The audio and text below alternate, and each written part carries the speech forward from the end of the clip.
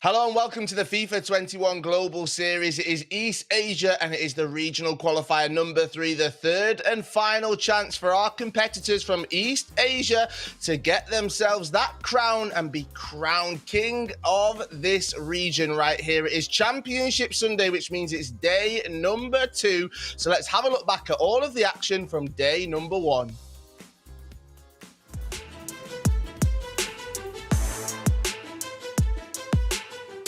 The ultimate qualifier for the East Asia region has kicked off, which featured 4 new names in the winner bracket: Luckman HZQ, Bazino, SZ Phantom, and Zeus Huggin. We were off to a great start in semi-final number 1. The first leg saw back and forth action where Luckman HZQ always took the lead, and Bazino manages to come back to close things off to a tie 2-2. The second leg was a different affair. In the first half, Luckman HZQ's skills shines, and he takes a 3-0 lead. The reverse elastico to glory from Luckman as he extends his advantage to 3 goals. Bazino comes back with 2 goals of his own, but a screamer from Luckman HZQ and a penalty seal the deal for him and moves him forward in the winner bracket. Our second semi-final between SZ Phantom and Zeus Huggin started a bit slow. SZ Phantom misses a penalty in the first leg, but recovers mentally and scores the only goal in extra time. He's defending quite well, but you cannot defend that. The Neymar rainbow flick, creating the opportunity to snatch a goal back.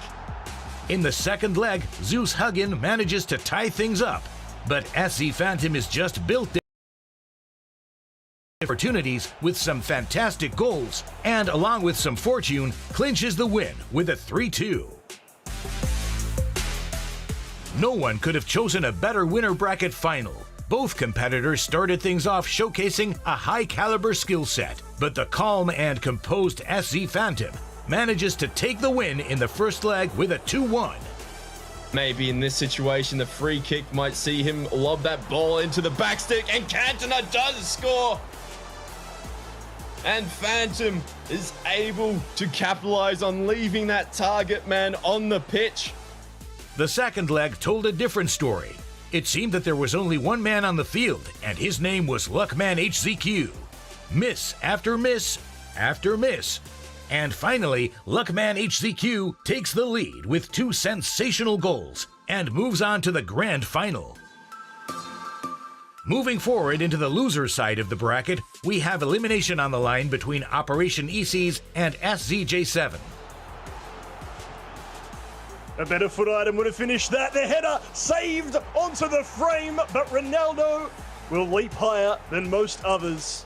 Jay started with an unconventional lineup in the first leg, and even though he took the lead, Operation ECs utilizes corners to a maximum and wins it 2-1. In the second leg, SJ7 ties things up, and we move to extra time. Jay scores and snatches the victory in the final minute, remaining to fight another day in the tournament. The last game of the day, who stays in the tournament and who goes out? Amran takes on the veteran Zakt. After losing the final in the second qualifier, Zakt started the first leg with a very high passing accuracy, dictating the game's tempo and taking a 1-0 convincing lead. The Blue United player took the momentum with him in the second leg, and goal after goal after goal ensured his qualifying spot in the next stage of the competition, looking to redeem himself on Championship Sunday. That was day 1 here in East Asia, and as I said, it is day number 2, aka Championship Sunday, which means we will be crowning our third and final champion of this region. Now, joining me throughout the day to give us a little bit of that FIFA 21 loving, his name is Mike LaBelle. Mike, what a day it was yesterday. We look forward to day number 2 because East Asia, it really is a hidden gem, I feel like at times. We don't talk about it enough, but the players here, they know how to play FIFA 21 to the highest of standards. I feel as if you just made me the Dr. Phil of the FIFA community. We're working out our FIFA relationship, but this region is definitely a surprise region in many regards, and we've had a lot of interchangeability in terms of the talent pool and players that are able to stand out and guys that have really amazing runs, and then other times where you're saying, well, where is this guy? Well, we were not seeing, we talked about this at the beginning of the show yesterday. Where's the Blue Agoo? Where's the Web Nazari? Some of the household names didn't qualify. We didn't see him at this final regional. Yeah, exactly. And it shows just how tough the competition is to even get to this point. Now, if you're wanting to get involved in some of the competitive action, well, you can do with the PS4 Tournaments Open Series. These are weekly competitions for all skill levels, competing against your friends and rivals for unique rewards. You compete online for prizes ranging from unique game-specific dynamic themes and avatars to in-game currency and cash prizes as well. Now, those who play in EA Sports FIFA 21 will have a chance to show off their skills to friends and rivals in weekly broadcasts hosted by PlayStation. All you have to do is go to compete.playstation.com and sign in with your PSN ID. Simple as that. Mike LaBelle, show them how it's done. Everything is integrated into the console. It's pretty simple. It's self-explanatory in many regards. It's a great place to get your tips, your tricks, your one-stop shop for everything that you're looking for FIFA, and give you a little more of a liaison into the competitive community to see where you stand. While you're getting free items, free gifts, free rewards, all these things that are free, including the sign-ups. Yes, I mean, who does not want stuff for free? And all you've got to do is play FIFA 21 for it if you're the best of the best out here from how it's done with the PS4 Tournaments Open Series. We also want to hear from you on this lovely Championship Sunday. You can join the conversation at EA Sports, EA FIFA Esports right there, and use that hashtag FGS21. Let us know who you think's going to win. Let us know who you think is going to get the dub today. Now, it's not just FIFA 21 action that we've got for you as well. Oh, no. If you're interested in Madden, let's say, I've got you covered. Don't you worry about that. The Madden Bowl is back and better than ever with the Madden Bowl Draft Edition. 8 teams of 3 will run the gamut of game modes for a share of $150,000. The 8 captains will make their selections at the draft show on April 20th at 7 p.m. Eastern Time. Then the competition begins April 25th and runs each night through April 28th. Then the action returns May 2nd and 3rd for the semi-finals before the grand finale on May 4th, so make sure you tune in at 7 p.m. Eastern Time each night to catch all of the action on twitch.tv/EA Madden NFL and also at Madden Competitive Gaming on YouTube. Mike, let's get back to Championship Sunday right here because East Asia, we talked about it. I said it's the hidden gem of the FIFA 21 world, and you can see that just with our leaderboard. It's been tightly contested throughout the entire season. It is the business end of the season right now, and all of these competitors, well, they look like they've secured themselves a spot at playoffs. No doubt, this is very important, with anything regarding the FIFA ecosystem. If you're brand new, this year has been all about these regionals in order to get to playoffs then in order to have a qualification opportunity for the FIFA E World Cup. And we've seen everything kind of adjust and pivot, of course, with a worldwide pandemic. So this is how it works. It's very satellite-based where you've got to win your area and then you go from there. So region and then internationally, as you can see, the top 10. And this has so much importance in each and every region, of course, and your reputation, your recognition, your own personal accolades, how are you performing, and we're getting more opportunity to see a larger pool of players, especially per region. Right, let's have a look at our winners bracket. We've seen how they've done in the FIFA Global Series. Well, can they improve on those positions? To do that, they'll be hoping to go all the way. This is how things unfolded yesterday. Lookman beat Bazinho 7-4, and then it was SZ Phantom, Scars Phantom, who beat Zeus Huggin. That set up our winners bracket final, and it was Lookman HZQ who made his way through to that grand final. Now we can have a look at our losers bracket right here. Yes, double elimination means you get 2 lives. Operation ESS, well, he was beat by Scars J, and it was Amran who took the L against Sak. That sets up our round number 2 game. Scars J taking on Zeus Huggin and Sak taking on Bazinho. And that is how things will unfold on Championship Sunday. We're starting at 10 past 10, 5 minutes time. We'll be getting into our losers bracket round number 2. Scars J7 taking on Zeus Huggin. Then at 10 past 11, Central European Summertime, SAP taking on Bazinio. Losers bracket round number 2, match 2. Then it's our losers bracket round 3. And that will decide who goes through to our losers bracket final. And then it's all eyes on the grand final. Yes, Luckman HZQ will be taking on the person who's climbed all the way through the losers bracket, and then we'll break everything down later on in the show. Mike LaBelle, it should be good. It should be really good. The third and final one. This is it. The players, they have to showcase their talents and their skills. There's no excuses today on Championship Sunday. I think you're underselling it, especially from the action that we saw yesterday. East Asia, yesterday, South America, the games, heavy, back and forth, extra time, penalty kicks, goals galore. Very, very few clean sheets. It's just, I like manifesting that because I don't want the clean sheets. I'm just throwing it out there all the time. We're talking about it. None of that. Kyle and I are wearing dirty t-shirts coming soon. No clean sheets today, tomorrow, next week, the following week. We don't care. No, next month. We're not having defensive FIFA, but I'm looking forward to the action. I'm looking forward to the action and no clean sheets as well. Let's focus on our first match, though. We do go into that losers bracket round number 2. Scars J taking on Zeus Huggin.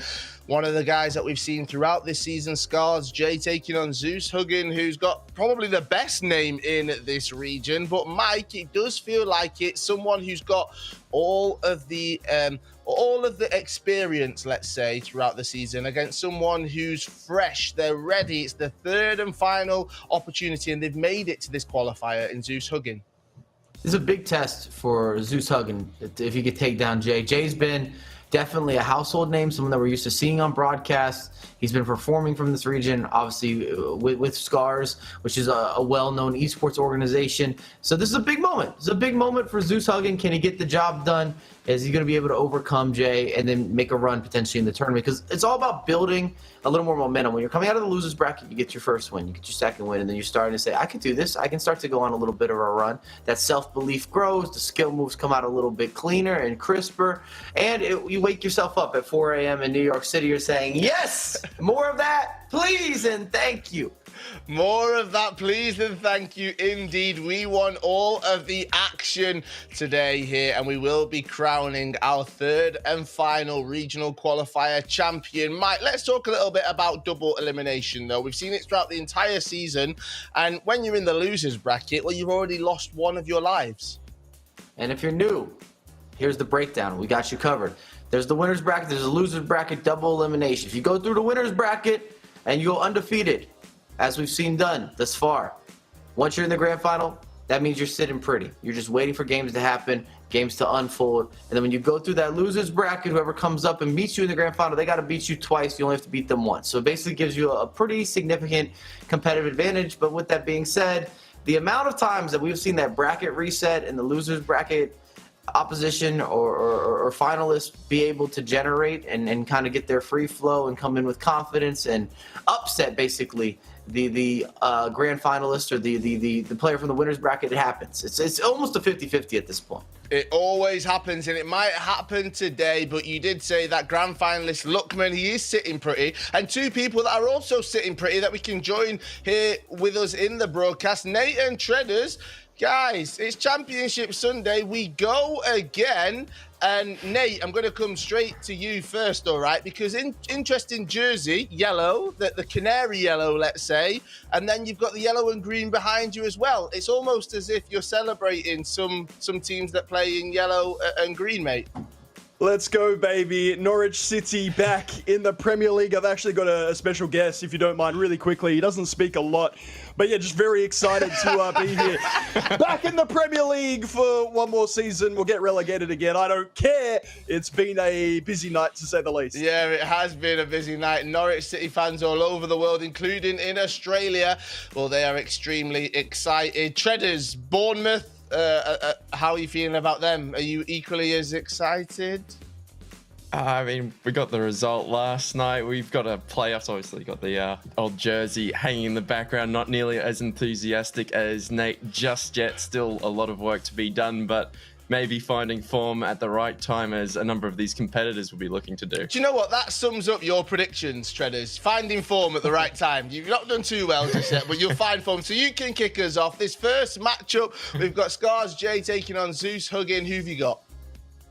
I've got Scars J. I think his defensive low block, the way he goes about shutting down every single attack pretty much, I think he'll strike on the counter and strike fairly frequently. I think it's going to be a Scars J walk in the park almost. Nate, Norwich have already got the C next to their name for champions. They're going up. They're being promoted. Can you get a C for predictions champion today? Who've you got?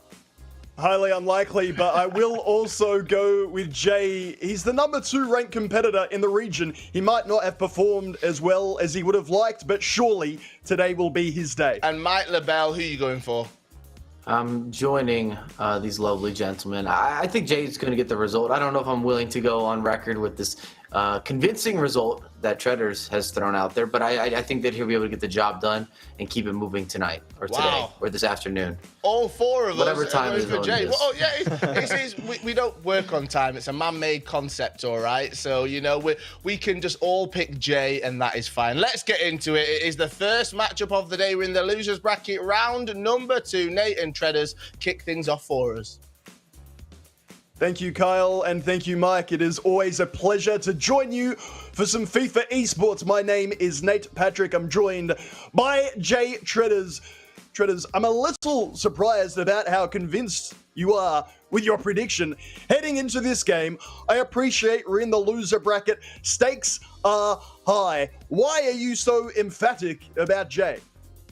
I think Jay just has what it takes to totally shut down Hugin's attack. It took Hugin producing an incredibly special goal that I think he will be unlikely to produce to get that 3-2 defeat, to even just reduce that deficit to just 1 goal, and it was incredibly late. I think we'll have seen overnight the discussions between Phantom and Jay, so that Jay will be able to make the required adjustments. And I think overall, just the playstyle matchup is not beneficial at all for Hugin, considering how Jay can defend so astutely. It is wonderful to have esports organizations as part of the ecosystem, multiple competitors helping each other out as they face the same opponent here in the loser bracket, round 2, match 1. It is the highly touted SZJ7 versus Zeus Hugin. Or Huggin if you're feeling a little cheeky. SZJ does things a little unpredictably. It is he on the ball early here. You're going to see foot items you won't see from too many other competitors, of course, yesterday with the big, I'll say big, 3-2 win over Operation SS. It wasn't big by margin, Treaders, more about the meaning of it, considering when you're in that loser bracket, 1 loss and you're out of here.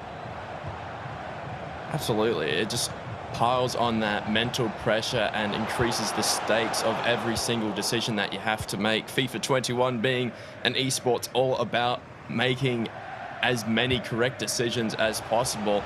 And when there is so much weight on making those decisions, you can find that it impacts your decision-making ability. On this near side, Messi, beloved in football, rarely seen in FIFA 21. Can SZJ7, Scars J, produce some magic?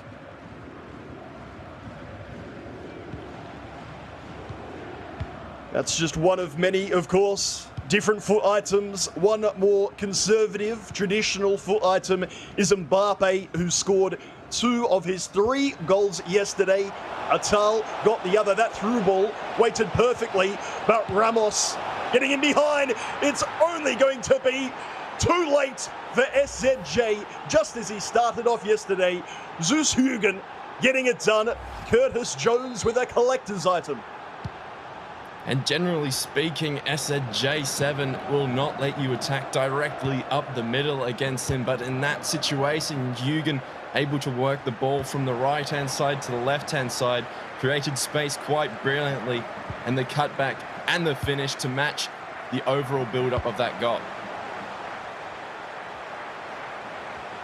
A little bizarre from Jay. Did really well initially. Got Ramos to cut off the run when it seemed the player was in behind. And then didn't see the runner coming. In response, it's Cantona.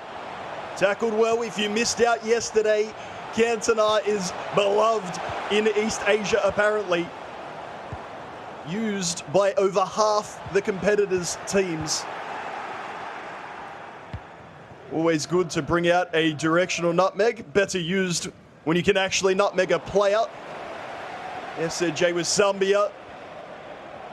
Happy to hold, happy to have a little bit of calm. Lovely lofted ball forward over the defender. Player lock with Modric and De Jong. Back to Modric. It's slow. It feels like it's coming towards something for Jay. Mbappe into the feet of Cantona, onto the left foot and into the back of the net. You could sense it, and Jay has delivered 1-1. King Cantona again. And when you afford an attacker so much space in the midfield, it's inevitable in FIFA 21, in the FIFA 21 Global Series, that your opponent will be able to capitalize. And the scoop turn to create the space, brilliant from Jay, but Hugin standing off too much in midfield and affording him so much time to make his decisions in attack, simply waiting for his AI to do all of the work. And against a competitor like Jay, who has foot items like Cantona, that can be probably one of the worst ideas you can have. We did enjoy a bit of back and forth about Cantona, did Treaders and I yesterday. Great to see your comments in the live stream and on social media as well. Debating foot items or players used in game. One of the talking points, squad reviews.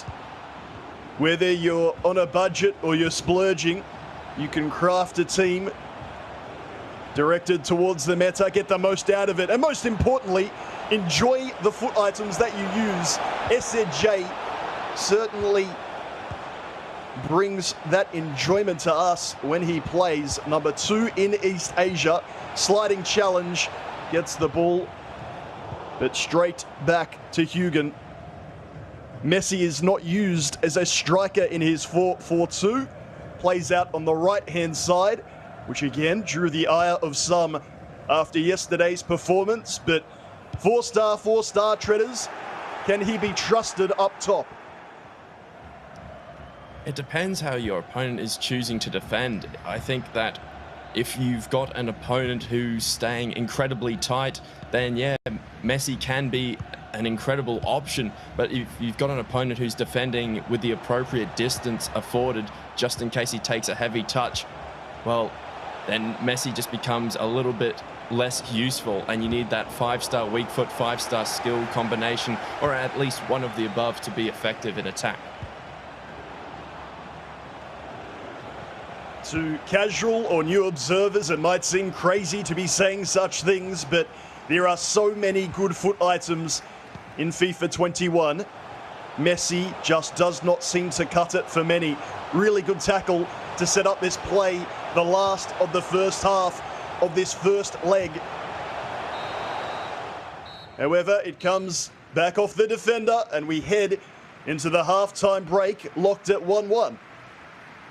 And to Hugin's credit, he's been keeping Jay after that goal for the most part out wide when he does give up possession.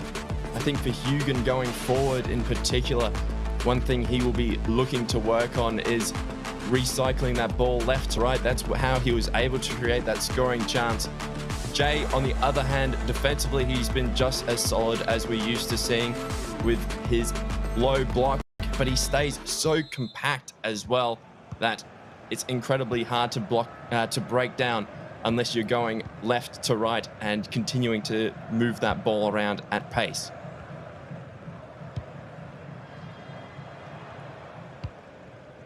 You might hear it if you're playing for your Sunday League team, maybe even higher up, moving the ball from left to right, doing it quickly.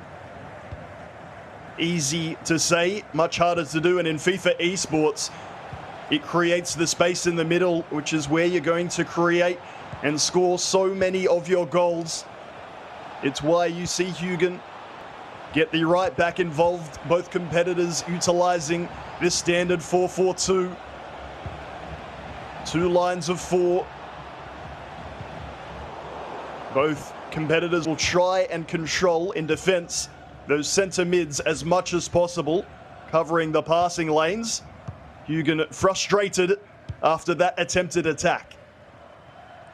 And what I really like seeing from Scars J is his use of those wide players to provide support in defense. We'll come back to that in a moment, as Jay almost striking on the counter attack from the frustration that he generated against Hugen. But if you watch Scars J's left mid in particular, he drags him so narrow inside to prevent that simple 1-2 passing that Hugen wants to generate, and it allows him to defend essentially with 3 central midfielders. So the wider player becomes essentially a more central midfielder, and it allows Jay to minimize any numerical advantage that Hugen may generate through his interplay between his central midfielders and his strikers.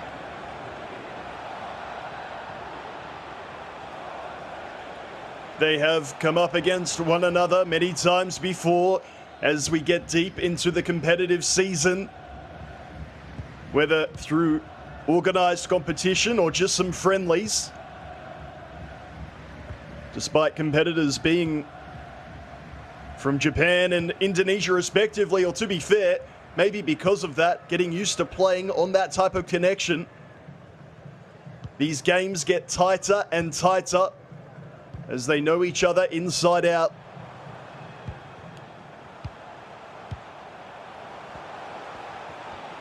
Hugen, of course, losing 3-2 to Phantom. Scars teammates with Jay. Through the defender here, Jay, that will be finished every single time.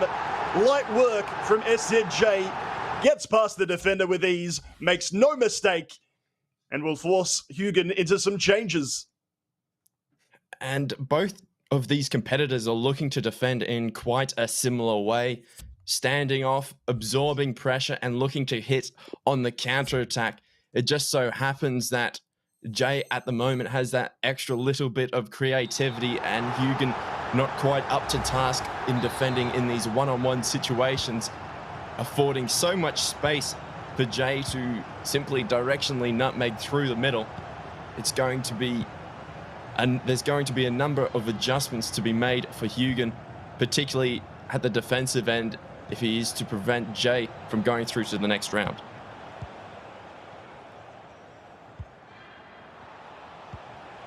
I may have to take back what I said earlier. Directional nutmeg when the defender is close by, but the defender backed off. SZJ tricking his way, skilling his way into space. In reply, Hugen got through, didn't like what he saw. SZJ does not mind a slide tackle or 2. Still going, Hugen. Eventually, SZJ wins out, looking for a lightning counter-attack with that front 4. Lofted through ball, left a little short, but we go again. Cantona, one-on-one against the defender.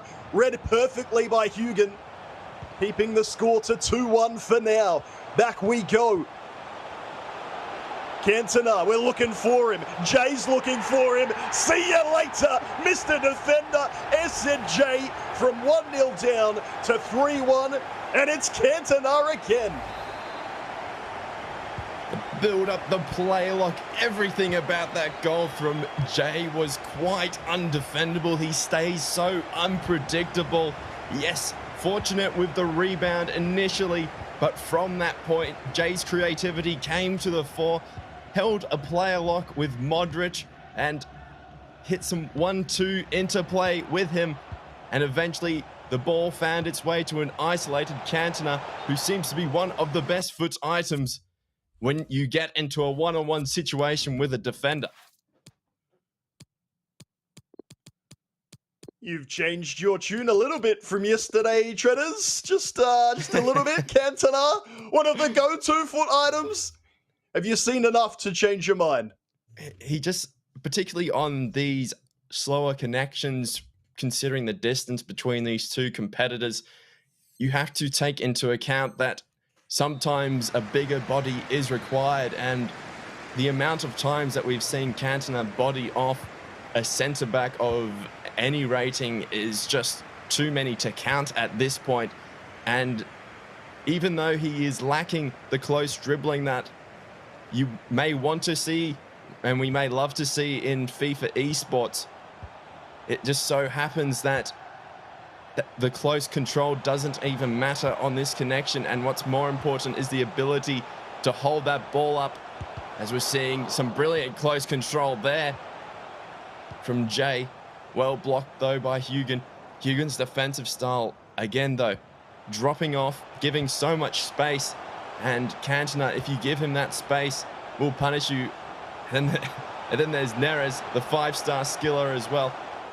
Jay still going, but finally Hugen able to win that ball back. He continues to drop off, continues to give space. It's only a matter of time before Jay gets his fourth.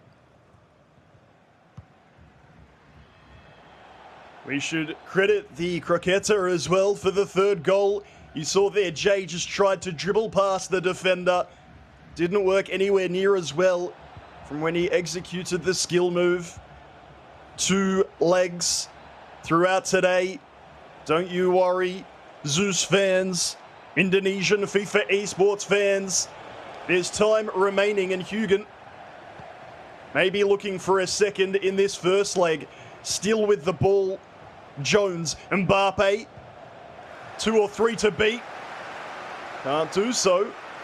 Jay realizing not much time remaining. I think he's more than happy to just loft this one down the line. If he gets there, he gets there. If he doesn't, I have a 3-1 lead anyhow. Neres looking for support, won't find it.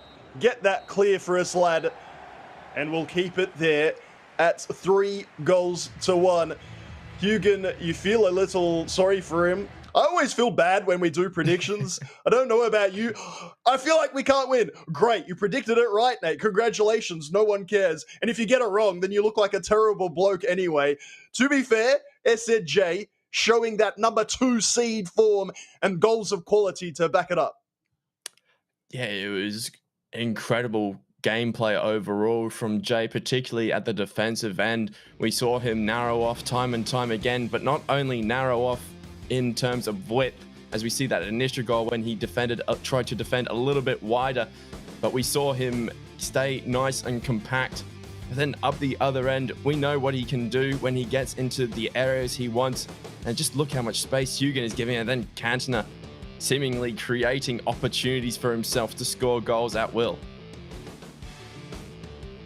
Mbappe passed the defender to make it 2-1, but there was one more to come, Treaders, potentially the best of the lot.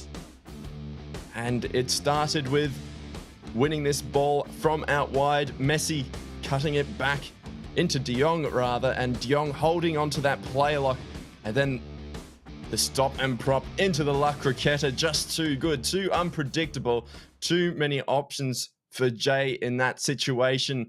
And Jay, as we've seen from a number of competitors, the more that he plays in these high stakes competitions, the more options he has at his disposal. Wonderful to SZJ with something to prove coming through the losers bracket. What about Hugen, Treaders? All to do in the second leg? What changes does he need to make if he is to be successful? I think just applying a little bit more pressure on the ball carrier is rule number 1 for Hugen at the moment. I know he's concerned about the skill moves and the player lock that Jay has at his disposal, but there's just so when you stand off so far, the options go from 1 or 2 with play lock, and skill moves, which are quite hard to execute, to 5, 6, 7 passing options, shooting options, and it just becomes that much harder to defend. I think also staying compact, using the offside trap to push the line just that little bit higher to limit the through balls that may be on offer for Jay, but then up the other end, staying patient. He can score goals. We know he can be creative and just not forcing it, even though the clock is against him. This is, of course, the third and final qualifier for East Asia. In fact, all around the world, these wonderful local regional qualifiers are coming to an end as we get closer to playoffs. For somebody like Jay Treaders, who's already number 2, what's at stake here as we head into leg 2? Reputation, contracts, also better seeding. If he's able to secure a victory in this one, he's able to avoid a less preferable matchup come the playoffs. So there is still quite a bit at stake here.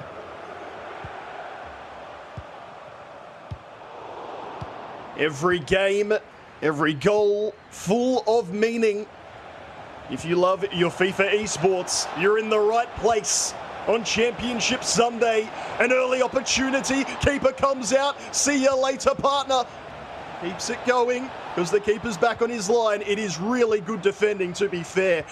If you heard me with the sharp intake of breath, ready to yell out about the goal, it was stopped in its tracks because Hugen stopping Jay in his tracks. Wonderful defending as that keeper got back.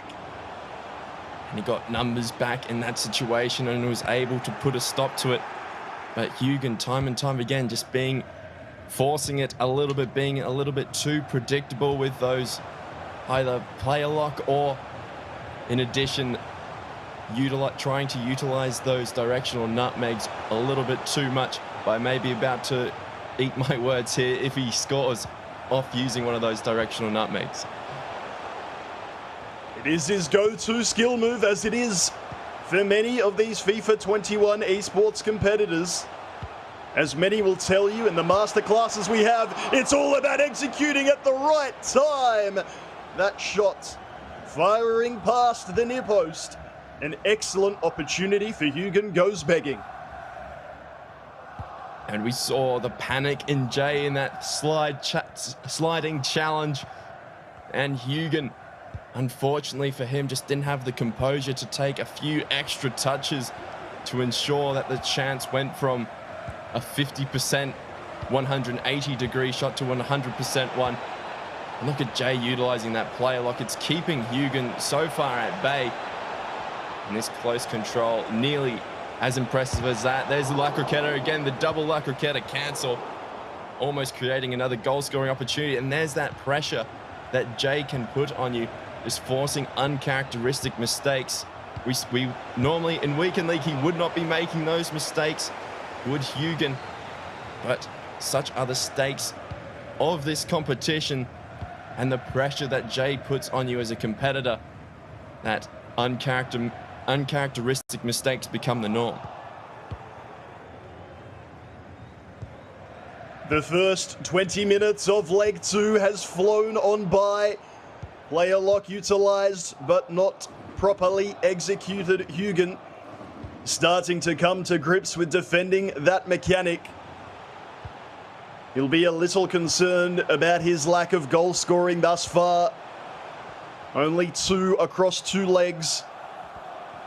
Previous to this encounter, round 2, match 1 of the loser bracket. So much exciting FIFA esports to come to you, of course. Luckman, the gentleman waiting in the grand final and with the set advantage, if you like, has also just given me a follow on Twitter. Thanks, mate. If you want something said about your game style prior to the grand final, anything about your hopes and dreams, we'd love to get it out there, because these competitors have personality, they've got skill, and just trying to work out when to use the skill moves La Croqueta, directional nutmeg, or an old-fashioned bridge. It is starting to get towards the business end, and you cannot fail with your timing and execution. Hugen getting a little bit tighter in defense at the moment. It's good to see him make those adjustments, whether it be mental or tactical. Those adjustments so crucial to becoming an even better, even more fierce competitor. But when you're defending against a counter-attack like this, you need to keep that pressure on the ball carrier and mix it up with tracking of the runs in order to limit the options of the player on the ball. And Hugen doing really well yet again in defense. And as we see time and time again, a competitor going 2 goals up maybe takes their foot off the gas just a little bit, and it allows their opponent to come to grips with the patterns that they use in attack, and the intensity for one attacker drops and the other attacker raises their intensity. Hugen coming again. Neymar, lovely through ball. Ronaldo left foot. That is simple, but it is brilliant. Most importantly, it's gotten Hugen thinking he can come back in this contest. 1 goal left to come and plenty of time to do it in. It's 2-3 on aggregate. Really good patience on full display there by Hugen, both in defense and going up the other end in attack. Just waiting and waiting for the perfect passing opportunity to present itself, knowing Jay is sitting off just a little bit, and Hugen showing why he's able to get results at this level. But again, those type of giveaways when the pressure is put on the ball carrier are not helpful in the slightest. And we're seeing Jay yet again, the cancellations in the 3-point roulette, and Messi dancing his way inside. The pass cut out by Hugen as we draw a close to the first half of the second leg.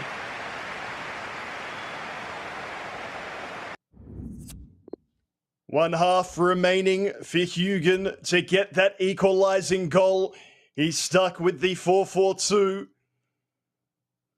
I highly doubt, Treaders, based on what we've seen on that second leg, he's feeling the need to change much more on top and defending Jay's attacks extremely well.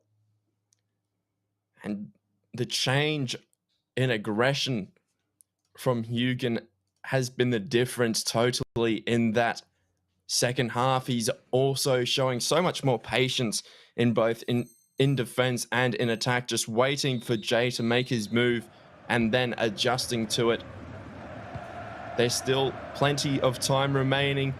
It might not feel like much, but in FIFA esports, it really is. You can create 5, 6, 7 high quality attacks in a half if you are just patient enough.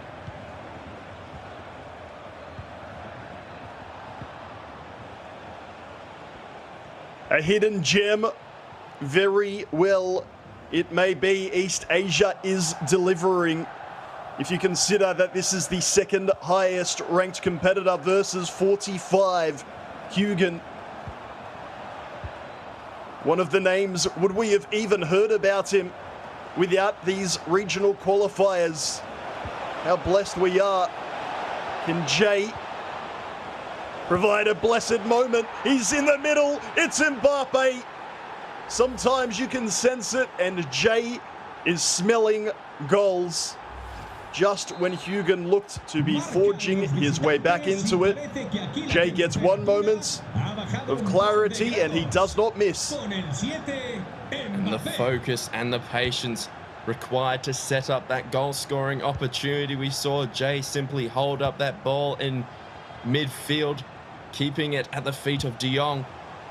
And then eventually, once Zeus Hugen jumped in for a challenge, well, Jay moved that ball quickly and was able to pounce.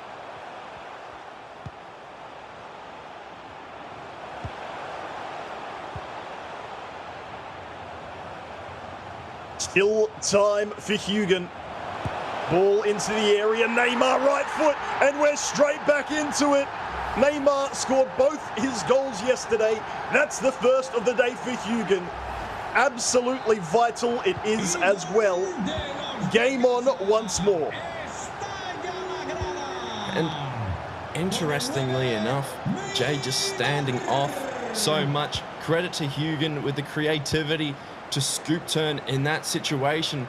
But the intensity in defense from Jay that we've become accustomed to seeing just dropped off for the briefest moment. The pressure on the ball carrier not quite there. And Huygen able to capitalize.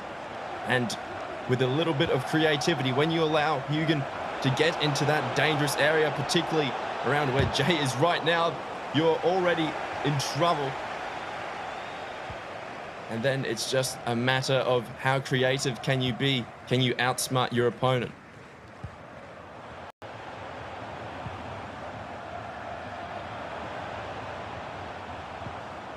Man on the far side is in a lot of space, but Huygen working through the middle at the moment. Now he sees Ronaldo back to Jones. Defense is getting spread really well when Huygen moves that ball from left to right, but with time ticking down, it's getting a little rushed. He cannot afford the patience he once had. And there you go, getting the pause ready, looking for the final roll of the dice. It might come late. The challenge, exceptional from Huygen, keeping him in this contest. And the ball just wasn't quite there for Jay. And it'll be an opportunity that if Huygen is able to equalize right now, he'll be looking back at that opportunity, that golden opportunity. And Huygen clinging on. And there's that offside trap from Jay. Pretty well timed, the finesse from Neymar. Doing really well to hang on to the ball at the moment. Really good patience in this attack so far from Huygen. The cancellations are all coming out. Scoop turns, ball rolls. And that's a good run there for Huygen. But in the end, just rushing that final piece of build-up, the slightest, and it allowed Jay to break.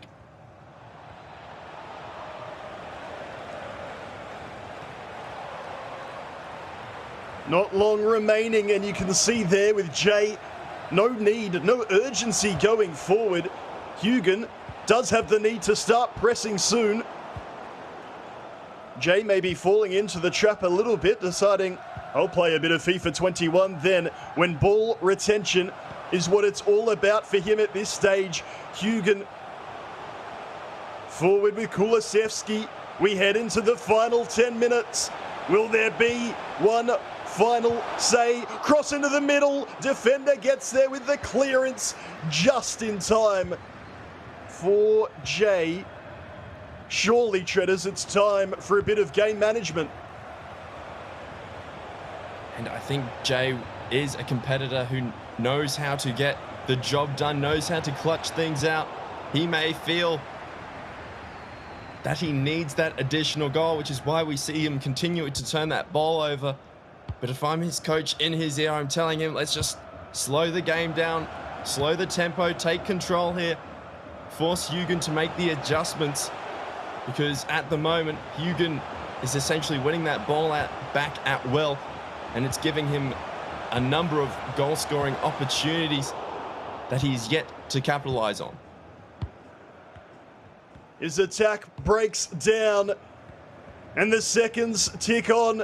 He's pressing a little bit, but to be honest, not nearly with the intensity you would have thought or hoped to try and create a bit more of a contest. Jay enjoying so much time on the ball. Modric, he can head out wide if he wishes now. And there is the aforementioned game management.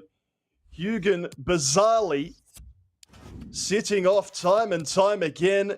Jay will make some changes for stamina, but it seems like this is a formality at this point. And just incredibly curious overall this game. We saw Huygen push on at times, look quite promising, but it feels like the scoreline hasn't accurately reflected the amount of control that Jay has had over this contest. The 3 goal scoring opportunities for Hugan resulted in those 3 goals. Otherwise, Jay has dominated in those really effective possession stats. And it's going to take an incredible play to get this ball forward quickly if Hugan is to snatch an equalizer at the death. He tries the through ball. Mbappe chases in vain. It is too little, too late for Zeus Hugan. SZJ's work is done. Whether you feel like it was a formality, maybe that scoreline didn't quite reflect what we saw. Either way, closer perhaps than it felt like it needed to be. Yeah, in my original prediction, I thought it was going to be, as I said, a walk in the park for Jay. Anything but. In the end, incredibly cagey to the death. A number of small adjustments to be made for Jay, and unfortunately for Hugan, that's his competitive season over. Wishing him all the best, but for Jay, his competitive season lives on. He continues to make adjustments and have developments in his gameplay as we head towards the playoffs. Such fine margins, as always in FIFA 21. Never as much as at this stage of Championship Sunday in the third and final qualifier. Congratulations to SZJ. He advances here in that loser bracket. To break down that game, let's throw it back to Kyle and Mike. Thank you so much for that one, Mike LaBelle. Let's break this down. Let's get straight into it. Scars J, he progresses through to the loser bracket round number 3. Well, it didn't look too easy for him, let's be honest. That's how I expect games to go. I don't expect it to be easy results regardless of who's favored, who has more points, who's been more consistent this year. At the end of the day, that's not how competitive FIFA works. Now we can see the highlights from the matchup just here. Both competitors were hoping to progress through. It was Zeus Huggin who managed to break the deadlock after that first 20 minutes. But Mike, when you've got a player of Scars J's ability, he always manages not just to find the space, but he keeps on pushing. He doesn't give up. Even in those last few minutes, which we'll see in these highlights, well, he just doesn't give up. He wants to score more and more. And you see Jay kind of bait Zeus into just a mispositioning where you can set up that directional bridge, which, as we know, is one of the best skill moves, if not the best individual skill move. Directional bridge, which, as we know, is one of the best skill moves, if not the best individual skill move in this year's installment. The 1-2 with the player lock, the stop, move, groove, lacro, kata. We've seen this time and time again, which allows Jay to extend his lead. Anytime that you're looking to go into that locker kata, if you can stop it beforehand, you can kind of lull the defender to sleep. But the comeback was on, or it felt like it was on. It definitely didn't feel as if this was a matchup where the game was done early. More of the directional bridge, overlapping pass, a little ball roll for the people, a couple lock croquetas, wiggle, work. Got to find that small lane of space. And at that point, I think Jay knew that he had the game in the bag, or at least he felt that way. However, Zeus was still knocking. And this is what competitive FIFA is all about. As you see the scoop turn, top corner, best corner, you count those. I don't think anyone would debate that Jay deserved the win, just in terms of opportunities created. Shaky, or you gave away the ball in the back. We'd be talking about something different here. And that's like I said beforehand, something that's great about competitive FIFA. It doesn't really matter what you've accomplished previously. It does not mean that you're guaranteed results, or that you're going to get free wins, or that people are going to play you differently. They don't need to. They don't have to.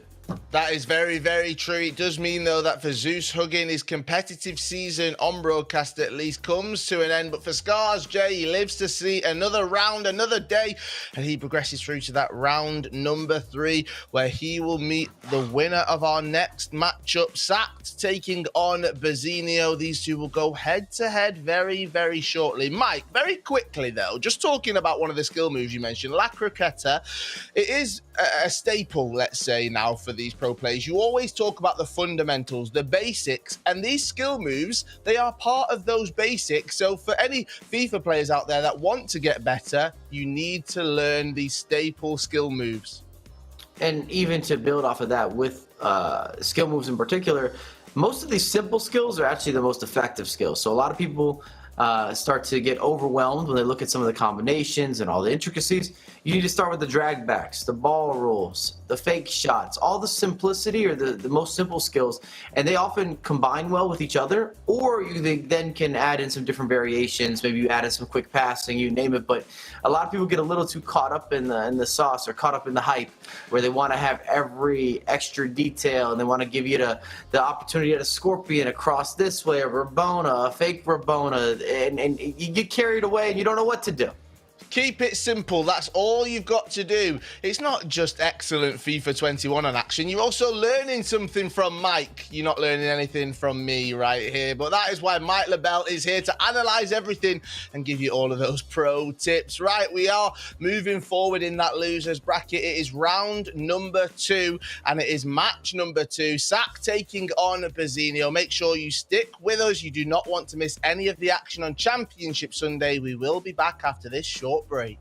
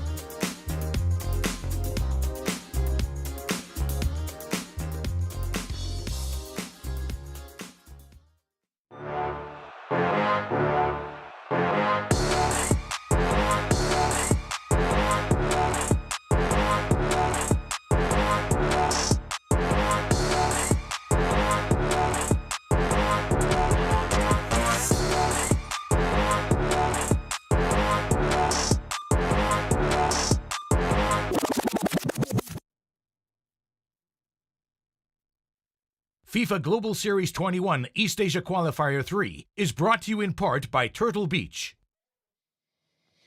Hello and welcome back to the FIFA 21 Global Series East Asia Qualifier number 3. We are deep into the losers bracket right now. It is Championship Sunday and all of our competitors, they are hoping, they are dreaming of being crowned champion of East Asia. It is the third and final qualifier. We will keep repeating that because we are on our way to playoffs. All of our competitors, they want to get to playoffs. They want to get to the FIFA E-World Cup, and that all starts right here on Championship Sunday. Now, I'm joined by Mike LaBelle to break everything down as always. And Mike, we've talked about skill moves, we've talked about the players, but sometimes, just sometimes, it's about momentum. It's about when the game's not going your way, picking it up by the scruff of the neck and somehow finding a win. You've got to do that sometimes. Ugly wins are still wins. They all count the same. And if you're a competitive player, you're looking to become a pro player, you're going to face a lot of adversity. There's just no other way around it. Whether the ball bounces your way, it doesn't. Maybe you're not seeing the game the same way. This happens quite frequently. Even when I go throughout a weekend league, I'm much better in some of those games compared to other ones. And it's not always because of my opposition. Sometimes it's just me. Maybe I'm not as focused, I'm not as dialed, I'm not seeing the game as quickly, and that can relate at every level, whether you're a beginner, an intermediate, an advanced player, a pro-level player. You're not always going to get your top tier, your upper echelon, the best you. That is very, very true. So hopefully some of our competitors, if they get ugly wins, who cares? If they go out crashing out of the competition, did they do it all? Well, you can let us know in the Twitch chat, all right? I know that lots of people who are viewing this, they're very vocal. So you can give your thoughts right there. I am reading along. I enjoy reading those Twitch chats right there. Now, let's talk about this second matchup of the day, Mike. We've got Sacked, a man that we've known, we've seen throughout the entire season. He is taking on Bazinho. Both of these competitors, well, different game styles, let's say. Sacked, you can see right there, 11 shots, 9 on target. Bazinho, 4 shots, 4 of those on target. Sometimes when you get a yin and a yang, it makes for the most entertaining FIFA, Mike. No doubt about it. It can also go the other direction, where you get a very defensive game. I don't mean to play the devil's advocate or be the guy that the glass is half empty instead of half full, but we've seen a lot of variation, and even in some of these matchups, it's been super unexpected. I've seen two guys that are very defensive players go up against each other, and all of a sudden it's a high-scoring affair, and you're confused. You're saying, I thought this was going to be a possession dispute, but not today.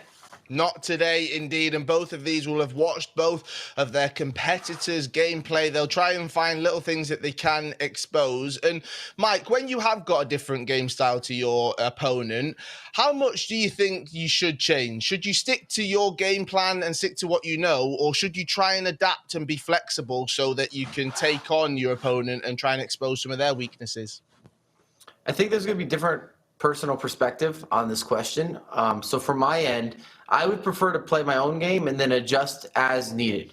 So you could tell if it's not working. You could tell if it's not clicking, if you're struggling with the build-up, if defensively you're looking a little bit weak, or you're getting beat by maybe something your opposition has tactically. A good example is you see a lot of 5 at the backs, and they do those overlapping runs, or even a 4-1-2-1-2, and then the fullbacks are used almost as wingers.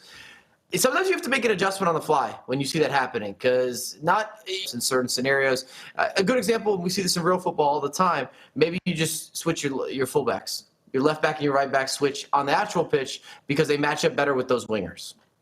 Well, let's get to different opinions on this one. You said it is all about personal opinion. Let's bring Nate and Treaders into the mix right now. Nate, I'm coming straight to you because a little birdie's told me that you refuse to change. You just have 5 at the back and that's it. You never change that, Nate. I do like the 4-3-3, which is another formation. Don't try and crawl back. Don't try and crawl back. You're a 5 at the back kind of guy. I know you. You were proud about your 5 at the back yesterday. It's true. Look, you said, do you have any others? I'm just giving you the honest answer. If I've got 3 people yelling at me live on the internet, I'll change to a 4-3-3. But yeah, otherwise, 5-3-2 all the way. Oh, let's get into predictions right now. Is Sack taking on Bazinho? Treaders, I'm coming to you first. Who have you got? It's got to be Sacked. He's #1 competitor for a reason. He's won E-Club World Cup. The question is, will he be able to get the full job done today? I think his overall play style, we saw him go from being 0-0 in the 85th minute of the first leg in the previous one to 4 goals up in 10 minutes in the second leg. So just watch out for Sacked getting into his groove and then bang, all of a sudden, he's going to explode. Nate, who have you got? Has to be sacked. I don't have any much more to add than what Treader said. He is just another level. I agree with you. You don't have to say much more. Mike LaBelle, are you going to add anything to the conversation? I hate to be in agreement. You know I love to disagree, especially early in the morning. I'm often grumpy, but Sack's got the result, in my opinion. Wow, this is the most boring prediction because we all agree. Treaders has said it all for us, so Sacked is going to get the dub. Nate, Treaders, it's over to you guys. Thanks, gentlemen. That's why Treaders earns the big bucks, right? Does the analysis for all of us. We just sit here, have a little look at the stream, yell occasionally. Welcome to a big game. Bazinho, it's time to start pumping you up, buddy. You have gotten all the way here to Championship Sunday. It is probably worth noting, Treaders, he's the one that had to face Luckman, the grand finalist who's waiting there, and he did score 4 goals against him. Yeah, it takes a lot of effort to even score 1 or 2 at this high level. So to be scoring 4 in a leg, or across 2 legs rather, is still a high achievement. Bazinho with his possession play, capitalizing on mistakes, but even though he was capitalizing on Luckman's mistakes, there was a lot of mistakes that Bazinho made himself, and that's why he's here now in the loser bracket. I'm trying to keep it positive. I'm trying to get the hype around him, but you're not wrong. He did concede 7. He will need to tighten up his defense if he's to stop Sacked, who in turn scored 5, conceded 0. That's right. No goals against him this weekend. Will that change? Surely Bazinho will get at least a few here in the loser bracket.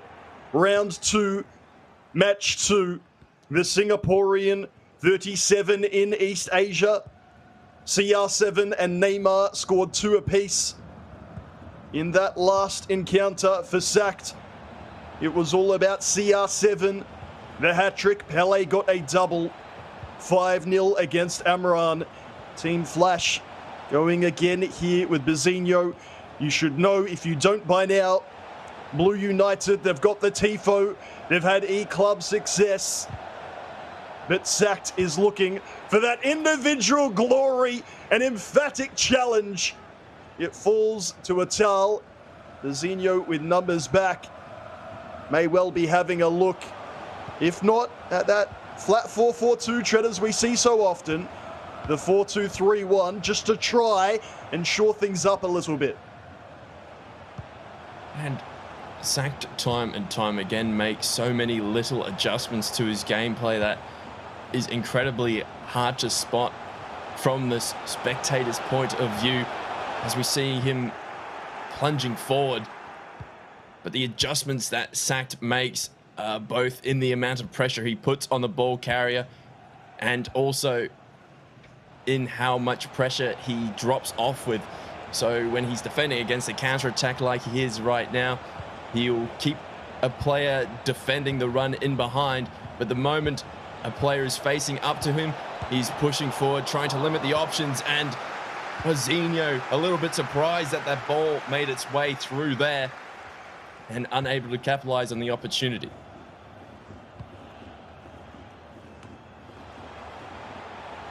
Spread wide to Atal, inside to Vieira. As is the game plan for the majority of these competitors. Utilize the 4-4-2, that one a little heavy, but the idea is there. Use the width of the 4-4-2. Shape that defense out of the middle, and then come forward incisively, quickly, with a skill move or 2 in the middle to go and grab your goal. Such was the blueprint, if you like, for Blue Sacked yesterday in that 5-0 win. And it's a method that if you are more complete than your opponent, it will work for you. But a number of these competitors have a mechanical disadvantage against their opponent. I think Sacked is one of the best mechanical competitors in the region. As we see a lob pass get saved by Schmeichel, just displaying those mechanics that he has mastered.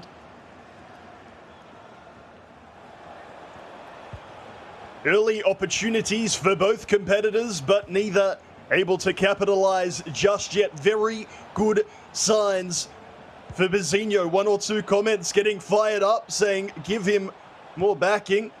Very fair based on what we've seen in the first half of the first half. Neymar facing up against the defender. That pass not quite on. Varane in the way for sacked. He will utilize a 1-2 and send Neymar down the far side. He's up against João Cancelo. Ball roll might have to go back down the line and does to Mendy. Waiting for the defense to shift. Ronaldo inside. Pele just a half step away. Vecino defending well, but straight away CR7 heel to heel. Walker does not move. The corner for sacked. He's starting to work his way into this contest. As Treaders said, it took him a while yesterday, but when he got going, it was something to behold. Not able to hit the target on that occasion. And just that ingenuity on display, the mechanical mastery that sacked has. It's why any opponent that he comes up against needs to be worried about what he can do. You need to bring something different to the table in order to take him down. And because otherwise he'll give you a little bit of hope every now and again in possession, just because that's the way FIFA 21 is. But when he goes up the other end, he has so many options at his disposal, whether that be from a corner, from down the wing, and a cut back. Smashing into the crossbar. Schmeichel no chance, and saved by the upright.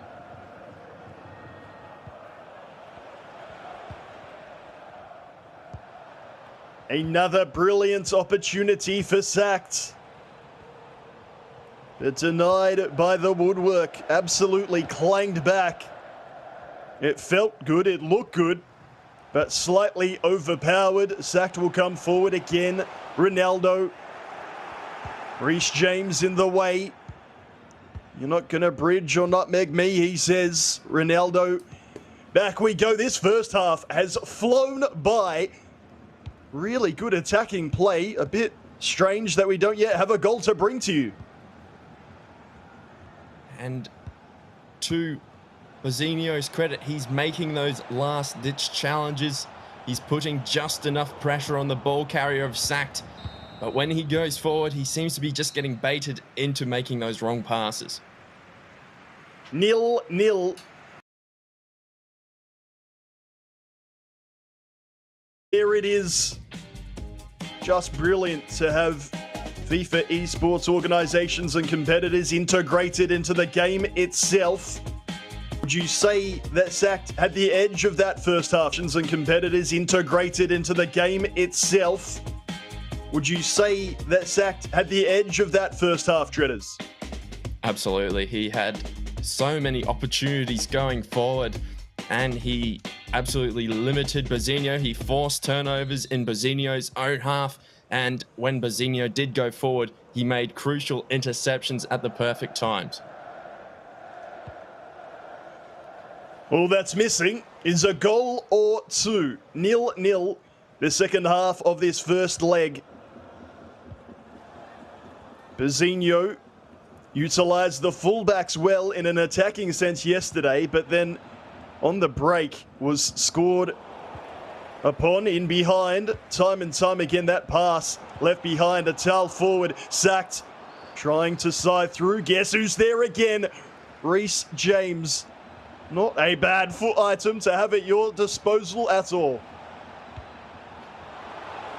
Reece James will time and time again give yourself some joy, and that will bring some joy to Vecino. The through ball from midfield finds its way through the heart of Sack's defense, and Vecino taking the advantage early on.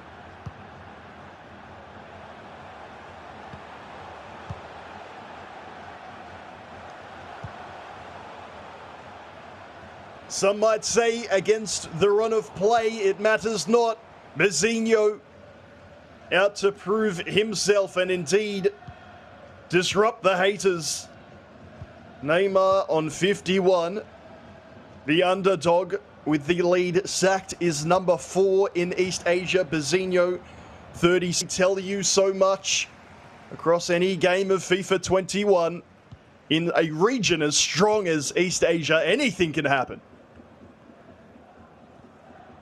And still early days yet, though. Bazinho still with so much work, particularly on the defensive end, to continue to do. His defense has been impeccable to this point, keeping the right amount of pressure on Sack's attackers and making those crucial interceptions. His timing has been spot on, but that is such a stern task to maintain for the rest of this contest.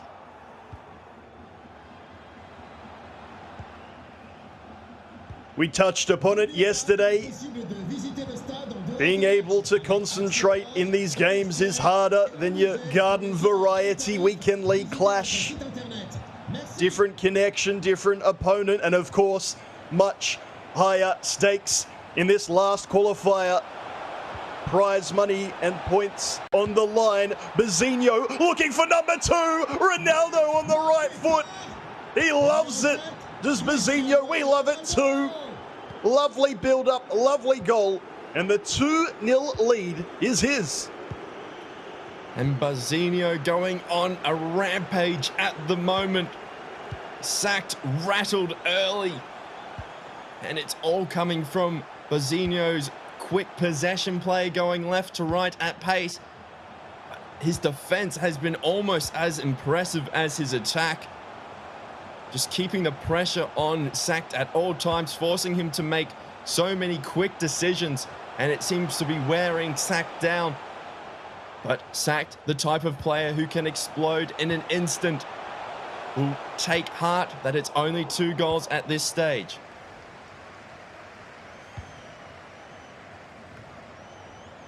Lofted through ball, doesn't quite have enough on it. Varane rises for Sacked. How he would love one off the back of his attacking play. Bazinho has been more than value for both his goals.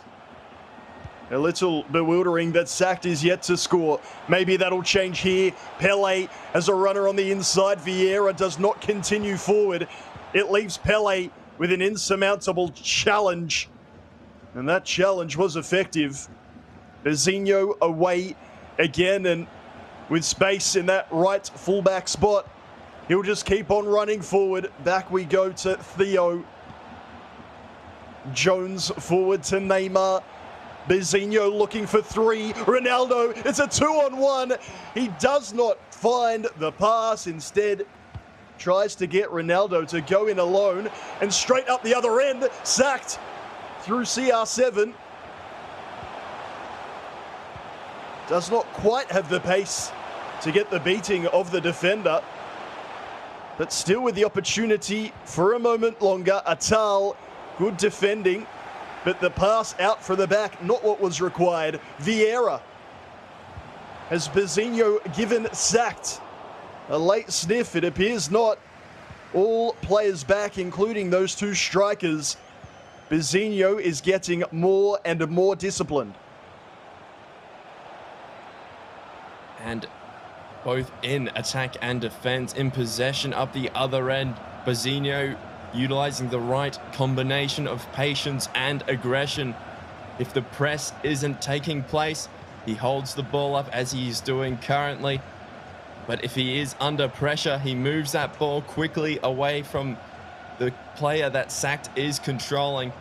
And it's what has enabled him to establish both a foothold and dominance in this contest. But giveaways like that are what Sack can do to you at a moment's notice.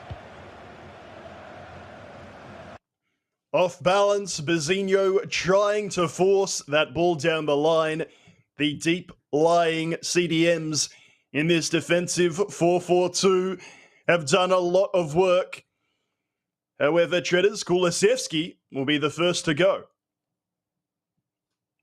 And just that stamina, that Kulusevski, he's quite strong in it, but when you have a foot item tracking up and down the pitch so aggressively as Kulusevski tends to do, it can take that toll. And when you get into the final third, you need your players to have enough stamina so that when they take those touches, you are capitalizing on that situation. That heavy touch from Neymar, almost a pass. But the scrappiness intensifies in these final moments. And Sacked, his final attack doesn't come off, or does it? Still going backwards, but time ticks on. Third minute of 1 minute of stoppage time. Thankfully, I was going to say Bazinho puts an end to it. No. Sacked with a corner. Will this ever end? Swung in directly. It sort of has to be. Ronaldo, please get it out. That is not what we had in mind. Sure, end it like that. Bazinho shakes the head. I've done the same. If you needed to understand the pressure of this situation, how much it is at stake, I'm not sure if we'll get a highlight of that moment. I'm not sure Bazinho would like to see it again. And so we will move across to the 2 goals he scored, which were indeed, Treaders, full of quality. And both vision and composure in those goals in the build-up for Bazinho. Sacked will be a little bit frustrated at himself for allowing so much space through the center of the park.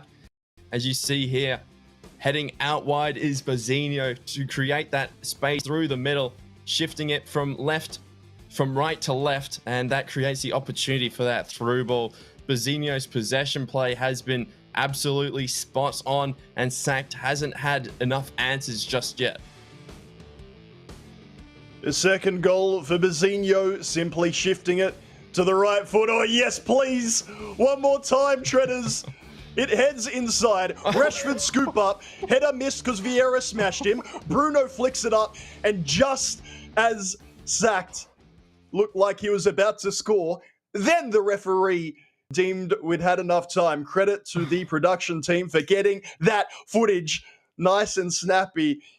We love the drama, Treaders. We love big slide tackles coming out in that last game from Jay. A little bit of indecision.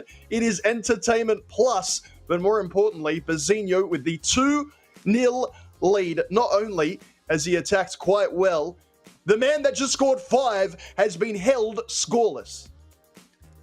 And that's why Bazinho needs to be maintain that intensity of focus, maintain that intensity of control into this second leg. Sacked, as we spoke about in the pre-game, he can just switch it on with a flick of a switch, essentially, and go from 0 goals scored to 3 or 4 in a matter of a few minutes.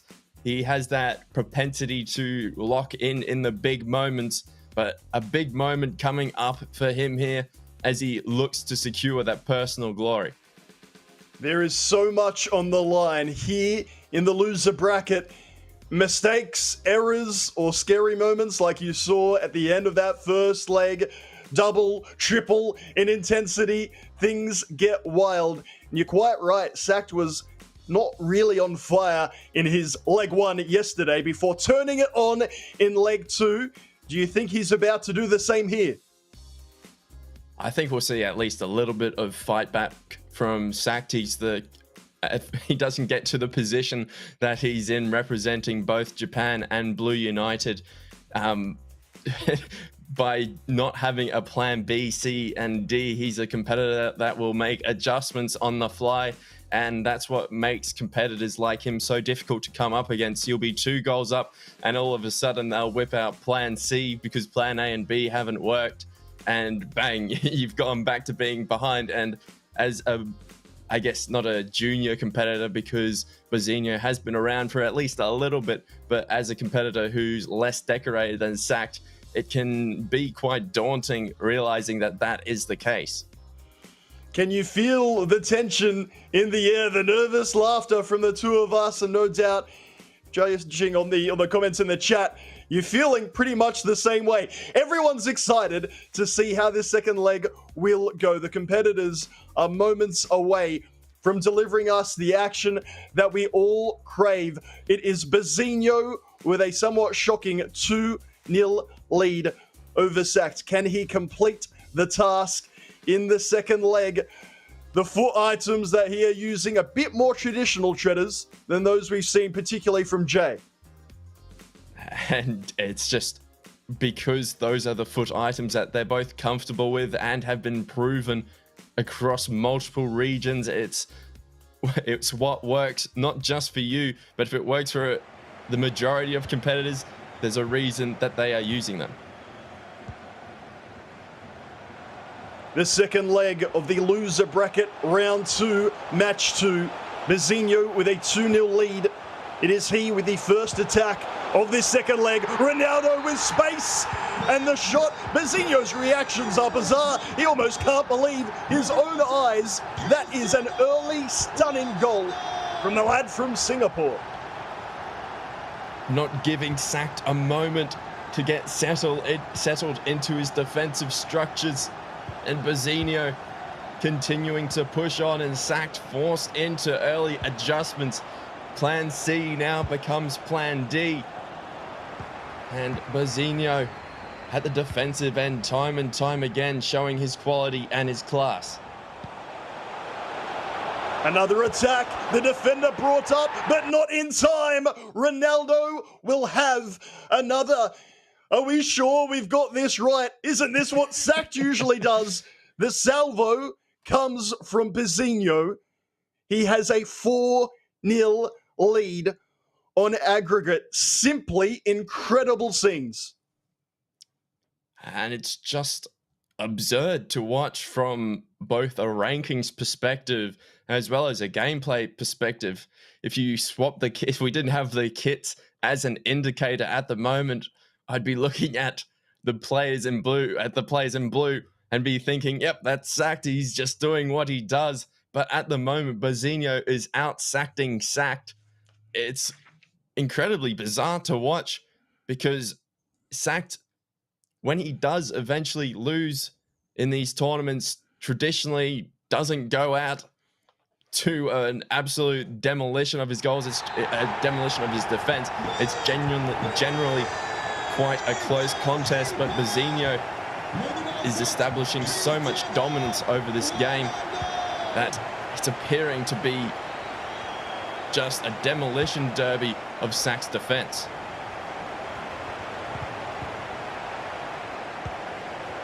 Not what we expected in the slightest. Bazzinho will likely try and repeat the dose. Whether he'll be able to or not is another question. It is unheard of in FIFA esports. If you need the exact breakdown, no competitor has come back in one of these qualifiers from 4 goals down to then win the game. We have had very few 4-goal comebacks.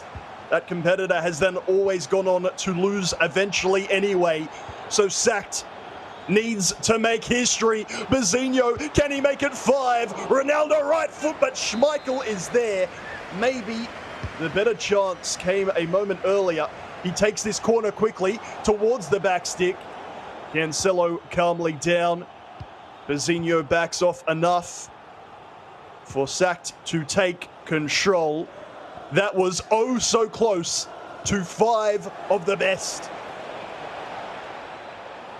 And Bazzinho just making it look so easy to get to the heart of Sack's defense, and Sacked up the other end is struggling. He's being kept out wide in areas that he does not want to be in and is unable to create any meaningful threat at the moment. Twitch chat absolutely roasting me and me alone for the pre-match prediction. Cheers, lads. James up in the air. Keeper will get that cleanly. Look, as I said, they're my least favorite part. Every time we get there, I roll my eyes saying, how will I be done this time? Well, it's good to be wrong, friends. When you're watching FIFA esports of this quality, Bazzinho at his very best. Simply superb to watch. Time remaining, but as things get a little scrappy, it feels like Bazzinho is the one keeping his head. Kulusevski, time and space for Jones, needed to go across, went forward instead. A rare error from Bazzinho, but then Sacked. It's the basic shredders. and Sacked is not doing them well. And when you get into your backup game plans, you're forced to play in a more uncharacteristic way. Sacked would want to be playing more possession-based, and traditionally when he is forced to come from behind and is forced to just hit on the counter-attack or forced to play quicker, he isn't nearly as effective as Bazinho wins that penalty from an emphatic challenge from Sacked. The mistakes are really piling up. This for 5 for Bazinho. Bruno Fernandes doesn't miss into the bottom corner. Bazinho doesn't even need the replay or celebration. Just as Sacked beat Amran 5-0, Bazinho up to the same measure over that same man. Incredible. And again, a bizarre error from Sacked. Players running into one another. Bazinho says, see you later. Ronaldo against Mendy. Passes inside. Neymar gets past, and that's another one. The manual challenge from Sacked. It will look soft. It will feel soft. But Fernandes for a double within 5 minutes. Bazinho makes it 6. And Sacked has been hit for 6 here. We are stunned. This is unbelievable. But it is certainly happening. Do not adjust your monitors. Bazinho 6, Sacked 0.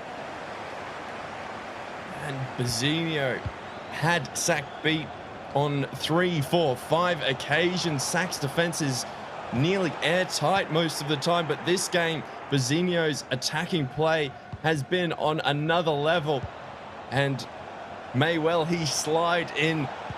The game pretty much, well, the game more than sealed at this point, barring a late flurry of goals from Sacked. But Bazinho can essentially enter game management stage, use up as much time as he can. But for our sake, hopefully we see him continue to push on and score some highlight reel goals. Team Flash must be cheering right now. And potentially all of Singapore watching on proudly as they should. Sacked coming forward. Passes inside, but Renato Sanchez with not a great finish. Does not have many goals at all over these FIFA Global Series qualifiers. The foot item, of course, I'm referring to, gets into those positions and maybe, unlike Jones for a comparison, does not deliver. Sacked.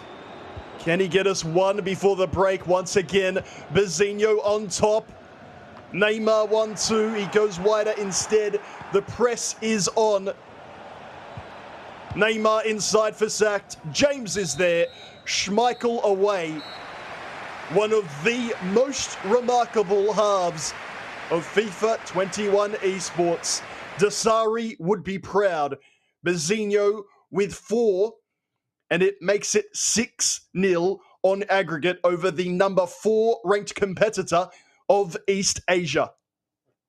And that final moment of the half really sums up Sack's performance, going for a directional nutmeg where Bazinho is clearly reading it. Bazinho frustrating Sacked at the defensive end, and then his attack has clicked today. If it continues to click as well as it has, there's no reason that Bazinho cannot go all the way and secure both a playoff spot and the $10,000 first prize.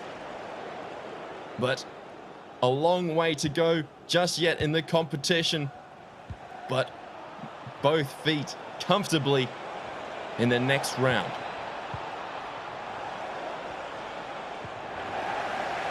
We've seen nothing to suggest that this comeback is possible. Just like we were wrong before the start of this game, hopefully. For the sake of a contest, we can be wrong again. A comment from the live stream saying, Tex is just a British Bazinho. Such. Are you enjoying watching this right now? Sacked will not be enjoying it. Of course, coming towards the end of his FIFA esports career, proving his own haters wrong. But in this game, Bazzinho has been sublime, one step quicker than his opponent in defense and attack. And maybe the adjustments that Sakt has made have hurt him just that little bit. But he had to make adjustments.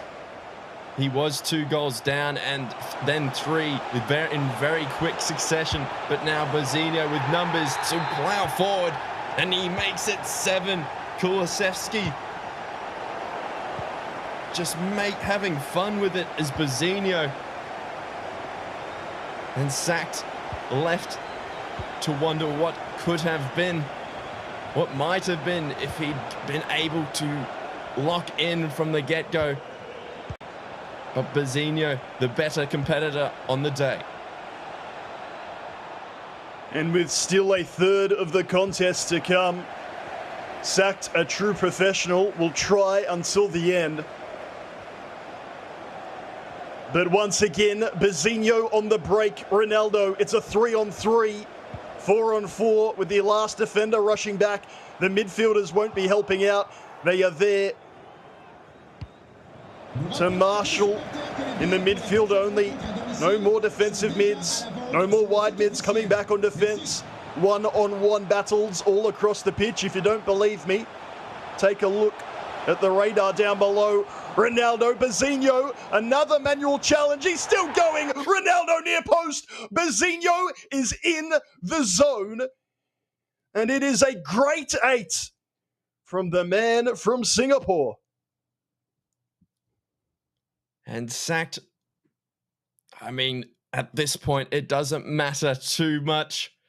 Defended it decently, but when things are going your way, as they currently are for Bazzinho, they just continue to pile on. Bazzinho forcing Sakt to force numbers forward, and because of that, the numbers simply aren't there to assist when CR7 goes on one of those rampaging runs that he can. But Sakt will be looking desperately for a consolation goal, just to get rid of the embarrassment of being held to a clean sheet at this level. Domination at both ends from Bazzinho. Sakt would dearly love just to get one, come away from this loser bracket round 2 match 2 with something to his name. But you just look at Bazzinho's face. He's relaxed. He's enjoying it. It feels like he's in full control. That was well before we got to 8, very early on. Indeed, at the start even of this second leg. Straight to his task. He had 2 within 10 minutes. Sakt. Searching. 1-2. Schmeichel's out there to block the shot.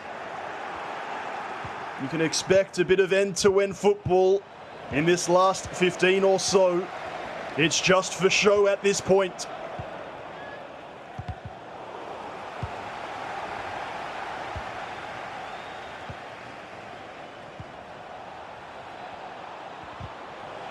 Pele eventually finding Ronaldo for Sakt, but then the next pass breaks down and the follow-up is from a player who's offside.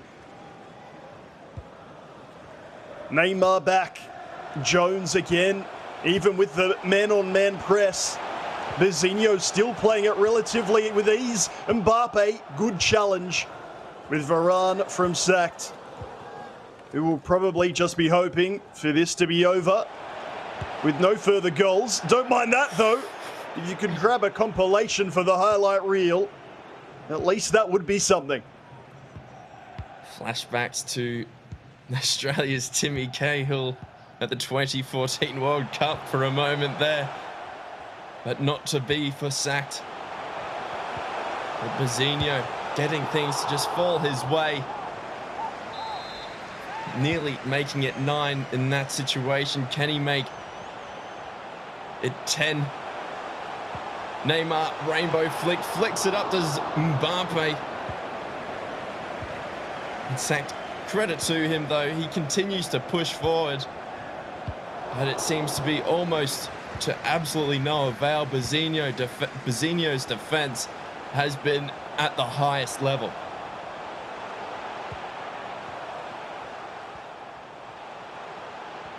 The final few minutes of this contest. To think it was 2-0 after leg one, and we were thinking Sacked might change things around as he did yesterday. An opportunity. Neres, defender coming. Schmeichel again. Superb. Maybe even making that one look a little better than it was, but he has been safe across all two legs. More importantly, Bazinho has been absolute dynamite. Watch out, East Asia. Through the loser bracket, we've had champions before. Is this going to be another? We've not seen many games like that in the FIFA Global Series. And Treaders, sometimes you're just so happy to be wrong. Bazinho, near perfect.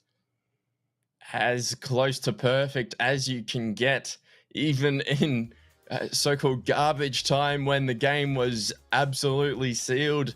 He maintained his intensity, maintained his focus, maintained that same energy he started out with. It's really good signs for him heading into the next round. Poor Sacked. He was so close to making it through, but when you come up against a rampaging Bazinho, well, what else can you say? Sacked is a veteran, a champion, and he will be back. But all attention, quite rightly, should now be on Bazinho. I don't know if this is going to work, a bit off script. But hey, if you want to know my thoughts, I was wrong about Bazinho. We tweet that out to break down 8 incredible goals and a clean sheet. Bazinho masterclass. We throw it back to Kyle and Mike. Nate, Treaders, thank you so much for that one. I'm glad that you can admit you were wrong. I think we all need to do that right now. And hopefully we'll get to chat to Bazinho and we'll be able to apologise in person a little bit later on. Mike LaBelle, 8 goals and a clean sheet. Normally we don't like clean sheets, but when you're scoring 8 in the other end, I'll take it. I don't mind. We'll accept it, and I think we all maybe owe individual apologies here. The entire collective of the cast, we completely went for Sacked, and not only was Bazinho the victor here, but emphatic, dominant. I don't know if I've seen a more dominant game in a regional in months. 8 goals. There was no answer. There was no rebuttal. There was no storytelling. This was all Bazinho, and we're going to be here a while. We're going to cover all these goals. It just kept going.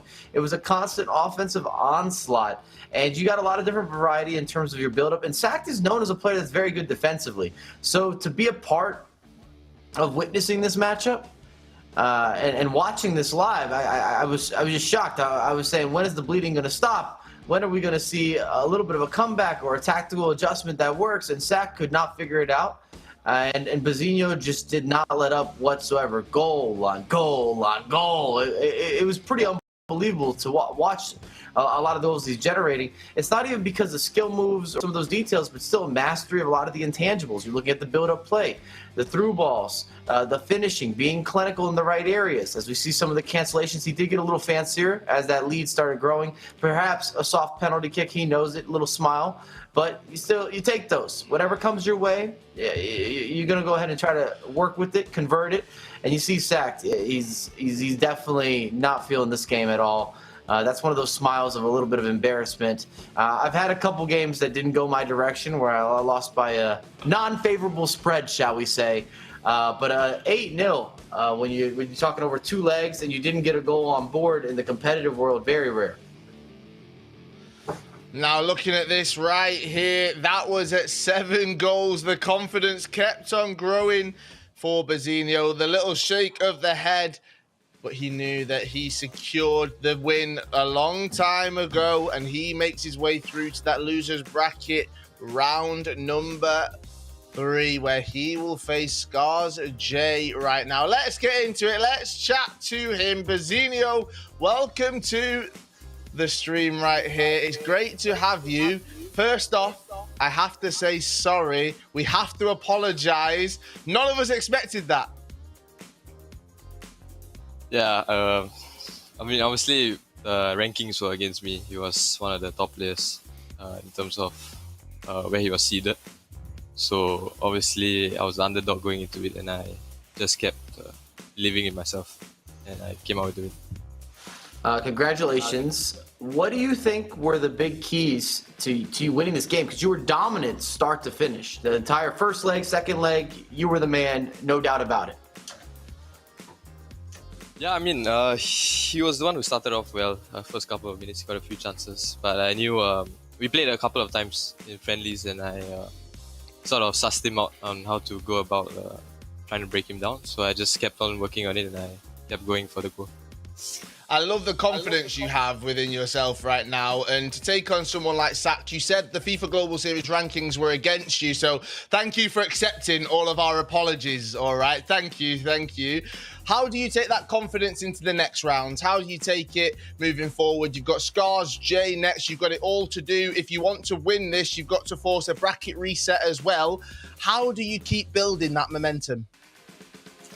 Just probably going to take it one game at a time. You know, Frontier, obviously, Jay is his highest seed, I think, one of the highest seeds. So obviously going to be a tough game, but hopefully I can just keep on playing how I play now, and then we'll take it from there. Take it from there, indeed. Final question. This season, how has it been for you? We are at the third and final East Asia Qualifier right now, so it's the last one before the playoffs. How have you found the season? What are your achievements? What do you want to look back on and say, I did really well on? For me, I think playoffs is out of the picture mathematically, based on the numbers, in terms, even if I win this. But obviously, I'm just going to enjoy how far I go this time around, and no pressure on myself. Just gonna enjoy it. Yeah. I love that. No pressure at all. Well, congratulations on that win. Go and get yourself ready for the loser bracket round number 3. A matchup you do take on Scars. Jay, in that one, we will see you a little bit later on, Bazinho. There we have it. Bazinho does move forward in the losers bracket. Mike, what I love about that interview, he does seem so unrelentingly just positive about himself. He's not afraid. He's not apologetic about it. He says, I believed in myself. The FIFA Global Series rankings were against me, but I just believed in my own abilities. That is what you need sometimes. I felt that he was also very honest with himself, not only where he stands in terms of the rankings, but from a gameplay perspective, knowing that this was a matchup that he felt that he had a good tactical approach to. He mentioned they played multiple times previously. And that's something that's so important if you want to have success at the pro level. Not only your desire to win and that competitive nature, but also being able to look yourself in the mirror or maybe your gameplay in the mirror and really work towards a better package or improve in areas that you feel there's room for improvement. And we've seen this as a common theme amongst a lot of the top pro players, is that they're never satisfied. They're winning games and they're still telling you how they should have finished better. They should have defended differently. They made a tactical error, and they're rewatching a lot of their gameplay. They're not only the best practitioner, might have made up a word, but but they're also the best researcher in terms of really diving in deep and figuring out what they want to correct or what they need to correct in order to keep having constant improvement. That's where I go wrong. I look myself and my gameplay in the mirror, and I think I'm an Elite 1 player when I'm actually a bronze player. So you know, it's one of those things, you know, I'm lying to myself, but it seems like Bazinho isn't doing that. Let's have a look at the losers bracket right here. His ability to believe in himself carried him through, plus his skills on the pitch as well. 8 goals he managed to get in that matchup against Sack, so he makes his way through to round number 3, where Scars J awaits. And interestingly, if you have a look at the next round in that losers bracket final, well, Jay's teammate Scars Phantom, he awaits. We could get a Scars derby right there, but one man that will be hoping to stop that, his name is Bazinho. He's pointing to his head because he knows he's got what it's in, but I'm looking at both of them. They're both pointing at themselves right there. Interesting celebrations indeed. Mike, we've seen 8 goals. We've seen a clean sheet. We know what Jay's capable of. We have got an absolute, well, firecracker. I don't know how to explain it. It's going to be good. It's going to be a great matchup. I am very much so looking forward to the game because I know there's going to be some goals. I will tell you from a viewership perspective, do not expect another 8-0. I just cannot see that type of separation happening at any point further on today. And plus, I like close games anyway. I'd rather have that tension where they're back and forth, they're battling. I'm really surprised that we just witnessed that actually because it's just so uncommon, especially when you get to bracket. Once we get into these broadcasts, typically, and I don't know if it's the thousands of people watching or if it's us here commentating or analyzing, but the game seem is they always have a battle back. People don't want to lose, and they don't give up. They don't quit out of games, and you don't see big spreads or big deficits, typically speaking. Right, we will be moving on to that losers bracket round number 3. 2 people that will be hoping to continue in the tournament. Scars J taking on Bazinio. Who comes out on top? Who continues through? There's only one place to find out, and that is right here. Don't go anywhere. We'll be back after this short break.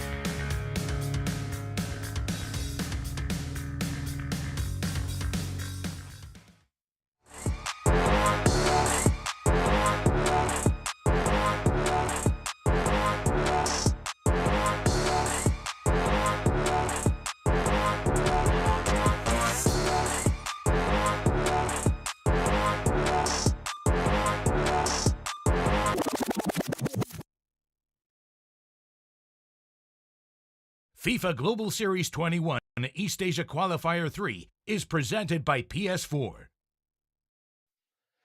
Hello and welcome back to the FIFA 21 Global Series. It is East Asia and it is the regional qualifier number 3, the final one for all of these competitors. My name is Kyle Walker. I'm joined by Mike LaBelle to break all things down. We've just had an 8-goal thriller right there in that last matchup And when we're looking at the future games, well, hopefully we don't want any clean sheets right now, but what we do want is plenty of goals and plenty of more entertainment and excitement. If you are enjoying what you see right here, well, you can get involved on the Twitch chat, all right? We want to see you. I want to read some of your comments. Who do you think will be winning? Who do you think will be progressing through? And who ultimately will be crowned champion of East Asia in this regional qualifier number 3? Now, have we got Mike LaBelle? We're doing all of this through obviously different. There we go. We have got Mike LaBelle. Peace. It's good to have you here. Mike. You made me nervous, Kyle. I said, I think I'm here. Oh. Yeah, no, I did. I said your name before. You didn't pop up, so I was confused. I thought, oh no, we've lost him. He's not going to be here. The internet's gone down in New York City, but you are with us. 8 goals, as I said before. Clean sheets. Moving forward, are we going to see another 8-goal thriller, do you think? No, at least not one that's 8-0. Maybe we'll see a 5-3. I'll still take that in a heartbeat, but I just don't expect to see another game today that's that dominant or that one-sided. Well, you can see how both players do match up right now. For Scars, Jay from Japan right there, 9.5 shots. Obviously, this is over the games that he's had. It's not just in one game. You can't have half a shot right there. And then also shots on target, 9.5 as well. Clinical, let's say that. Possession, 48%. Pass accuracy, 93%. Tackles, 9 for Bizzinho. 8 shots, 7.5 of those on target right there. So let me explain that. If it was over 2 games, he would have had 16 shots, and then 15 of those would have been on target. But we're looking at it as an overall, an aggregate in a way, all right? That's why there's half shots right there. Mike LaBelle, have you ever hit a half shot? What, a shot? A half shot? Yeah. Have you ever, I don't know. He's got 7.5 there. So have you ever had a half shot? Anything that's ever, no? I've stubbed my toe a few times, if that counts as a half shot. The full follow through wasn't there. I'm very good at that. I've hit my shin. I'll hit your shin. We can collide in shins. Yeah. It's an average. It's an average, Kyle. Come on. An average indeed. Right, let's talk about this next matchup, though, because Scars Jay, again, taking on another competitor in Bizzinho. But for Jay, what do you think he's got to do after his opponent? He's just demolished, sacked. I mean, I think he's just got to disrupt the gameplay a little bit. I don't think Jay's going to be that worried. I mean, you're getting the most informed Bizzinho we've ever seen, without a doubt. But Jay's been in this position before. He's one of the highest-ranked competitors in this region. I mean, you could say the same about Sack, but I just have a feeling it's going to be a very different game. Not saying that he's not going to have to deal with a certain package and confidence, especially playing against someone that has nothing to lose. We talked to Bizzinho. Bizzinho said, win, lose, it's not mathematically possible for me to make the playoffs. So at this point, he's going to play as open and free flow as you could expect. Let's bring Nate and Treaders into the conversation right here. Guys, have you calmed down from the 8-0 demolition that you guys were commentating over in the last matchup? Nate, are you feeling good? Can you continue? I'd love to. More of that. It's the best possible medicine to have, to be proven wrong to the tune of 8-0. To hear that Bizzinho has nothing left to lose. He said that playoffs are probably beyond him. Hopefully we get more of the same. Yes, hopefully we do get more of the same indeed. Let's kick the predictions off then. Nate, I'm starting with you. You had to put a tweet out. You got it so wrong before. Are you going against Bizzinho in this one? Whoa. I'm a bit confused here, Kyle. I've always been a Bizzinho fan. In fact, this is a sign I have up on my wall. I've always been a big fan. I'm a bit confused. I mean, a bit of a misunderstanding. Clearly, yeah, Bizzinho. Apparently. I wish I had a printer. Baller over here. I know, Bringing back the years. Millennials, we don't have printers. So, Nate, you've shown your age right there because I do not have a printer. No, we don't. Nate is officially the oldest person out of the group. I think he is. I think that confirmed it, but I think he is. Nate, you're the oldest man, right? You're the old man out of the group? You better not see the notebook then. You know I write down every goal that's ever been scored. I'm old school, man. On your typewriter, yeah? On your typewriter, not even a printer. He actually has a pager. Sometimes we try to hit him with a WhatsApp. Yo, Treaders, what about your predictions, man? Right, yeah, Treaders, let's get into your prediction. Yeah, sure. I haven't printed off my love and support for Bizzinho just yet. But if he wins another game 8-0, I might be running out to Office Works to get the printing done. Yeah, I think Bazinho will get the job done. He's got that confidence. He's ready to go. Well, I just normally put mine on my tablet, so you know I don't have a printer. I've got a tablet right there. Unlucky. Mike LaBelle, who are you going for? You're gonna skip over us. I was thinking about going Bazinho here just to shake it up, but now that Treaders went that direction, I don't want to agree with Treaders. He's been just frontlining yesterday, frontlining today, so now I'm going for Jay. We just swapped it up. Wow, right, I've learned my lesson. If we do have to speak to Bazinho again throughout today, then I don't want to have to apologise to him. So I'm going with Bazinho on this one. Nate, Treaders, let's get this losers bracket final underway right here, or round number 3, I should say. I'm not skipping just yet. It's over to you guys. Maybe if you printed out the format, you'd know where we're at, Carl. Welcome to Loser Bracket Round 3 with myself, Nate Patrick, and Jay Treaders. Let's see if we can set the seriousness up a notch. All right, we've got 2 competitors that, for one of them, Treaders, their tournament's going to come to an end. SZJ, so highly ranked Bazinho, by his own admission, can no longer even make playoffs, and yet has delivered some of the best FIFA of the season.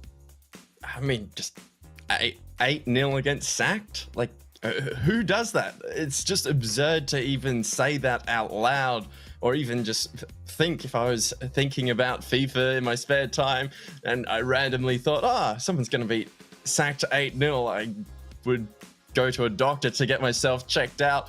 I think that it's just showing how much confidence Bazinho has in his gameplay and in his overall game plan. We love our competitors who analyze every little thing to make themselves the next best version of themselves, and I think that's what we'll continue to see from Bazinho. Make your predictions now. Make them public in the chat. The loser bracket round 3, SZJ versus Bazinho. Number 2 in East Asia versus 37. To get here, Jay, 1 goal margin of victories over SS.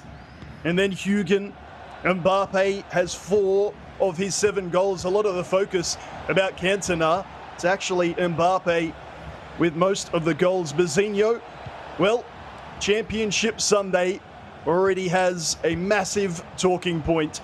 8-0 over Sacked. CR7 has scored 6 of his 12 goals over this weekend. It is he on the attack. Mbappe back to Bruno, who got that double penalty. If you like, 2 penalties within the space of just 10 in-game minutes. 2 opponents, Treaders, 2 competitors who are so unpredictable. Who knows what will happen here in the loser bracket round 3? And SJ7 already with an adjustment made to combat Bazinho's incredibly fluent attacking play. Brilliant player lock, though, from Jay. He's the most frequent user of player lock. But the higher line, which we'll see come into play now, an adjustment Jay has already made, trying to stay as compact as possible, because Bazinho, he loves to get into space, uses his skill moves and passing play to create that space. But if you use your offside traps and time them perfectly, well, it's just that little bit harder, puts that little bit more doubt in the mind of the attacker. But it'll be a relatively open game, I think, once things get going. But at the moment, plenty of turnovers in the center of the park.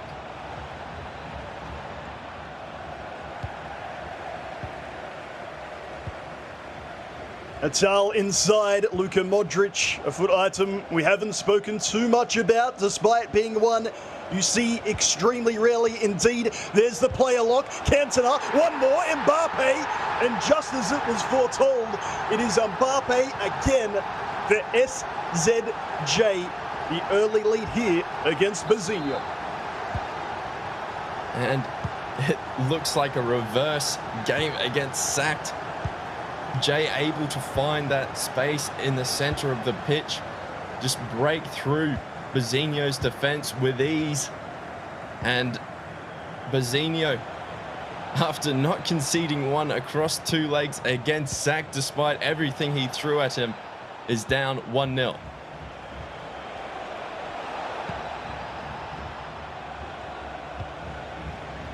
looking to reply quickly, but the left back tucks in well to make the interception for SZJ.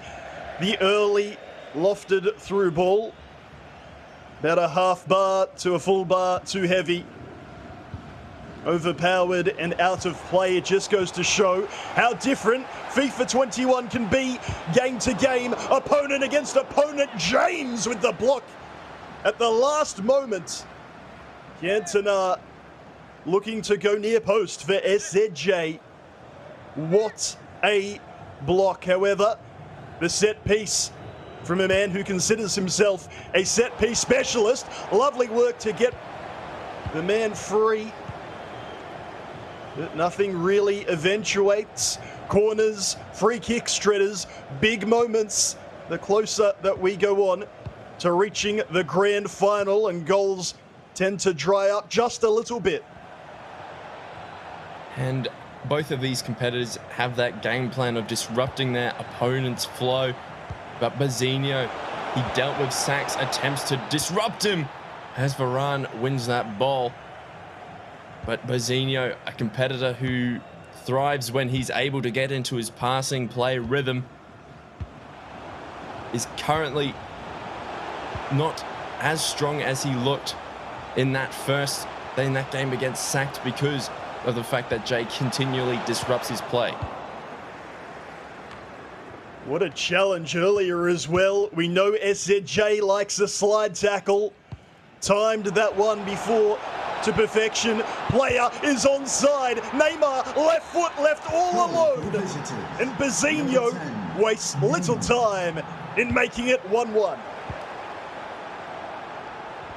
And the composure at the final point from Bazinho, the crucial part of that play, waited for Jay to make his move with the goalkeeper and capitalized on the space left on the left-hand side.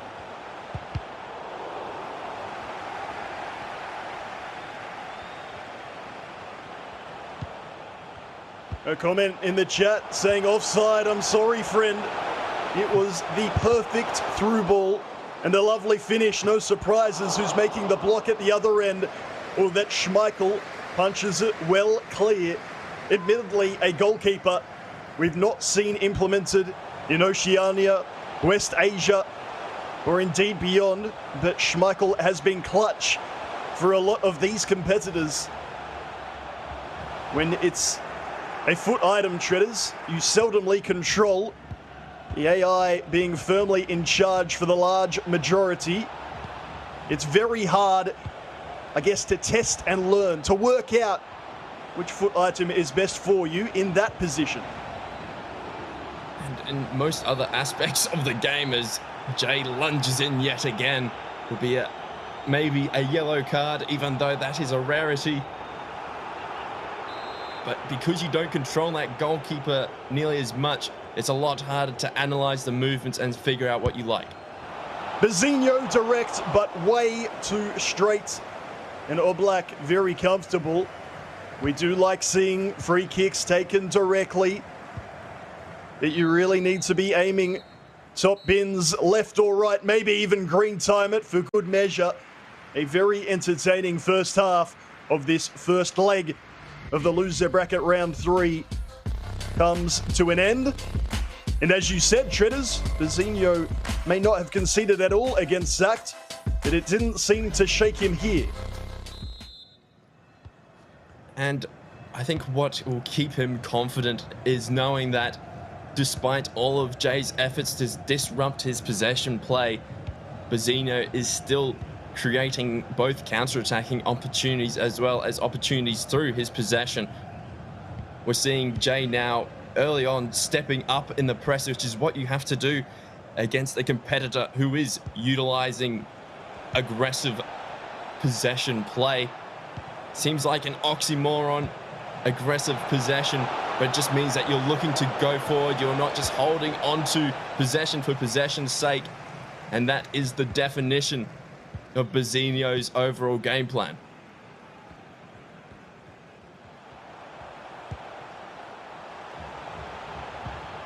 He has looked every bit the part here in this final East Asia qualifier. First time ball for Jay and Mbappe's touch, as Jay exclaiming towards the camera, not what I had intended.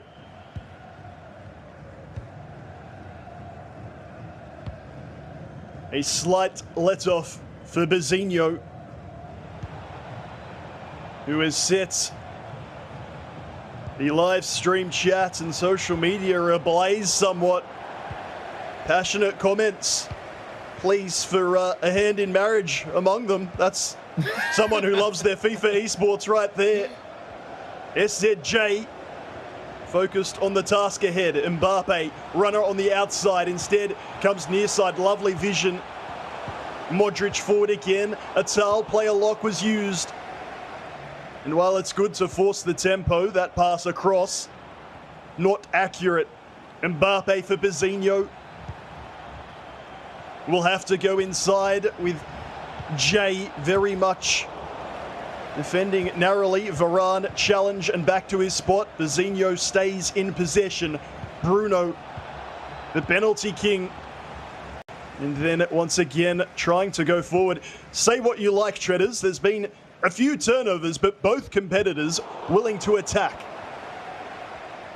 And just that extra edge, that extra aggression coming out from both competitors, whether it be when their opponent is on the ball or when they are in possession of that ball, looking to get forward and simply waiting for their opponent to commit to the press before launching that attack. They know the press is coming. It's just a matter of timing the attack. SZJ7 a little bit rattled at the moment, not executing his player locks. It's credit to Bazinho for varying his defensive styles between high pressure and standing off, which is keeping SZJ7 out of his rhythm with player lock, which can be so brilliant when he utilizes it to its full potential. Great challenge from Jay with Ramos, as we saw with Horsact in our last matchup. Even getting your manual challenges slightly wrong inside the penalty area can be disastrous. Again, it is genuinely wonderful to have you watching, regardless of how familiar you are with FIFA esports. But for reference, if a competitor manually tackles, that is, presses a tackle button and does not get the ball, it does not matter if it's a light clip or they completely obliterate them. In FIFA 21, it is often, if not always, going to result in a penalty kick. It is crucial to be disciplined with your manual tackling. SZJ, one of the best at that.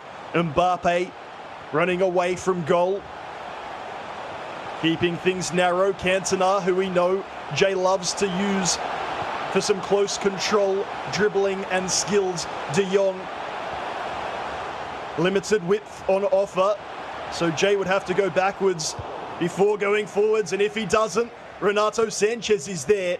Really good discipline in defense from Bazinho. And from Bazinho, the way he's holding his shape, holding his structures in both attack and defense is something that we should really be focusing on when he gets that ball back.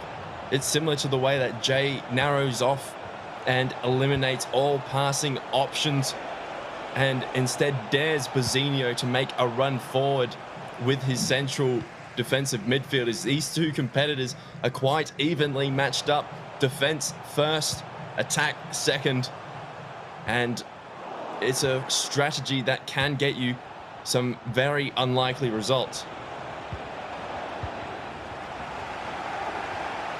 We said the tackling needs to be on point, that it would be from Jay once again. That is proven correct. A much closer contest over this first leg. Bazinho being challenged. Jay does not execute that one and follows it up with a sliding salvo from Sambia. Lovely effort. I know that we'll talk about the gold Stredders. That's what the highlights will be full of. But it is wonderful to see someone seemingly enjoy their defending.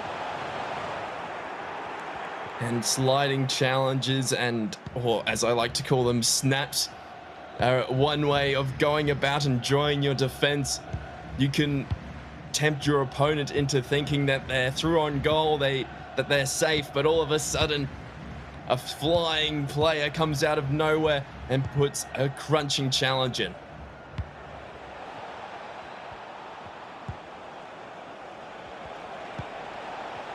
Bazinho perhaps holding for the final attack. Stoppage time seems to result in a large percentage of goals. If nothing else, it's nice just to have the last say here in leg one.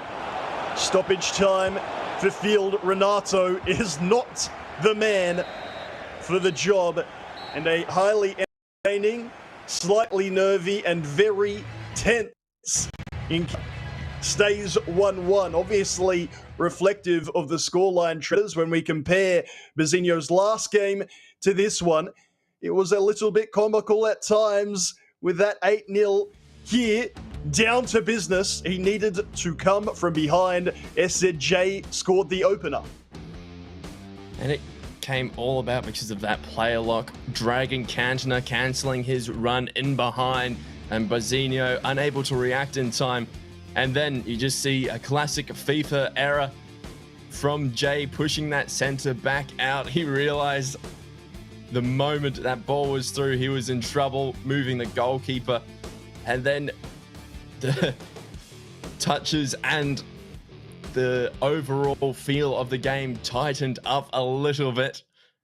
Obviously, that heavy touch from Mbappe, not what was intended, but one thing I really liked from Bazinho in particular was the way there was one attack that I'm really thinking of, and it's where Cantona had 3 passing options early on, and in the blink of an eye, we saw Bazinho control 3 separate defenders within a second and marshal his players so expertly and eliminate all of those options. Even if Jay had opted for a risky over-the-top through ball or a lobbed X pass, it still would not have come off because of how expertly he defended.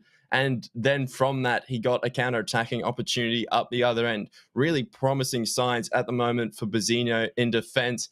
The defense-first strategy from both of these competitors has made it a really enthralling game so far. It is a question that we often get, of course, having played at a highish level myself, if you like. What should I do better? How do I score more goals? I want to be like Tex. Take it from the competitors. Don't worry about what myself or Treaders have to say. Enjoy your defending. Both Jay and Bazinho clearly not just happy to keep the ball and when they give it away, just sliding in for good measure. Jay is timing those challenges impeccably well. Bazinho has the player switching down. If you're not already, go and give both of these gentlemen a follow on Twitch, social media, whatever it is, and ask them the big questions. I'm sure as part of their reply, it would be learn how to defend and find a way to have some fun with it as well. That player switching from Bazinho, superb, and also Treaders was his mentality when coming back from 1-0 after an 8-0 win, conceding none. He might have been tempted to get a little down after Jay got the first goal. And Bazinho seems to be a rhythm competitor from what we've seen so far. Once he gets settled in, once he gets accustomed to the way that the game is flowing, the feel of the game, the distance between the competitors, all these different little things that we can't fully appreciate without having our hands on the controllers ourselves. So once he gets into that flow, once he gets into that rhythm, it's like playing an instrument, like writing a song for him, any other creative form of expression. He just gets into the zone and he plays the beautiful game. It is just so brilliant to be able to sit back, watch, and enjoy 2 experts in their field, experts in their craft. For one of these competitors, we will not be able to enjoy any further. The loser will be eliminated from this 3rd qualifier. The winner will have the loser bracket final. Will it be SZJ or will it be Bazinho? This dream run could well continue, knocking out potentially another highly rated competitor, but he's there for a reason. Wonderful keeper movement. It had Jay shooting across the goal with the near post wide open, and that was all down to Bazinho and that right stick. And the build-up from Jay as well to create that opportunity, the player lock, as we see Bazinho, simple threaded through pass, gives him the advantage. 2 through balls, 2 goals for Bazinho. And why bother with possession play when a single pass can get you the glory? And if there was one thing for Jay to work on with his defending, it is that player switching and movement. The goal he conceded in the first leg, he rushed out with a centre back. Caused some confusion in the live stream, but the player onside, scoring uncontested. Once again, Bazinho makes it look easy. He has scored 14 goals this weekend, CR7, with 7 of those.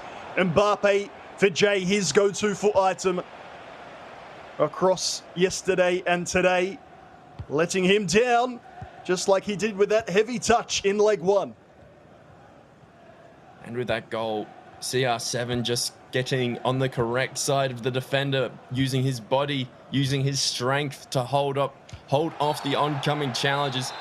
And for a brief moment, Jay did an offside trap, and that was all it took for Bazinho to get him behind. Rash sliding challenge there. And Jay able to get defenders back to thwart that attack. For a moment, it looked like Bazinho was going to take advantage of the numbers advantage that Jay had given away, but it was not to be in that situation.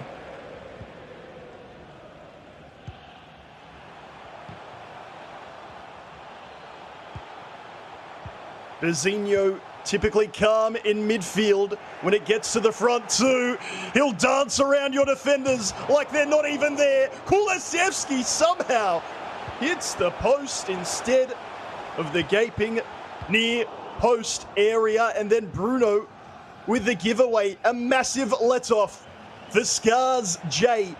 Down the other end, Cantona has a runner inside. He does not like the passing lane. He waits, and now is time. Mbappe, there's a player back stick. Goodness gracious me. How many times will Mbappe dribble it out of bounds for Scars J? He's looking for that additional level of close control at the byline and just not getting it at the moment. More than likely a product of the distance between these two competitors.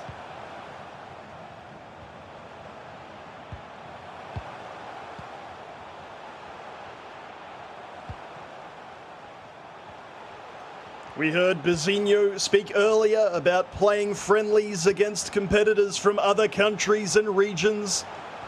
Get used to the different connection, the different feel of gameplay. Really is wonderful that we have some qualifiers to feast on. The pandemic shutting down most, if not all, land-based competitions. EA, to their credit, said, "We go again." Every region getting its chance to shine, and East Asia has been particularly memorable. SZJ, one of the biggest names from said region, trying to go through the loser bracket. But in round 3, as we have played a third of it in this second leg, it is Bazinho still with the advantage. SZJ says, "Don't forget about my slide tackling." Varane again. Can he translate good defense into good attack? Reece James across to make the block for Bazinho. The timing is impeccable on most of these challenges from both competitors. It's keeping the ball out of the box indeed. And for Bazinho, he's unable to really break into the final third as well. And Jay is pressing on, getting more and more ambitious, more aggressive. And wouldn't you know it, Mbappe dribbling that ball out of play yet again.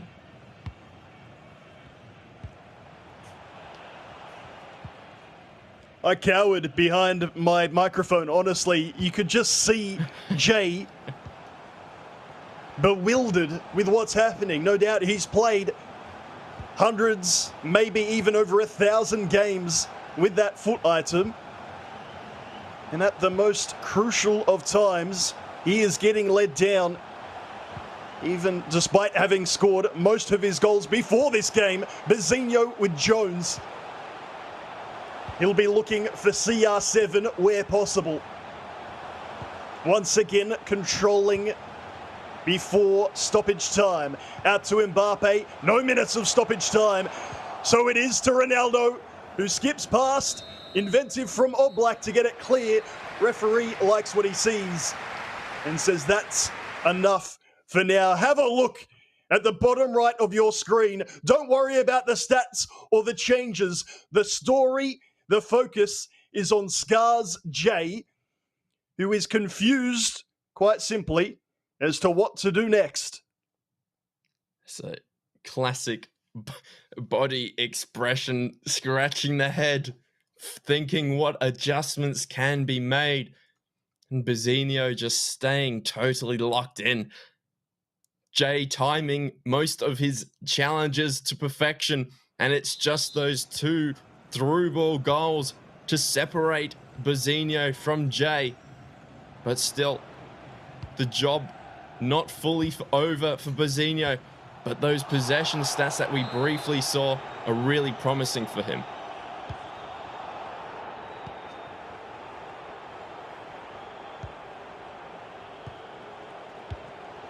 This is most likely the last half of competitive FIFA, maybe even for the season. Cantona through. James with the challenge, but not before. It's brought back for offside. Heart in mouth moments. But Bazinho, not just at the moment, can think about the possession, I guess, Treaders. You're right to point it out. But a one-goal lead against a competitor such as Jay does not feel safe in the slightest. And I think for Jay, he'll be thinking about the fact that those through balls were so effective for Bazinho. And maybe in that situation, looking to take a leaf out of his book. Now Jay early going for the press, the sliding challenge, realizing he's dragging players out of position. And finally, even though the referee had played advantage, enough of the play had passed to avoid calling it back. And now Cantona for Jay, bursting, charging down the byline. A header back by Atal. Mbappe fakes left, fakes right, back inside. Directional nutmeg directly into Bazinho's defense. And now Bazinho beginning the game management phase. Will look to rotate possession, recycle possession. Team press can only be on for so long. But if Jay manages to make one of these sliding challenges stick, it won't be long before the scores are level yet again.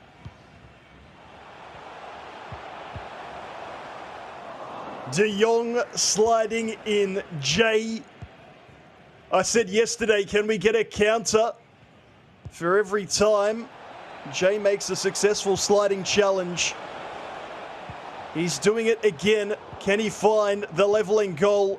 More importantly, not just yet. Again in FIFA 21, yellow cards seldomly handed out, red cards even less so, giving away a foul, regardless of how bad it might look. Not really a huge disadvantage, Treaders, unless, of course, it's in the penalty area. And why not slide in as well when you're executing him just as well? That is exactly why not. Players dragged out of position, and Bazinho puts a dagger into Jay's hopes, and the sliding challenge barrage hasn't paid off just yet for Jay. I actually didn't have a problem with the sliding challenge. It was the follow-up, the player switch, and then just dragging the other centre-back out of position. Sure, you can argue if the other centre-back's there's a bit of coverage, but 2 or 3 goals that Jay has conceded coming about through poor player switching. The slide tackles won't stop yet. Neymar past one of the defenders. Oblak gets down. Jay gets it back. It is getting wild out there right now.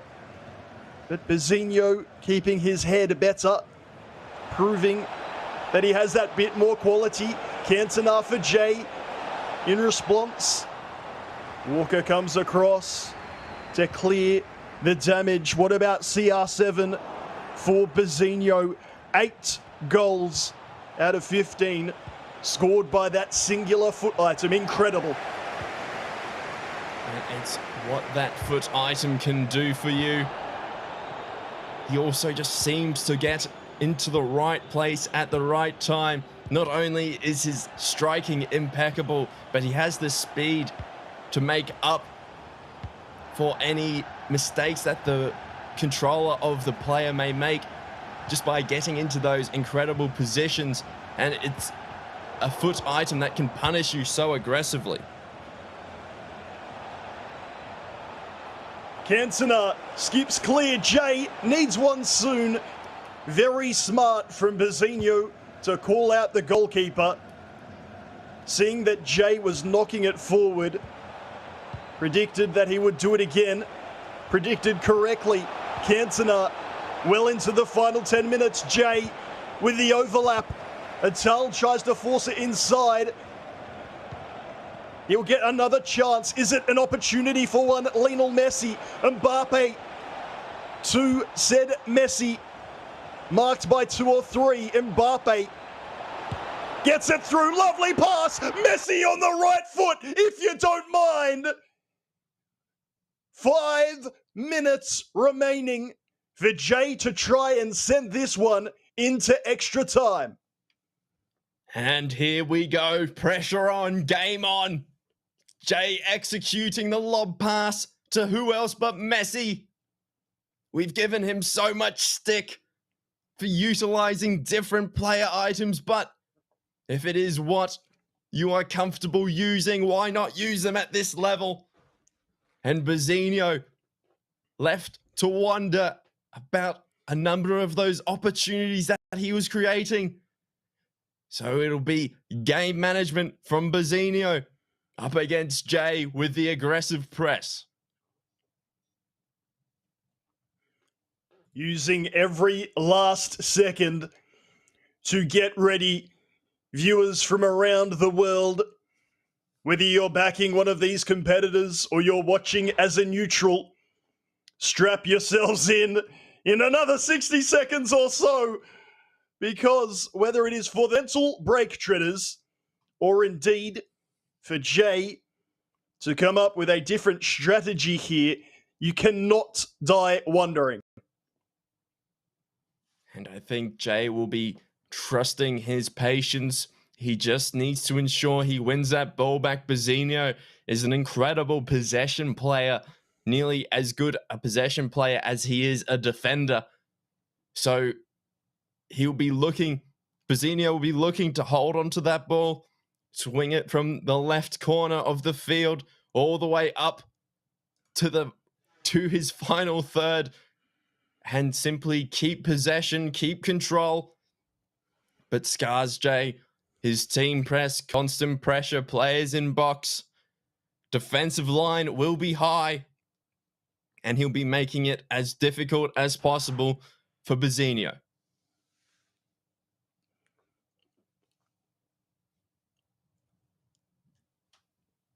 Reading any good books lately, Treaders? These competitors taking their time. We don't mind it one bit. We keep trying to build the drama. And comically, we're forced to do it once more. We won't try and pretend like there's any more left to say. The stakes are clear. A spot in the loser bracket final awaits one of these competitors. The other will be eliminated. And this is the final qualifier. There are no more opportunities here in East Asia. If you're wondering why all the pauses all the time is being used, it is simply because there is no time after this game is done. 5 in-game minutes plus stoppage time remaining. Let's go. Bazzinho has the ball. Jay with the press. He needs to come out quickly. Try and implement some of those D-pad strategies alongside manual pressing to win it back. Bazzinho holds it for the first 2. Player through the middle. Rashford, how's your pace? Jay, how are your slide tackles? They've been good until this point. He decides not to risk it. Bazzinho, 1.5 minutes remaining. He's getting the job done. Jay, weirdly standoffish. 30 seconds left. Jay, your time is now. 1 minute remaining. Now they come out. Now the slide tackle is there. All the way back to Schmeichel. Bazzinho eliminates the number 4 competitor. Now the number 2 is gone as well. The Singaporeans tournament lives on in incredible circumstances. Jay won both his games, Treaders, by just 1 goal.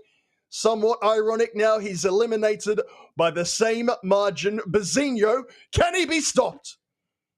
Bazzinho's giant killing run continues. It's been brilliant to watch, but you just had that feeling once Bazzinho is in possession of the ball, I don't think there is a harder competitor to get that ball off when he isn't thinking about moving that ball forward. Has much stick as kicking the ball all the way back to the goalkeeper will draw. I am a big fan of that, especially in the final few moments of the game. Well done to Bazzinho for getting the job done. For Jay, that Mbappe, maybe if you're in the market for one watching on, you might see one listed for a little cheaper than usual on the transfer market. He has had an exceptional tournament, but Jay is done. We'll see him again come playoffs time. Bazzinho, could this story get any better? You bet it can. To break down his win, we'll throw it back to Kyle and Mike. Thank you so much. The Bazzinho train keeps on rolling and rolling and rolling. There's no stopping it right here. Mike LaBelle, he's done it again. He's upsetting absolutely everyone. He's playing with freedom. He's playing with no pressure, and it is really showing. I thought we were going to get a choo-choo or a vroom-vroom. I didn't know what direction you were going in. I was like, good morning. But very impressive again from Bazzinho. As predicted, much different game than what we saw previously, where it was just a goal thriller. I see some beautiful player lock work there. The finish, you're not going to miss from the 6-yard box. Jay starts out with an opener, but that did not make Bazzinho nervous whatsoever. Beautiful splitting through ball. Jay gets caught out where he stepped with one of his defenders while keeping the other defender back. They always kind of had a rule of thumb when you're growing up, you're playing football, don't let your center backs get split. He let them get split. They're separated. They're not aligned, not on the same page. Bazzinho adds another one. And then from there, Jay had to start getting a little more aggressive. And it's a lot of defensive error. And you heard Treaders and Nate talk about mistakes with player switching. It's also just misreads in terms of when to step and when to sit back.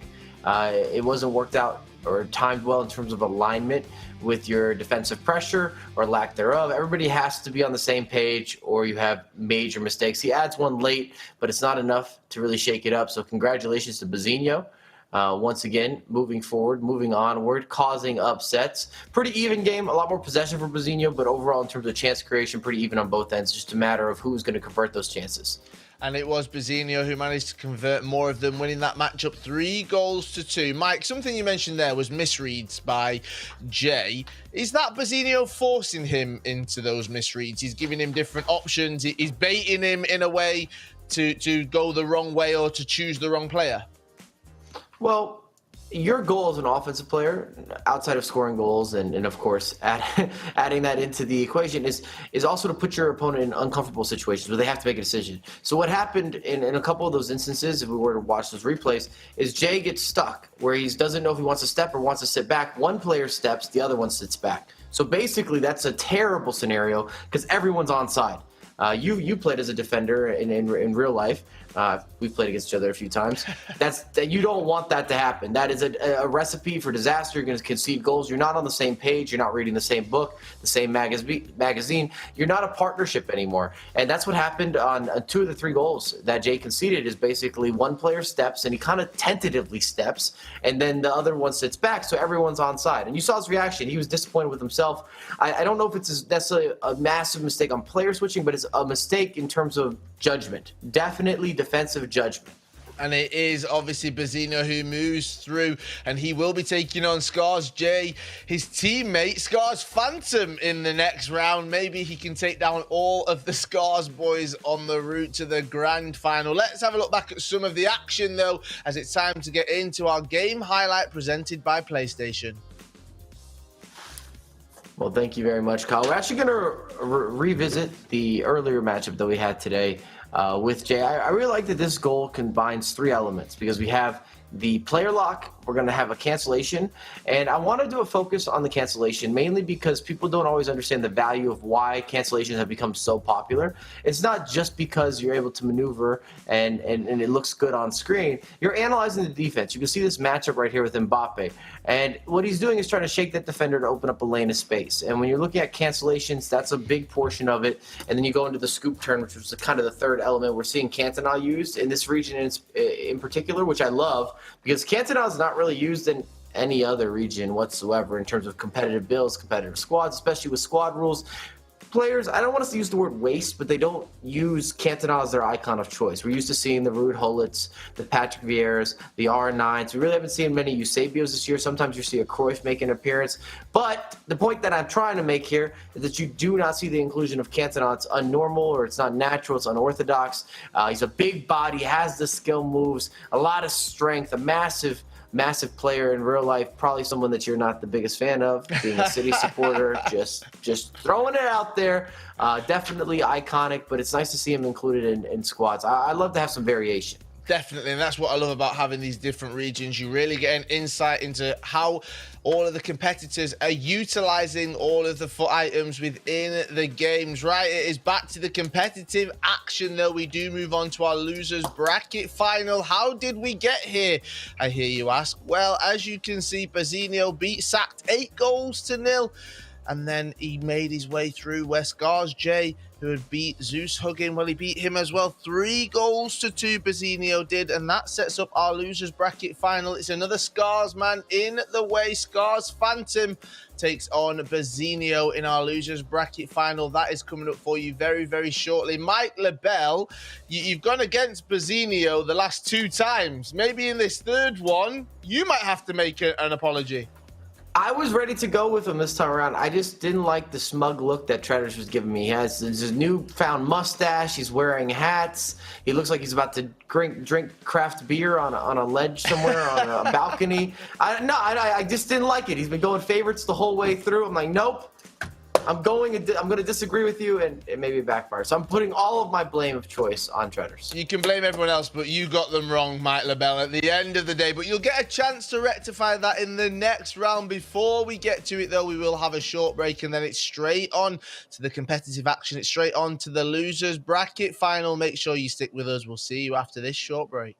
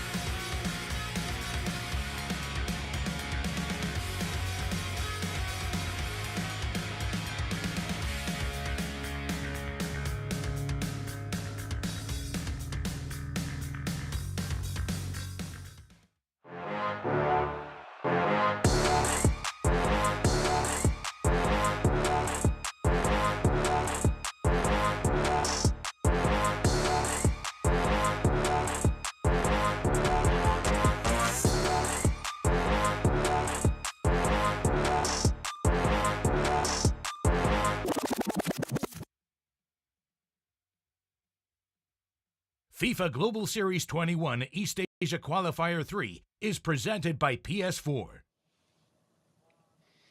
Hello and welcome back to the FIFA 21 Global Series. My name is Kyle Walker. We are deep to East Asia, the final regional qualifier right here, the third one, and we are so close to finding out who will be going through to our grand final and who will be crowned champion. Breaking all things down for me is Mike LaBelle, our host with the most analysis. Oh, there we go. I'm just cheering myself on right now. I like that. Why. I like that. You've got to be your own number one fan when you're breaking things down like you are right there. Well, you absolutely love to see it. There's been plenty of competitive action, and if you want to get involved in some of the competitive action, you can do with the PS4 Tournaments Open Series. These are weekly competitions for all skill levels, competing against your friends and rivals for unique rewards. You compete online for prizes ranging from unique game-specific dynamic themes and avatars to in-game currency and cash prizes as well. Those who play in EA Sports FIFA 21 will have a chance to show off their skills to friends and rivals in weekly broadcasts hosted by PlayStation. And all you've got to do is quite simple, really. Go to compete.playstation.com, sign in with your PSN ID. Mike LaBelle, break it down for us. You've got all the details. Everything is integrated into the console. It's easy, free flow, your one-stop shop. Tips, tricks. You want to take part, you should take part, especially with free entry and free prizes, depending, of course, on your performance. Perfect liaison into the competitive scene. Highly recommend getting involved. I played in a bunch of these tournaments, and some of them have crazy delivery. We talked about it a little bit, Kyle, but I played in a couple that where you got a payout or you got a prize, top 64. So it's just a matter of winning a few games, and you've solidified yourself a return of investment while getting more practice under your belt. So if you're in the Twitch chat, you're saying, I could do this. If I was competing, I'd beat absolutely everyone. Well, now is your opportunity. Don't run away. Don't talk the talk in the Twitch chat and then don't back it up. The PS4 Tournaments Open Series is your chance to do that. Right, let's get into talking about this losers bracket final right now. Bazinho is on a roll. How do you stop a man that is full of confidence, that's playing with freedom? He's got nothing to lose, Mike. He's not going to play off, so he says, I'm just going to show what I can do. And I was really impressed in the previous game as well, because it was very different than when we went up against Sacked. We had a more balanced, a more defensive approach. He was able to see out a game. Bazinho's giving you a little bit of some of the flavors that he has to offer in terms of his FIFA gameplay. If you want a little strawberry, cool. You want the vanilla with the hot fudge and the extra toppings, a little chocolate chip and cookie dough. You want whatever you want. I got that to offer. I don't know why I'm going all the way down this ice cream parlor route, but the weather is getting better, so ice cream shops are starting to come together, and they're starting to be a little more active. But I've been very impressed with Bazinho, because it's one thing to showcase that you have great offense or that you have great defense, but now we've seen a balanced approach, so it's kind of like, what can't this man do? I have no idea how you went talking from Bazinho to the ice cream shops and then brought it back to Bazinho. Well done, Mike. Well done. Let's talk about Scar's Phantom, though. He will be hoping to stop Bazinho, and he has got the abilities to do that. There's a reason he's in the losers bracket final. Yes, he did drop down into that, but he's a very professional FIFA player, obviously, but I'm talking about his style. He gets the job done. A man that's not going to make many mistakes, I think, is a good way of describing Phantom in the way that he looks to play FIFA. As you can see a little more about Scar's Phantom here. 4-4-2 is a favorite formation, a formation that's actually very popular as well in FIFA 21. You and I talk about this quite often, but frequently the favorite formation is not the formation that you're using, obviously from Japan. First FIFA title, FIFA 12, classic title. I call that part of the FUT golden era, where a lot of us got into playing Ultimate Team, I would say, is between FIFA 12 and FIFA 15. Yes, right. Let's bring in two guys that know a little something about FIFA. We've got Norwich City's #1 fan in Australia, and we've got the biggest hipster in Brisbane. It's Nathan Treaders right there. Treaders, can anybody stop Bazinho? I think Phantom can. I think if that game had been a little bit more of a blowout, hadn't been Bazinho really taking control through the 2 through ball goals, I think it would have been a totally different discussion right now. But I think we'll see that Phantom does have what it takes to get the job done. I think, as Mike was saying, he has that professionalism. He doesn't make too many mistakes. And at this level of FIFA 21, that is so incredibly important. Mike, I'm going to come to you for predictions first. I'm going to let you kick it off, all right? So you can't go against or with anybody else. Who have you got? I feel like it's unfair that I haven't taken Bazzinho this far, and I don't think I've done him a proper service. We've talked to him; he's a very nice guy, and we're gonna roll with Bazzinho here. We're gonna get on the momentum train. We're gonna let him do his thing, and we're gonna congratulate him, or we're gonna say, Mike, you are very bad luck, and you're a curse to the predictions today. I mean, it sounds like you're crawling back after not going with him for 2 rounds. You feel like you have to right now. Nate, who have you got? I'll stick with Bazzinho. How often have we seen someone with the hot hands, if you like, play game after game, they're match ready, and Bazzinho doesn't look like losing anytime soon. Nate, let's see that poster one more time that you have hung on your wall at all times. Have you still got it? It's on the floor. It's a bit out of reach. I'll bring it back in a moment. Treaders, are you wearing an ankle bracelet by any chance? It looks like you'd be wearing an ankle bracelet. Remember, you can make them yourself. You could like put them together. Like that's the route we're going. Have you got Bazzinho or have you got Phantom on your ankle bracelet? Who have you got, Treaders? I've got a Phantom on my non-existent ankle bracelet. I think that we'll see Phantom being... I'm not sure the production wants me to prove that I don't have an ankle bracelet or what. But no, jokes aside, I think Phantom's going to get their job done. Again, just the lack of mistakes against Bazzinho. Again, 2 early through balls. It's just not quite getting the job done enough for me to convince me against a quality competitor like Phantom, even though he did get the job done against Sacked, who is on his day as good as they come. Now, you know, when it gets to the finals, I bow out of the predictions, so I'm not going with anyone because I've got to speak to them a little bit later on. Nate, Treaders, you can kick our losers bracket final off. Let's get to it. Thank you very much, Kyle, and thank you, Mike. Welcome to our final 2 matchups, the loser bracket final, the winner of which will advance to the grand final. Bazzinho has been on a rampage, knocking out number 4 and number 2 from this region, respectively. Treaders, not just that, he's doing it in some style. Yeah, he's playing the game the right way. He's playing possession-based FIFA. His defense has been, I think, for myself personally, the highlight for me. But the way he closed out that last game, that's a really clear sign of a champion quality. The moment you said hot hand and mentioned that Bazzinho, I'd already made up my mind, but when you said Bazzinho's been playing the games, I was like, oh, you know what? That's a very valid point, because if we think about all the bracket resets, all those types of occurrences, even the player that has played the most games, it generally seems that they are at some kind of an advantage, particularly if they're playing at an incredibly high level. Scar's Phantom has not had that advantage. In fact, he's been waiting all day to get his opportunity. Will the 26-year-old be ready? From the gentleman from Singapore, 37th ranked in East Asia. It means little here in the loser bracket final.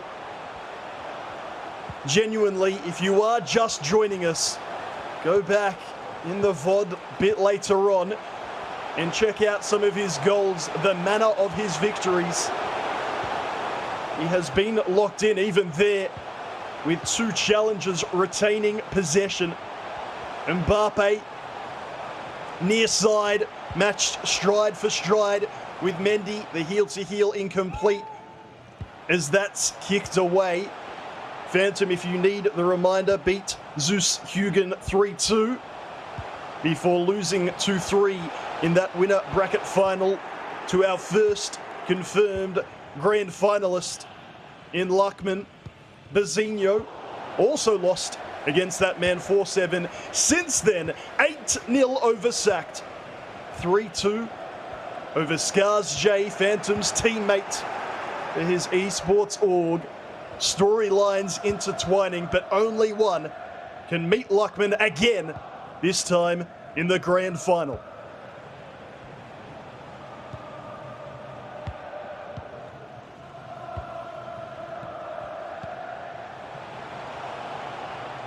The flat 4-4-2, the most often used formation, sometimes the defensive variant with CDMs.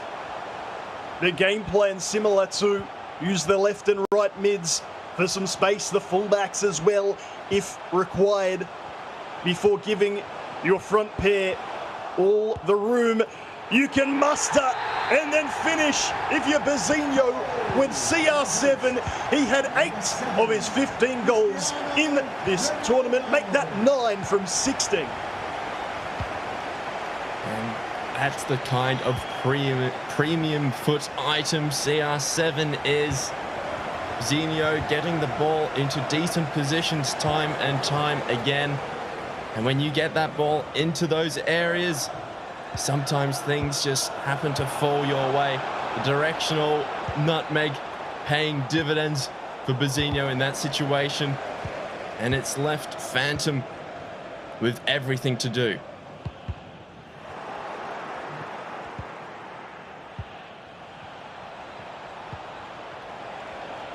Phantom, of course, would have been playing some friendlies in the lead up to this loser bracket final, but it's just not quite the same. And again, we speak from experience.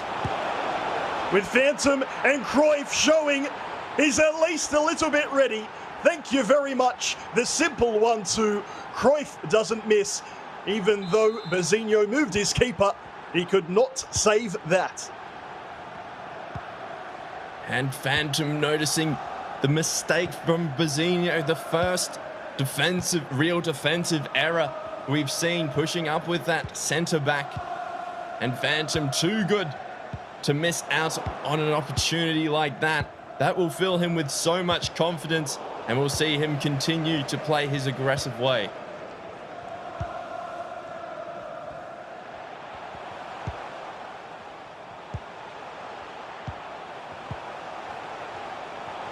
Neymar and CR7, how often have we seen the former assist the latter for Bazinho?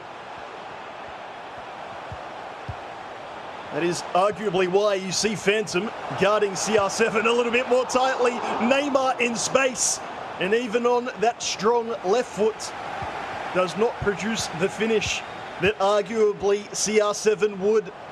Bruno, lovely turn from Bazinho to Kulusevski. Neymar, will he get a second opportunity? Really good defending from Phantom.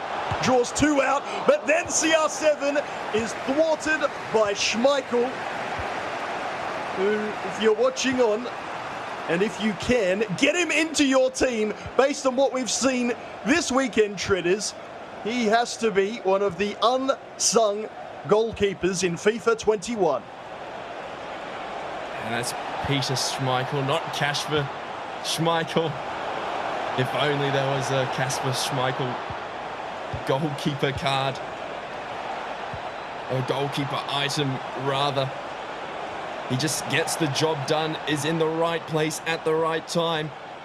And if you ever are in a situation where you need someone to bail you out, give Peter a call.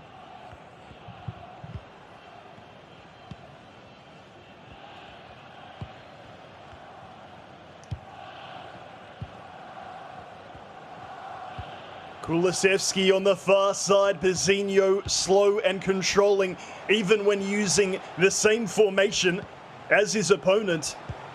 He just seems to have it down that little bit more, able to get more possession in every game he plays, whether there's a press or not.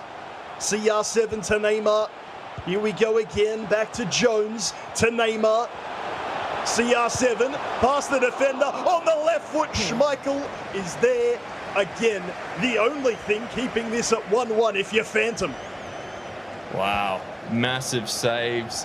And Phantom, a player who displays his emotions proudly, what we love to see as spectators, just calming things down at the end of the half. Just the one opportunity for Phantom. The good news is he took it. Having a look at that 5-2-1-2. East Asia, the only region, Treaders, where we've seen competitors give that a go. Just intriguing at times. You see when you go to different regions, and it depends how much the viewers have watched of competitive FIFA, but when you go to different regions, they all have their unique style. In Oceania, you have brilliant, aggressive attacking play. It seems like in East Asia, the overall theme, the motto is possession and defense.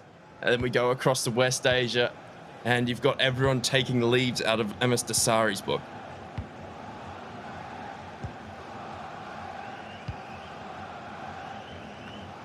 It's always fascinating to me, just like traditional football in FIFA esports. While it's the same game, it's played differently from region to region. Just goes to show how connected we really are, how much we can learn from one another. An intrinsic value of FIFA esports that probably needs a bit more attention. Universal language indeed for Phantom. He's hoping that the vocabulary includes goals or at least some chances. Neymar, players on this side, Sanchez to Cruyff. Skips past the defender, but with not a lot to aim at, will have to head away from goal. The double man press initially from Bazinho. Cancelo wins out. And once again, Bazinho's defense in this 4-4-2, so hard to break down. And I think for mine, the intriguing part of Bazinho's gameplay is just the fact that he, from open play, he does love to keep possession, but I'm still, if we exclude that 8-0 thrashing where he lunged out to a huge advantage, it's been just a little bit since he scored a goal in open play. Obviously against Sacked, he was able to score a lot on the counter-attack because he pressed numbers high, but I'm yet to see really that incredible piece of play. That Phantom seems to be able to generate that extra little bit of creativity that true champions have to create goals from open play.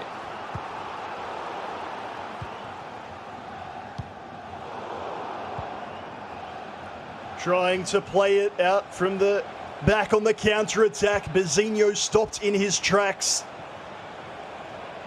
He did control the first half, but Phantom growing into the contest here in the second. It will be two legs again.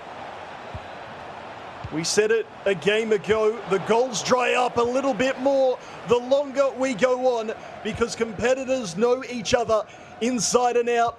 Risks are also less likely to be taken the higher the stakes get. And Bazinho, for the first time really today, slightly shook, uncharacteristically, passing that one to no one at all. Phantom, in response, having just seen his Scars teammate knocked out. Is the revenge mission back on? Sanchez, first time ball, Cantona, Cruyff. Once again, Bazinho with bodies in the way.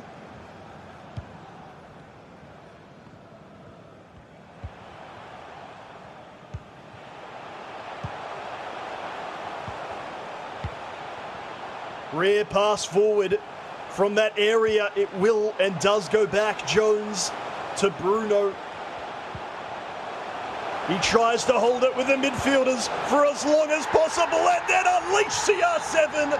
It is the prototype Bazinho goal. The more difficult the opponent, the better he gets. A brilliant goal-scoring opportunity crafted by Bazinho from open play.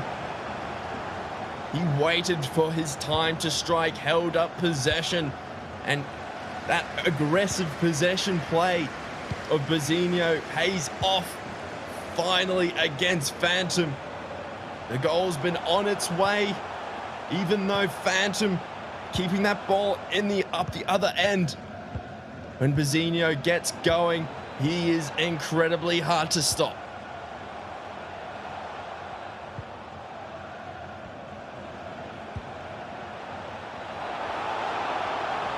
Cruyff, not exactly where you'd like him to be for Phantom. Trying to work to get that foot item into the game. But Bazinho, aware of its danger, marshalling really well to wide areas where he's simply less effective. As such, returns to the centre mids. Sanchez to N'Golo Kante. Here's Cruyff in a much better position. Bazinho meets him the first time, not the second. Cruyff, Cantona. Slightly off balance, and that's why that shot not as effective. Phantom, intriguingly, looking down at his controller as to say, I didn't think that's where I took that first touch. And Cantona just unable to complete that turn in time. If we look quickly now at the 5-2-1-2 of Phantom, you can see that Bazinho is able to pass through the center of the park with relative ease until that press is committed by Phantom. But because there are only two dedicated central midfielders, a competitor like Bazinho is able to just wait and be patient with possession because he knows that he outnumbers Phantom in midfield because of the weight of numbers that are behind the ball. Phantom, it seems, will get the final say. Neymar to Cruyff. Neymar was through, but the pass was difficult, so he goes to Atal, to Cruyff. Man in the middle, heel to heel. Cruyff executing perfectly. Atal. Shot is blocked, and Bazinho, this time, gets it clear.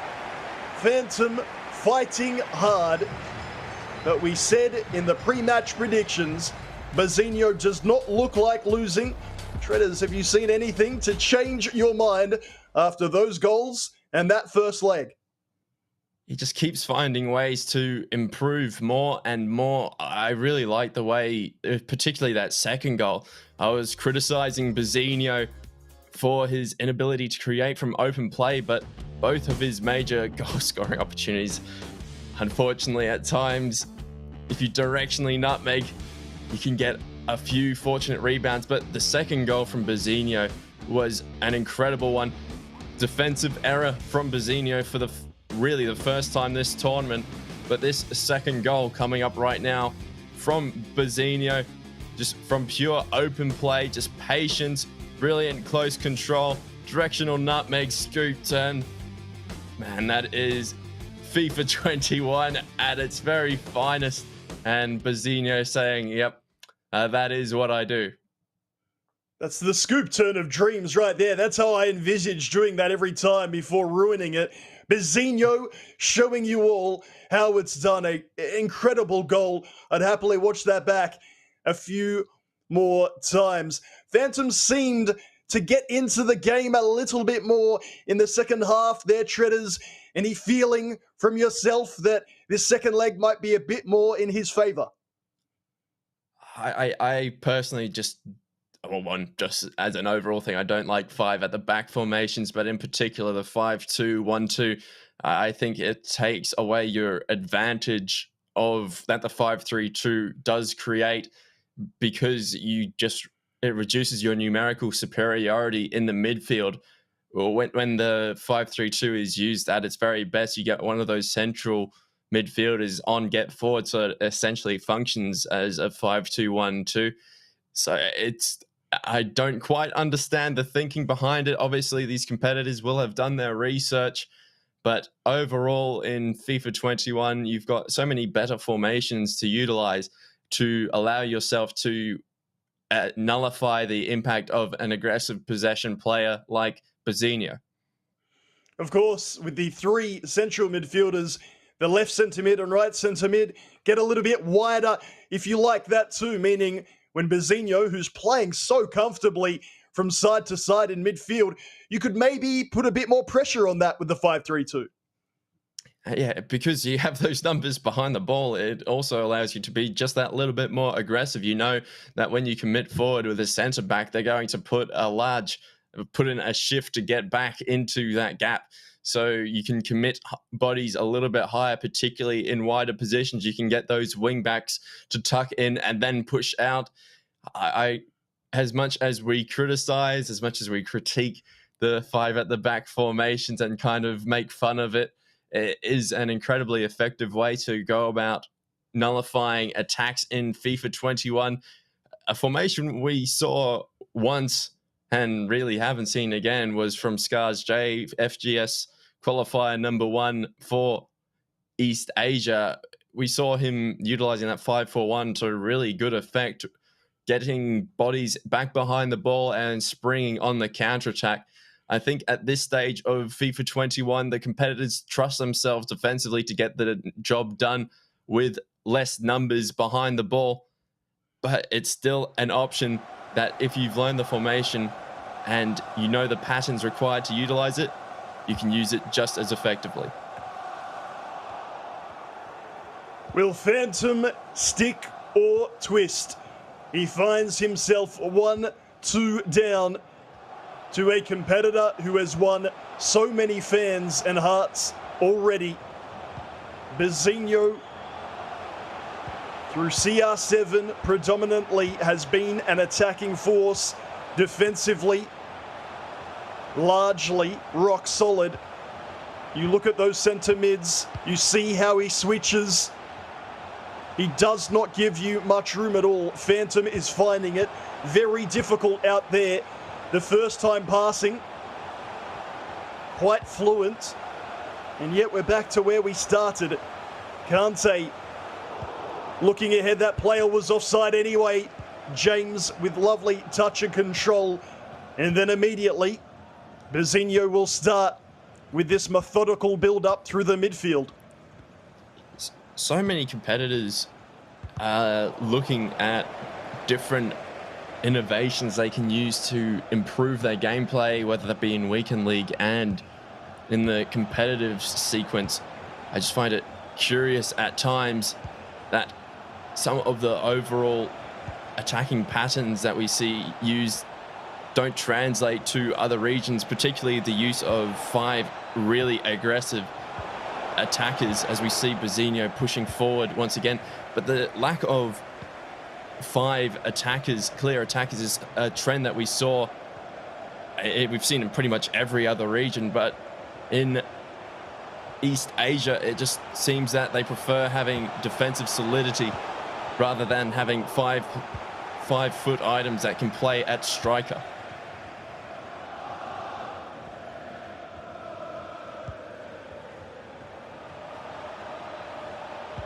Is Bazinho about to collect another high-prized scalp?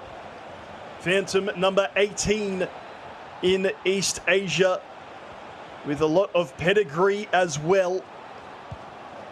It is Bazinho from Singapore who has the lead.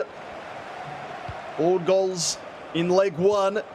Phantom trying something a little different, springing the 1-2 early, and Bazinho says thank you. We can start this again. A lot of people talking about the sacked result, as they should. What about over SZJ number 2? He was, of course, the winner of our first of 3 qualifiers in East Asia. It has been a remarkable day so far for Bazinho. Just a real giant killing run for the ages from Bazinho. He doesn't care what you've done in the past. All that matters to him is that he's playing you right now, and he needs to get a result against you to keep his FIFA 21 season alive. And he's going a long way to do that through his incredible defense. And there's Phantom with a really good read, cancelling out the through balls that Bazinho has scored so many goals from this qualifier.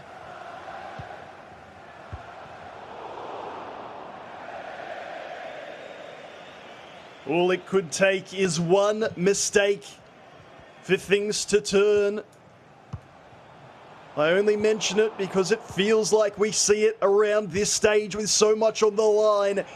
Yes, it's about the gameplay, but it's about the gentlemen behind the controllers. Can they keep their nerve? Can they manage the connection, the pressure, the expectations, and find themselves in the grand final? Again, both have already played grand finalist Luckman already. What an opportunity that would be to right that wrong. They can't afford to think ahead just yet. Bazinho through CR7, left foot Schmeichel down comfortably. But the corner swung in towards you-know-who. Header is cleared off the line, but he comes again. You do not stop. CR7 in the air. Persistence paying off yet again for Bazinho. The execution on the initial manual header, masterful. And then it earns him the reward of the follow-up opportunity for CR7. Bazinho is looking really solid. And if there's one competitor who it's as difficult as any to come back against, it is Bazinho, because of how well he game manages and how well he controls the game. And Phantom respond in kind. Slightly different routine. Header up in the air. Schmeichel with the try and collection. Throw out to that right-hand side. Mbappe, of course, it's the hat-trick for CR7 over both legs. You know who Bazinho's going to try and utilize. The question is, can you stop him today? That answer has been unequivocally no. The lad is in full control of this 4-4-2 and that foot item. Neymar turning away from goal because you know he wants to feed it to CR7. Phantom with the read gave Neymar all the time and space in the world. And eventually that broke down. We go again. Really good tackle from Sanchez. Phantom coming back with a centre mid. He has 1 half remaining to turn around this 2-goal deficit, and he is yet to shoot in this game. And it's a product of the way that Bazinho takes control of the game. He dictates the tempo. He utilizes his possession incredibly effectively and essentially gets into the competitor's head rent-free. And so from a Phantom perspective, he needs to find ways to disrupt the flow of Bazinho. As we previously talked about, Bazinho is a rhythm player. He gets into his flow, he starts cruising, he's creating opportunities, he's hitting you on the counter, he's disrupting your attack. So Phantom needs to try to disrupt the flow, maybe switch to the 4-1-2-1-2 to press on a little bit higher, or even the 4-3-1-2.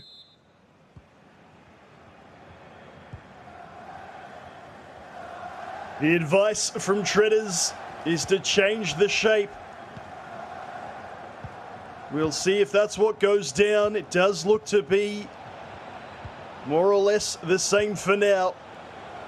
Still time, of course, but it has felt like, as it has felt all day, Bazinho is in charge.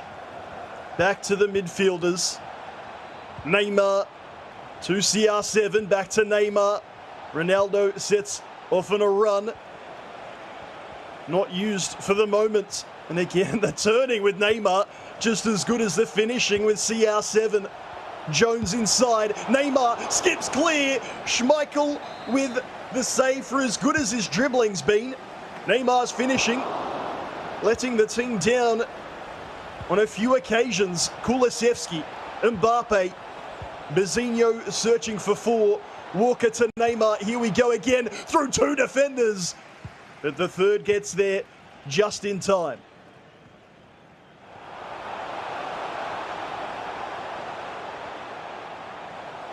Phantom's counter-attack held up for a moment. Sanchez across. Kante, here's the overload. Cancelo tries the cross, but Phantom is denied. Set piece opportunity. He'll take it short this time. Kante to Cantona, who's been quite quiet. Mendy and James. That's what happens when you take a corner short. Shredders, players out of position, and your attacking flow won't be there. Kante, however, doesn't mind. Neymar, is this the chance for Phantom? Across, Cruyff. Reece James with the block. That's twice now for both competitors that they've got bodies back on the line, waiting, just tempting the shot. Phantom biting on that occasion and taking the shot.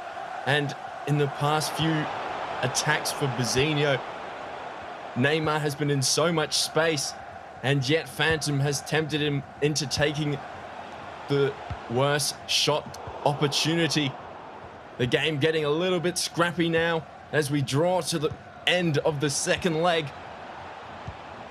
The decisions, the pressure on those decisions get exemplified even further as the stakes get even higher.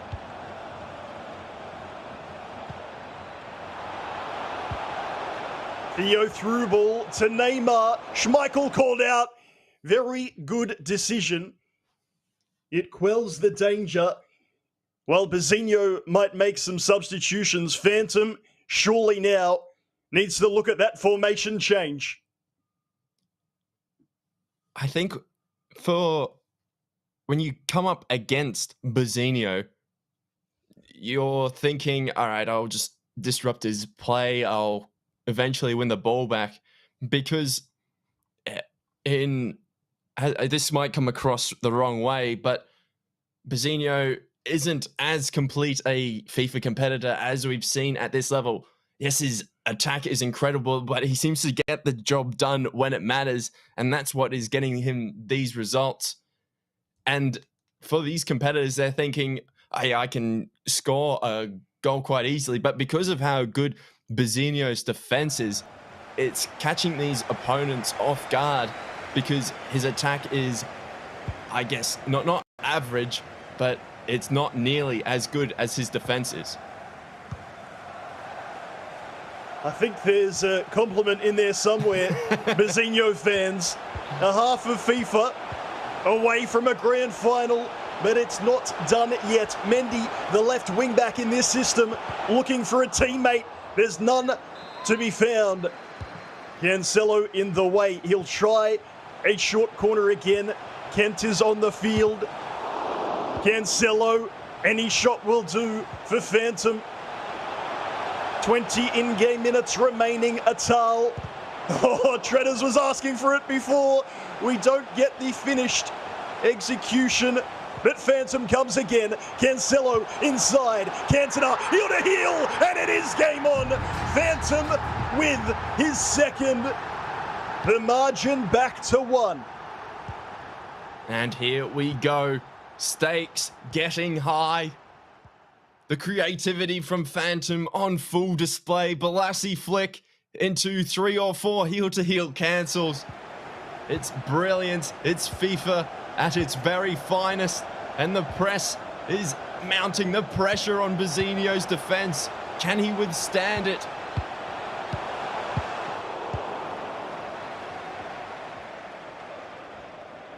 Yes, on that occasion, Neymar to the vacant width. This is as much pressure as Bazinho's been under all tournament long. Can he find his ball retention skills that he's displayed so wonderfully? How about a goal to bring about with the possession? Oh, it's back to 2 just like that. Bruno Fernandes. And Phantom has to go again. Man, that is brilliant from Bazinho. Just the composure to find the space for that pass. The vision of Bazinho. He gets better and better every time he's in possession of the ball. And just as we thought Phantom was mounting the unlikeliest of comebacks, Bazinho says, you know what? I'm the one that's in control here. Phantom needs 2 if this is to go to extra time.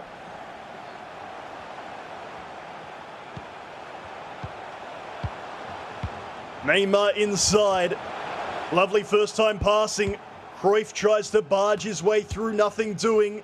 And this is where Bazinho has been brilliant all day long. Defender brushed away. Mbappe has one thing on his mind. It's the corner flag. I guess that works out just fine if you're a Phantom fan. Time running out. Natal trying to set up this attack, but look at Bazinho marking the passing lanes. In the end, he has to bomb it forward. The fast build-up means it looks a little more like a rugby match. That front line, so many players in the box. Neymar, can he pick one out? Davies is there.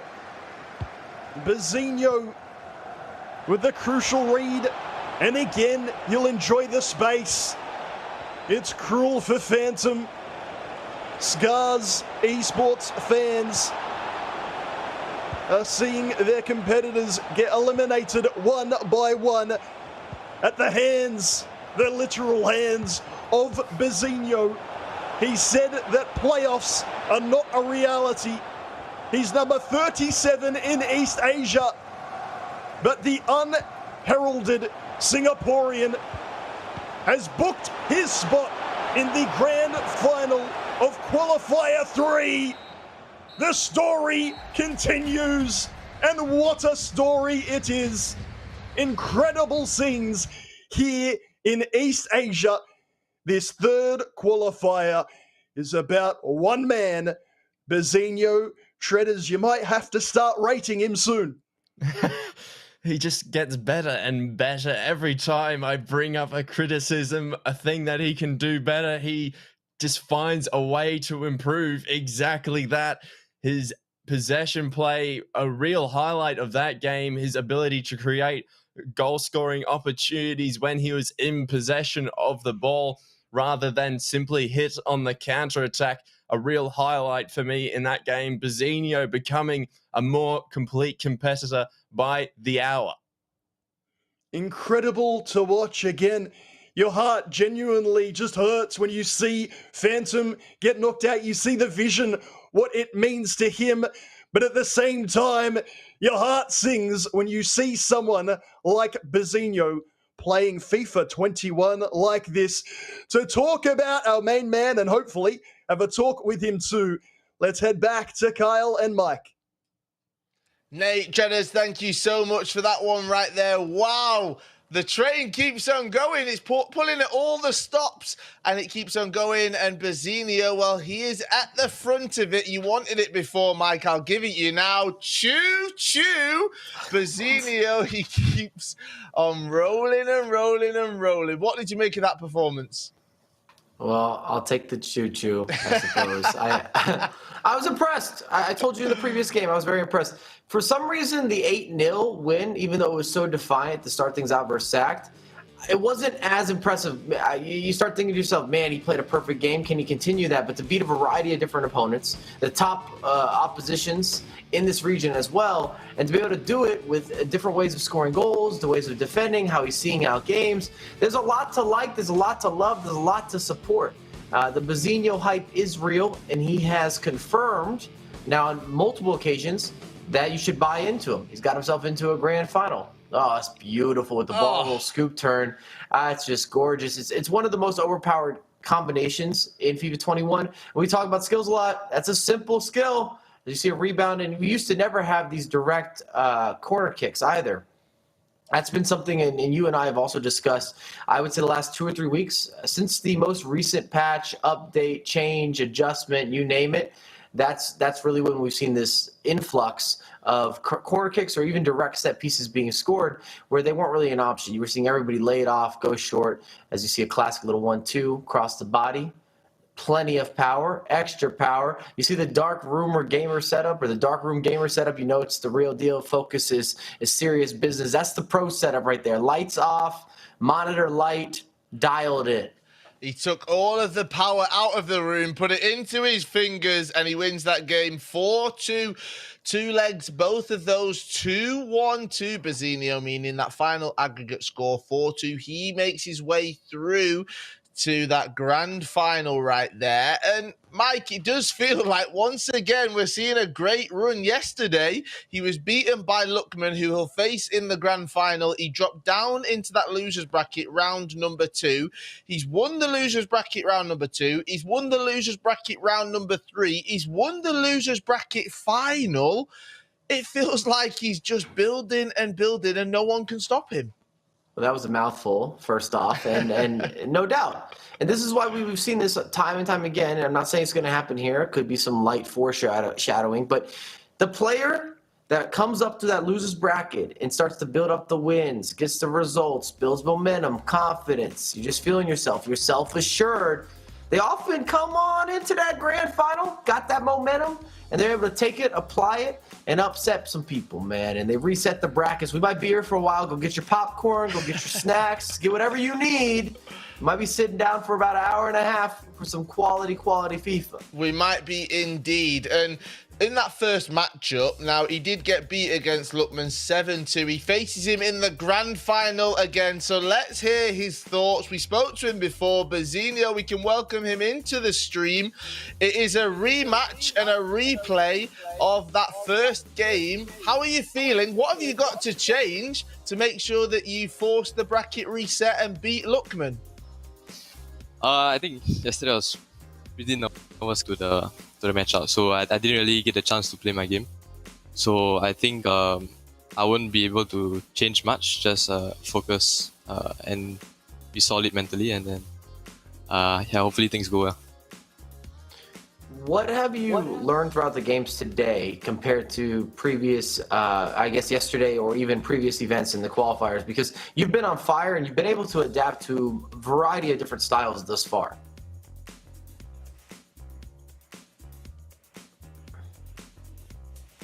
This game, so I took some of the things that weren't going my way quite personally, and it was not having a good effect on me. But I think now I've been trying to focus more on the game itself rather than what I was feeling. So, which is why I think I'm playing well at the moment. Right, can I quickly just ask then, you're talking about the mentality and being mentally strong. Are you working with anyone? Have you got a coach there? Is anybody watching the gameplay? Have you got an external set of eyes that are watching things? Yeah, my teammates at Team Flash, likewise my manager at Team Flash, they have been helping me loads in terms of my mentality. It's been something we've been working on throughout the entire year. So it's good to see that it's starting to pay off. Yeah, it definitely is starting to pay off. And moving forward, I spoke about building that momentum. You drop down into the losers bracket. You've had 3 matchups. You've obviously won all 3 of those, and that's just by playing your own style. So moving forward into this next matchup, it is the grand final. You have got it all to do, but it seems like you're confident, I want to say. Yeah, I mean, it is something that I've been expecting myself from the very start, and hopefully I'm able to go all the way in the next matchup. Hopefully you are. I can see a little bit of a smile just there, so make sure you got that smile on your face. Bazinho, good luck for the grand final. Hopefully we'll get to speak to you a little bit later on. We'll leave you to get ready and prepare, and we'll see you later. Thank you. There we have it, Bazinho speaking ahead of that grand final. It sets up another rematch. How often do we see this from that winner's bracket side of things? The loser drops down and they climb their way all the way back up, hoping for some sweet, sweet revenge. And that is exactly what happened with Bazinho. He dropped down into that loser's bracket. Round number 2. He faced off against Sact. He beat him 8-0. Then he beat SJ 3-2. Then he came up against Scars, Jay's teammate, Phantom. He beat him 4-2. And then he makes his way through to the grand final where he faces up against Luckman, the man who knocked him down into the losers bracket. Mike, this is what we want. This is where it gets super exciting. We all love a bit of a Hollywood story, and this could be it if Bazinho can get that first win and draw things level. Well, and how many times have we seen this where we have a player that's lesser known go on a run, start to really build his name up, and this has happened even in this region earlier, but in a lot of different regions that we discussed and that we've shared this broadcast booth with, where coming into the weekend, we don't necessarily have a lot of information. We could see the results, but we didn't get to see the gameplay. We don't have a previous track record. This is their first year competing, and they go for a run. They dominate the losers bracket, or they get themselves in a grand final, and here we are talking about a future champion. I can't wait for the gameplay. It's been good to go. It's definitely included a variety of different adjustments as well, which I really like. You've seen a very fast free flow. You've seen slower games. You've seen a player that's is coming in with a lot of confidence with Bazinho, especially when you're looking at how he's closing out games. You have to be very, very confident to be able to kill off games or to master the clock or the game management. That's not easy. When players make that look simple, that just means that they're feeling very confident, they're comfortable, they're composed, they're not rushing things, and they're not feeling with the pressure. They're able to deal with it on the fly, because you got to remember, your opposition is chasing a game. He's not just sitting there saying, yeah, please, hold the ball, let the clocks go down. No problem. No. He's giving you everything: slide tackles, double teams, team press, all-out pressure, and you've got to be able to work that around and not give up the ball too easily or in the wrong location on the virtual pitch. Well, let's see what happens. We gear towards our grand final. Make sure you stick around. This is what Championship Sunday is all about, and it's coming after this short break. Yes, we've got Bazinho taking on Luckman. Who comes out on top? You will find out right here. We'll see you after this short break.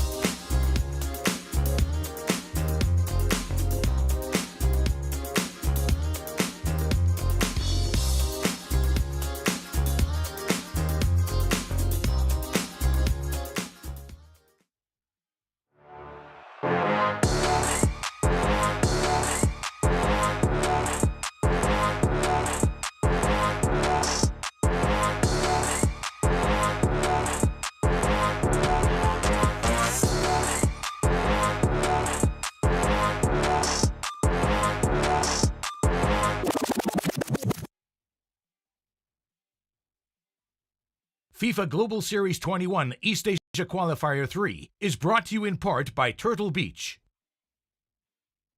Welcome back. It is the FIFA 21 Global Series. We are in East Asia. It's the third and final qualifier, and we are deep into Championship Sunday, and we're gearing towards our grand final. How this works is we have lots and lots of fun. We're impressed and entertained by the FIFA 21 action, and then we get to crown a champion. It's quite simple, really. And joining me to have all of that fun as we look ahead to this grand final, Mike LaBelle in New York City. Mike, it's been super entertaining. We've had plenty of goals. We've had one clean sheet, but we saw 8 goals the other way. And now Bazinho, he's climbed his way through that loser's bracket, and he's got a chance for sweet, sweet revenge against Lookman. The man definitely has a ladder that keeps extending. I mean, he's ready for the final. I'm sure that he can't wait to get into the matchup, considering the type of form that he's in. We just spoke to him. He said he's playing really well. He worked out his mentality. It's showing that he has the ability on the virtual pitch, especially on the sticks. We're seeing all the skills. We're seeing the defense. We're seeing the offense, the build-up play. We're even seeing possession play. But let's not take away from Luckman. He's been sitting in the grand final healthy for a reason. He's getting those results from the get-go. Undefeated, the only undefeated competitor left in the competition. And even though Bazinho's been on a run, I'm sure Luckman is still rating himself, backing himself, feeling very self-assured. When these two met in the first matchup of the day on day 1, well, this was how it all unfolded. The first game, it's over 2 legs. The first one was 2 goals apiece, and the second leg, well, that is when Lookman HZQ ran away with things, winning that second one 5 goals to 2, meaning that it was 7-4 in total in that first matchup. So, Mike, I mean, Lookman, he will come into this feeling very confident because he's beat Bazinho in that first matchup. But that was a long time ago. Bazinho's hands are now warm. We've seen him. We've spoken to him. He's full of confidence and he's playing with this freedom. And that is probably when FIFA players, they're most dangerous. They've got nothing to lose. Yeah, ironically, I would actually say that both these competitors have to feel very confident about this matchup. Bazinho, because of his form, his current form is unstoppable. He's been blasting through the best of the best in this region. And then on the other end, when you have a positive result, especially a dominant result, like Luckman has against Bazinho previously, you're saying, yeah, I can redo that. Let's remake and replicate. I feel like I have a mental edge. So I think both competitors feel very good about this matchup and coming into the grand final. Now you can see there he is from Singapore, Bazinho. Favourite football club, Arsenal. They kick off very soon, so he'll be hoping to get 2 wins today. Favourite formation, 4-4-2. First FIFA title, FIFA 16. And he was born in 2001. We can have a look at his opponent as well. Lookman HZQ. Well, it was Lookman who sent Bazinho down, crashing into that loser's bracket. First name, Mohammed. Middle name, Lookman Haziq bin Hajiman. Date of birth, 1997. Country, he is from Malaysia. Favorite formation, 4-4-2. Favorite football club, Manchester City. I say that with a smile on my face. And first FIFA title, FIFA 12 right there. Both of these going head-to-head. Now, Mike, there might be a few people who don't understand how this works, all right? So let's talk about this bracket reset. Talk us through it. What does it mean? So the way it works, we basically have a winner's bracket and a loser's bracket, double elimination. If you've gone through the winner's bracket, which Luckman has, he's undefeated. He hasn't lost any games. However, on the reverse end, Bazinho, has lost a game, went down to loser's bracket, and he's won his way through. He's back into the grand final. But he has that loss, or he has that one defeat on his record. So he's going to have to force a reset, which means that he's going to have to beat Luckman in back-to-back series in order to actually become the champion, where Luckman would only have to win 1 series. The opening series or the secondary series. Hopefully that makes a lot of sense.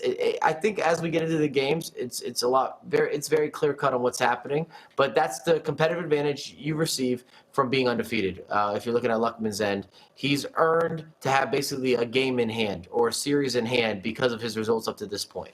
There we have it. Super simple. If you need it even more simple, layman's terms, if Luckman wins one game over 2 legs, he is our winner. And what Bazinho's got to do, he's got to win the first game over 2 legs. Then he's got to win the second game over 2 legs if he wants to be a winner. Let's bring Nate and Treaders into this one. We're gearing towards our grand final right here. Treaders, I can see that smile on your face. Are you looking forward to this one? Yeah, and for me, I think Bazinho's done more than enough to be declared the favorite. I think as good as Luckman was to get to this point, there was still plenty of mistakes. And again, the hot hand, he's going to at least push us to a bracket reset, I think. Unfortunately for yourself, maybe, Kyle. I see that head nod. But I think Bazinho has been overall just developing per the hour pretty much. Do you know, I'm really looking forward to seeing what happens. I know you say about the bracket reset. That's where it gets more exciting, all right? So, you know, you might say that I don't want it. I do. We want the bracket reset. We want the entertainment. We want to keep all of the viewers looking super, super excited and enjoying themselves. We want to keep them right here. So in the Twitch chat, drop it right now. Do you want the bracket reset? Can Bazinho do it? Let us know. Nate, what do you think's going to happen? Is it going to be a bracket reset or not? You just can't bet against him at this stage. Every time he has a new challenge, whether that means coming up against a higher ranked opponent, someone with a different formation, someone from a different country, someone who's won a title, someone who's beat him before. He just keeps rewriting history. It has been incredible to watch. I, for one, just don't want that journey to end just yet. Right, Mike LaBelle, we're seeing that possibly a bracket reset is on the cards. Nate and Treaders certainly think so. How about yourself? Is this my prediction? Are we going in? Kyle, you let me know. Go for it. Predict. All right, predict. Prediction, we'll keep it simple. I got Luckman. I think that he's going to get the job done. No bracket reset. And I'm not done talking about Treaders. I want to continue down. Treaders looks like he would order mac and cheese, but hold the cheese, just all mac. He I got more. You look like you get ramen, but just the broth, just no noodle. Just hold the noodle. We can't have that. Right, Treaders, I'm going to save you from all of these from Mike LaBelle right now. I'll throw it straight to you, Treaders and Nate. Treaders, feel free to go in on Mike LaBelle. Let's get things kicked off. It is time for our grand final here in East Asia. Let's crown our champion. Thank you very much, gentlemen, Kyle and Mike. Leave us with 2 competitors who are worthy of this occasion. The grand final is here. The culmination of Championship Sunday. Treaders, Luckman is probably just not getting a fair go right at this stage because Championship Sunday thus far has been all about Bazinho. And we've just seen time and time again this narrative that we build up. We see this competitor forge their way through the loser bracket from the first game, well, from the final game yesterday all the way to today. We see them so frequently, so obviously a little bit of recency bias sets in for us. But overall, I just don't think I personally saw enough from Luckman to totally seal the deal. I think Bazinho is a totally different competitor to what we saw from him yesterday. So it's a spicy one. The game played so much between the heads of the competitors as well. It's one to keep an eye on is the way that Bazinho comes out early on. Does he look to press aggressively? Does he continue playing his aggressive possession play, or does he make adjustments? This is one of the closest as well. I'm just going to keep monologuing for a bit. This is one of the closest literal physical locations between the competitors. Even we haven't seen a Japan versus Japan matchup, but Malaysia to Singapore is about as close as we get, only 330 kilometers separating the 2 competitors. So that's enough for us to at least a 3-4 bar connection, which is so much better than we have to deal with the 1 bar. So it's definitely going to favor the close control that Bazinho does have at his disposal, but he'll need to make that adjustment and make it quickly. Which takes me to my first point here, Treaders. Malaysia and Singapore. We've got viewers watching on from all around the world, plenty from Europe and the Americas. How big of an occasion is this? Not just, of course, for these two gentlemen, but for those two nations. Oh, it's massive. You have the opportunity to have your competitor declared as the #1 competitor in all of East Asia. And East Asia, just by population alone, is huge. It may well be the biggest populated region that we have besides West Asia. So it's absurd the amount of expectations and the pressure on these competitors. Only one will be crowned king. Luckman has been waiting all day for his grand final. Bazinho has taken down one champ at a time, one favorite at a time to get himself here. We won't be going any further. The third and final East Asia Qualifier ends here in the grand final. Luckman, number 15 in East Asia. Bazinho, 37. It is certainly not the grand final that anyone predicted. As Ronaldo goes through, Luckman wasting no time. His GBX coach beside him, a little fist bump, and we get things started with CR7. And the goals getting scored, getting underway early. The fake shot cancel, freezing Bazinho's defender and allowing Luckman to push his way through.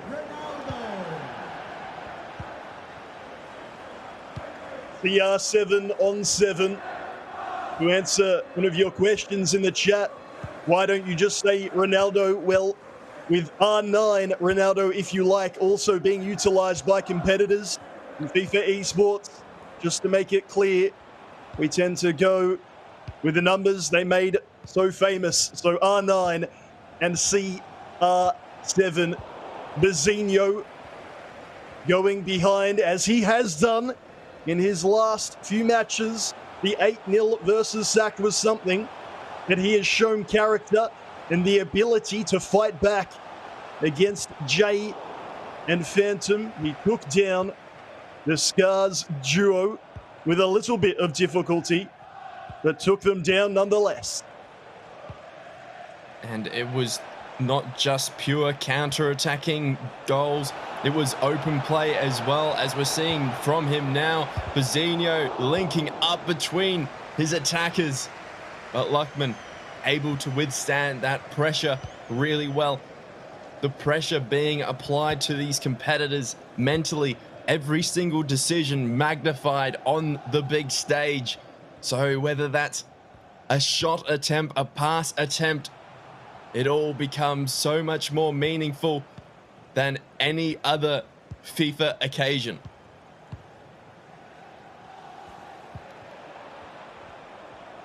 Don't get us wrong. When we've crowned past champions, Akmal J, so on and so forth throughout the regions, it is a big deal, but this is the last qualifier. What a save!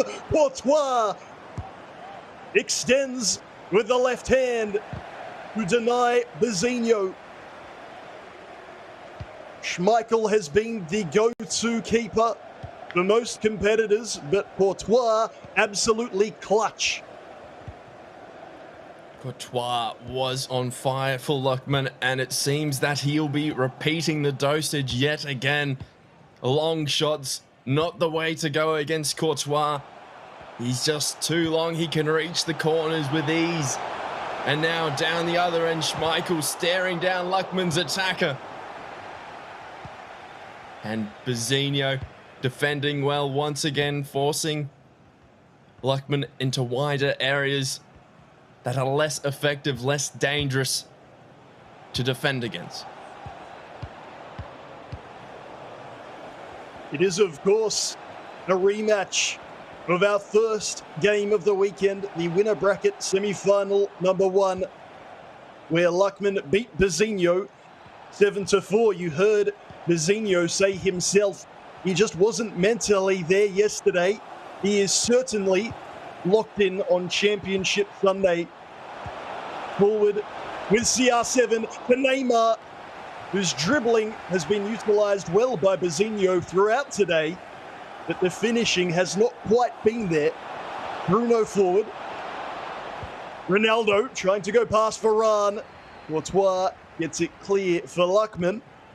Very good defending early on from the man from Malaysia. And an opportunity perhaps. Bazinho given plenty of space, and that seems to be the strategy from Luckman. It was noticeable yesterday. Already today, he sits off a lot in defense. Look at that. With the player he's controlling, give him space, but then the rocket from Neymar off the crossbar. There's not a lot wrong with that defending, but Neymar is saving his strikes for the big occasion for Bazinho. We've criticised Neymar's finishing ability. His dribbling has been incredible. But one touch, one incredibly powerful touch from Neymar was all it took on that occasion to level things up. Bazinho crafting opportunity, being patient, using the directional nutmeg, attempting to punish Luckman for standing off. And he punished him indeed with that finish. What a strike. Bazinho level once more. The slide tackle a little late. Luckman with possession this first half somehow. Almost complete. A reminder that Bazinho needs to win over 2 legs and then do it all again to be crowned champion, because Luckman is yet to lose. Schmeichel at the near post. Both goalkeepers with big saves early. Nothing to separate the pair at half-time. Big moment there. Schmeichel called into action time and time again. And his positioning is always right place, right time. But what was most impressive for me about that save was the fact that it didn't go to an attacker in a threatening area. Bazinho would be taking heart from his possession play, but he needs to stay patient. There's a long way to go if he's to hit the bracket reset. When they last played in leg 1, it was 1-1 to start off with, 2-2 at the end of the first leg, before Luckman scored 5 in leg 2. How much will that first encounter be playing on their minds, particularly Bazinho's? He's defending here against Luckman. Ronaldo met by a very firm challenge from Walker. If he is to somehow progress and be crowned champion today, Bazinho's defense needs as many plaudits as his wonderful attack. He comes through the midfield with Jones to Bruno, pass inside, not on. Luckman's there with Renato Sanchez. And that's what Luckman does. He times his challenges, he jockeys well, and he puts the appropriate amount of pressure on the ball carrier at the right time. It's so important not just to be in the right place, but be there with the correct timing. Otherwise, it is incredibly straightforward to punish. And Bazinho, time and time again, he's in those positions without a moment to spare. A little bit of a gap that Varane covers nicely. Lockman with plenty of numbers forward. Can he find the front man? Mbappe's got it. Mirrors on Jones forward. Vizinho, as always, it feels, getting the midfield back and winning the challenge. CR7 to Neymar, both employing the 4-4-2 defensive. It means space for wide midfielders and strikers if they can move it quickly enough. And maybe Luckman's not happy with the tempo. This is Theo on the overlap. The left back getting forward. The crude challenge means, I believe, that will be Jones on a yellow card. Thankfully, it won't be anymore. And you can hop off straight away, son. That's actually a really important challenge, I think, because Theo had been caught up on the left flank. The counter-attacking opportunity not worth the risk for Vizinho. And I respect it, to be honest. The professional fouls, as ugly to watch as they may be, they are a crucial part of a good possession team. Barcelona and Man City come to mind. Rotational fouling and Vizinho employing that tactic brilliantly.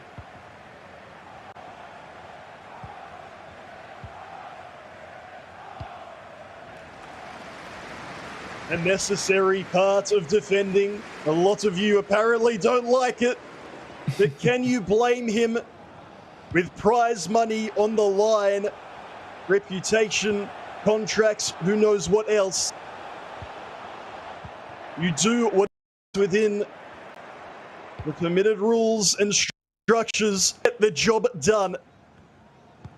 Neymar is set off on a run, but is forced backwards. Lockman's so good at moving his midfielders into the passing lanes, which is saying something. But there, past the defender, one extra pass.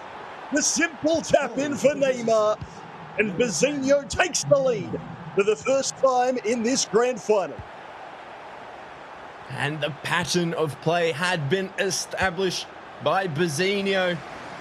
Time and time again, looking to get at the defenders of Lockman. But in that situation, he opted to bridge out wider than bridge directly towards the goal, and that enabled him to get in behind. And there was nothing Lockman could do except hope to intercept the cutback.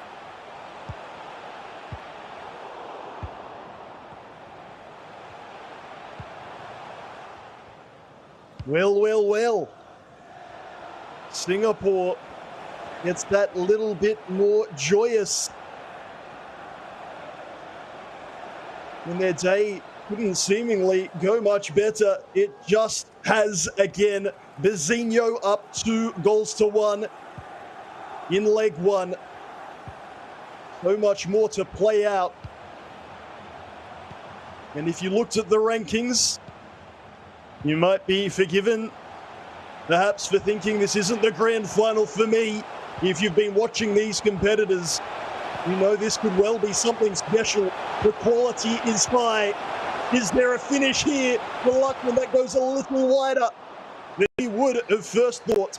Neymar off Cancelo, but Mendy wins it back, trying to take on João Cancelo. Nothing doing, corner, flicked on, but over the crossbar. And the pressure rising. Lockman looking to push forward, gets those fullbacks involved in pretty much every single attack. Either uses them as a decoy runner or uses them to build his attack even further. It allows Vizinho to pounce on the counter-attack every now and again. But at the moment, Vizinho unable to capitalize on those counter-attacking opportunities. But that doesn't matter for Vizinho. His possession play is incredible, as he's shown throughout this tournament. And his ability to create goals from open play completes him as a FIFA competitor.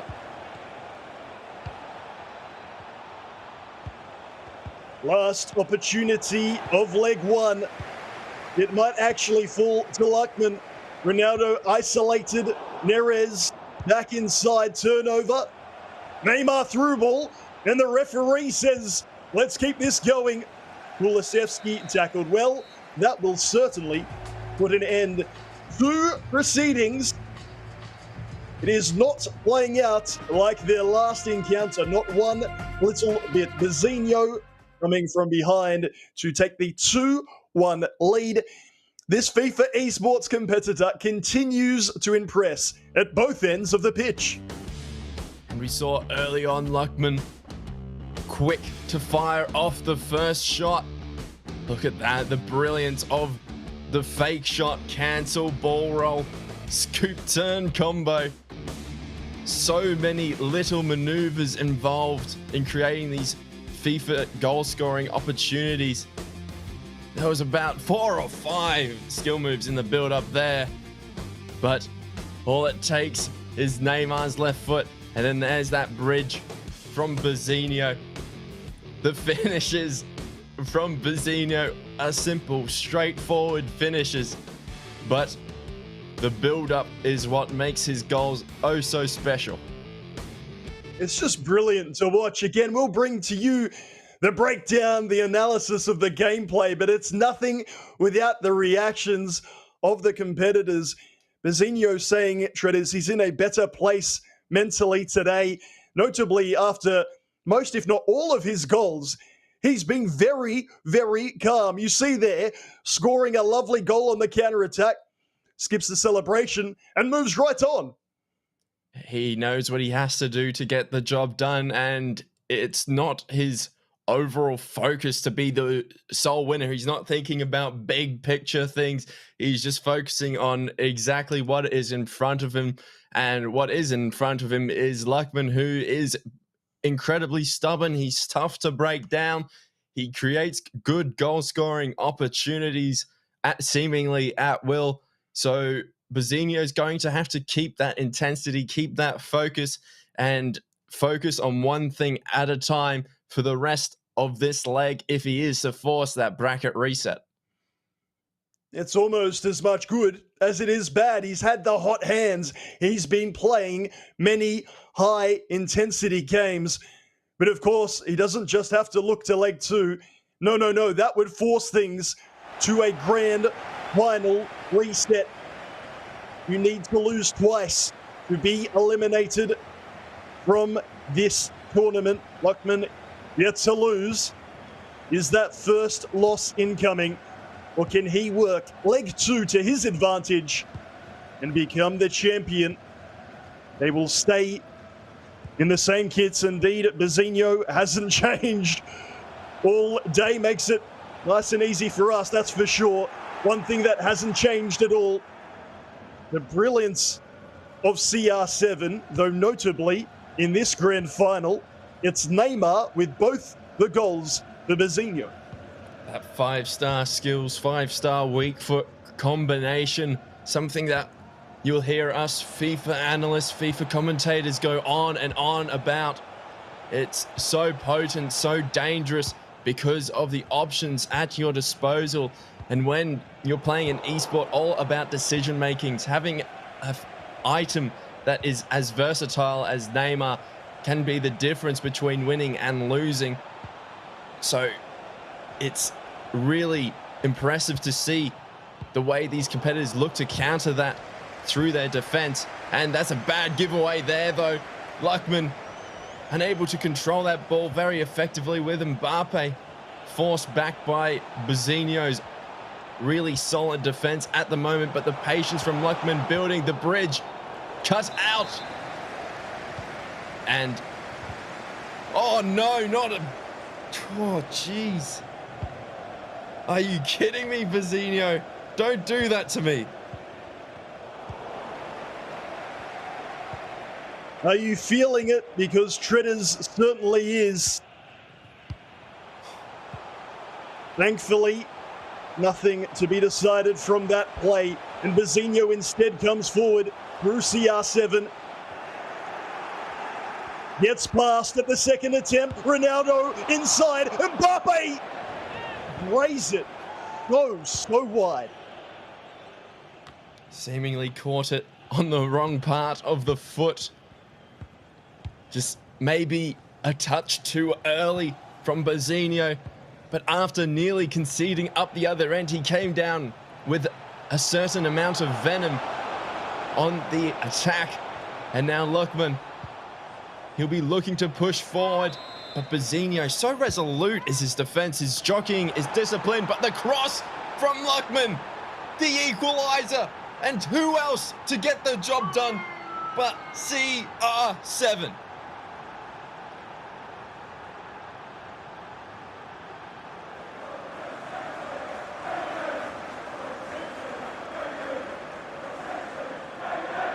How often have we seen a set piece, a corner, and CR7 at the end of it? There's a reason he has been in every competitor's team bar one. Sure, sometimes it's the team of the year variation, but there's others out there. It doesn't seem to matter which one you've got. CR7 with both the goals for Luckman. That means he is the leading scorer, tied with Mbappe. They both have 5 apiece. For the man from Malaysia, crucially, this draws him level and a goal closer to claiming the title. Kulusevski tackled immediately by Cancelo.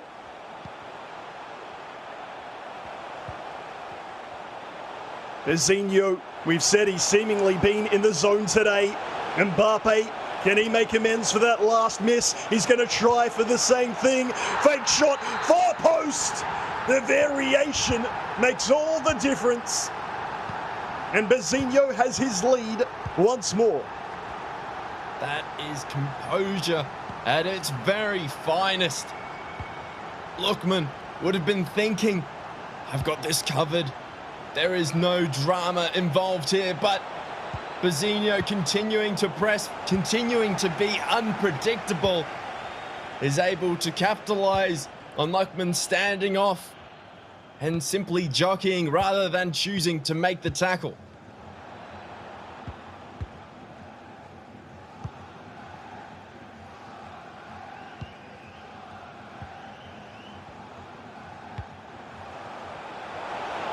One, two, Mbappe set off on a run.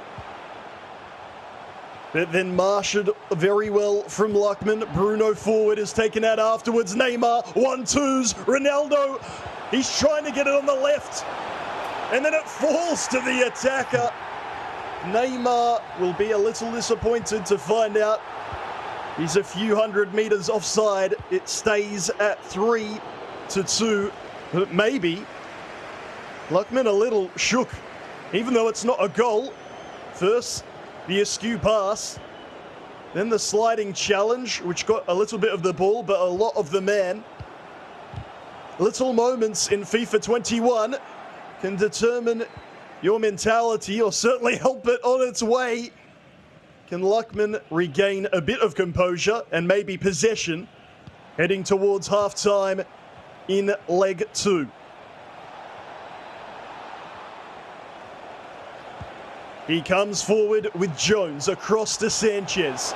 Mbappe, one-on-one versus the defender.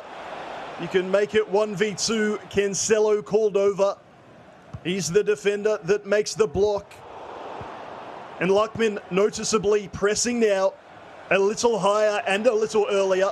Ronaldo coming forward. James with the touch will come back for a yellow card. Luckman near post, that's not near CR7 or anyone, that it stays in the attacking third. James, head backwards please, I'm sure is what Luckman's saying. I don't want you there. Mbappe. Mendy comes forward, CR7. Last attack comes to nothing, and the drama and intrigue continues. East Asia meets West Asia through the form of a tifo, but Treaders, Bazinho a half away from forcing a grand final reset. And all the signs are pointing towards Bazinho's composure. He is the man of the moment. And his passing play, his possession play, and his patience in defense is completing him as a FIFA competitor.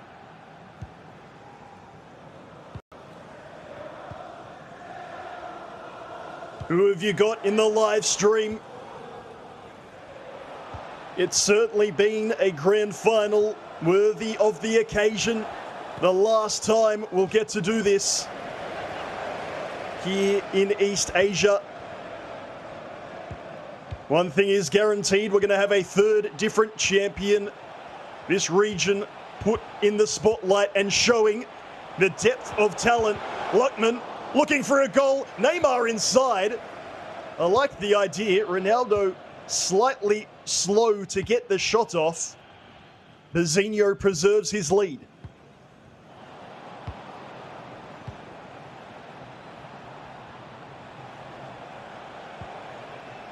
Coming forward again through Mbappe, threads the needle. Ronaldo!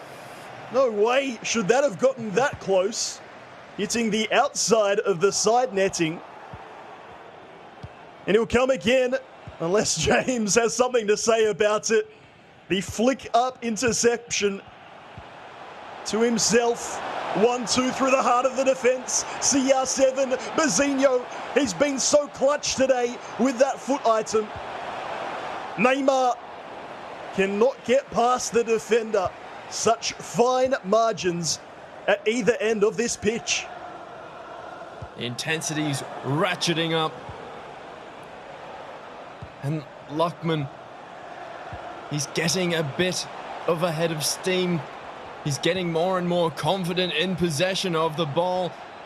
And Bazinho, at least when he's trying to get rid of the ball as a product of the press from Luckman, is struggling unlike we have seen him so far in this tournament. And Luckman pushing on with his fullbacks. Needs a tactical foul here, otherwise a counter-attack is on, unless Bazinho gives away, and he does. And Schmeichel, huge save. And Bazinho hanging on by a thread.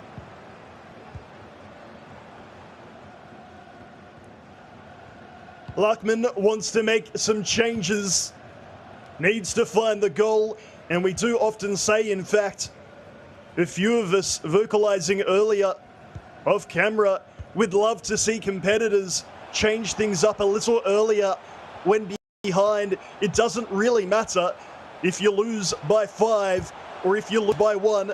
An L is an L, and Luckman wants the only L to be known through his name, not the result. He comes back here to James, is happy to hold the ball. Sometimes you'll see a competitor get it straight out of play to make the changes. Somehow Mendy gets that back. Ronaldo, Mendy inside, Mbappe near post. Those changes may look very different indeed.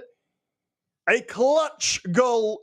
Mbappe at the near post. We are all tied up at 3 goals apiece. The pressure of the situation, of the occasion, just wearing itself down on both competitors. Bazinho uncharacteristically giving that ball away after winning it back. His possession play has been so clinical, so effective up to this point.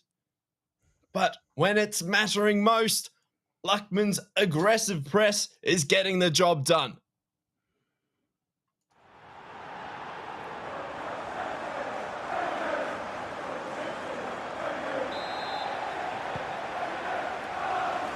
We will head to extra time and penalties if needed. If this 3-3 deadlock will not be broken open.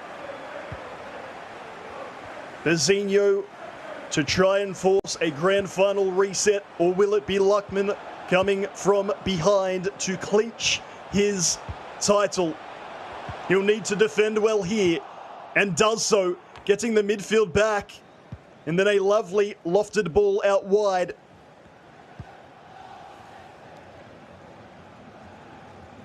Both competitors still looking very focused and very calm. Can tell you, as a former competitor known for a lack of calm, my admiration for this pair could not be higher. Ronaldo turns back, Luckman exclaims in dismay.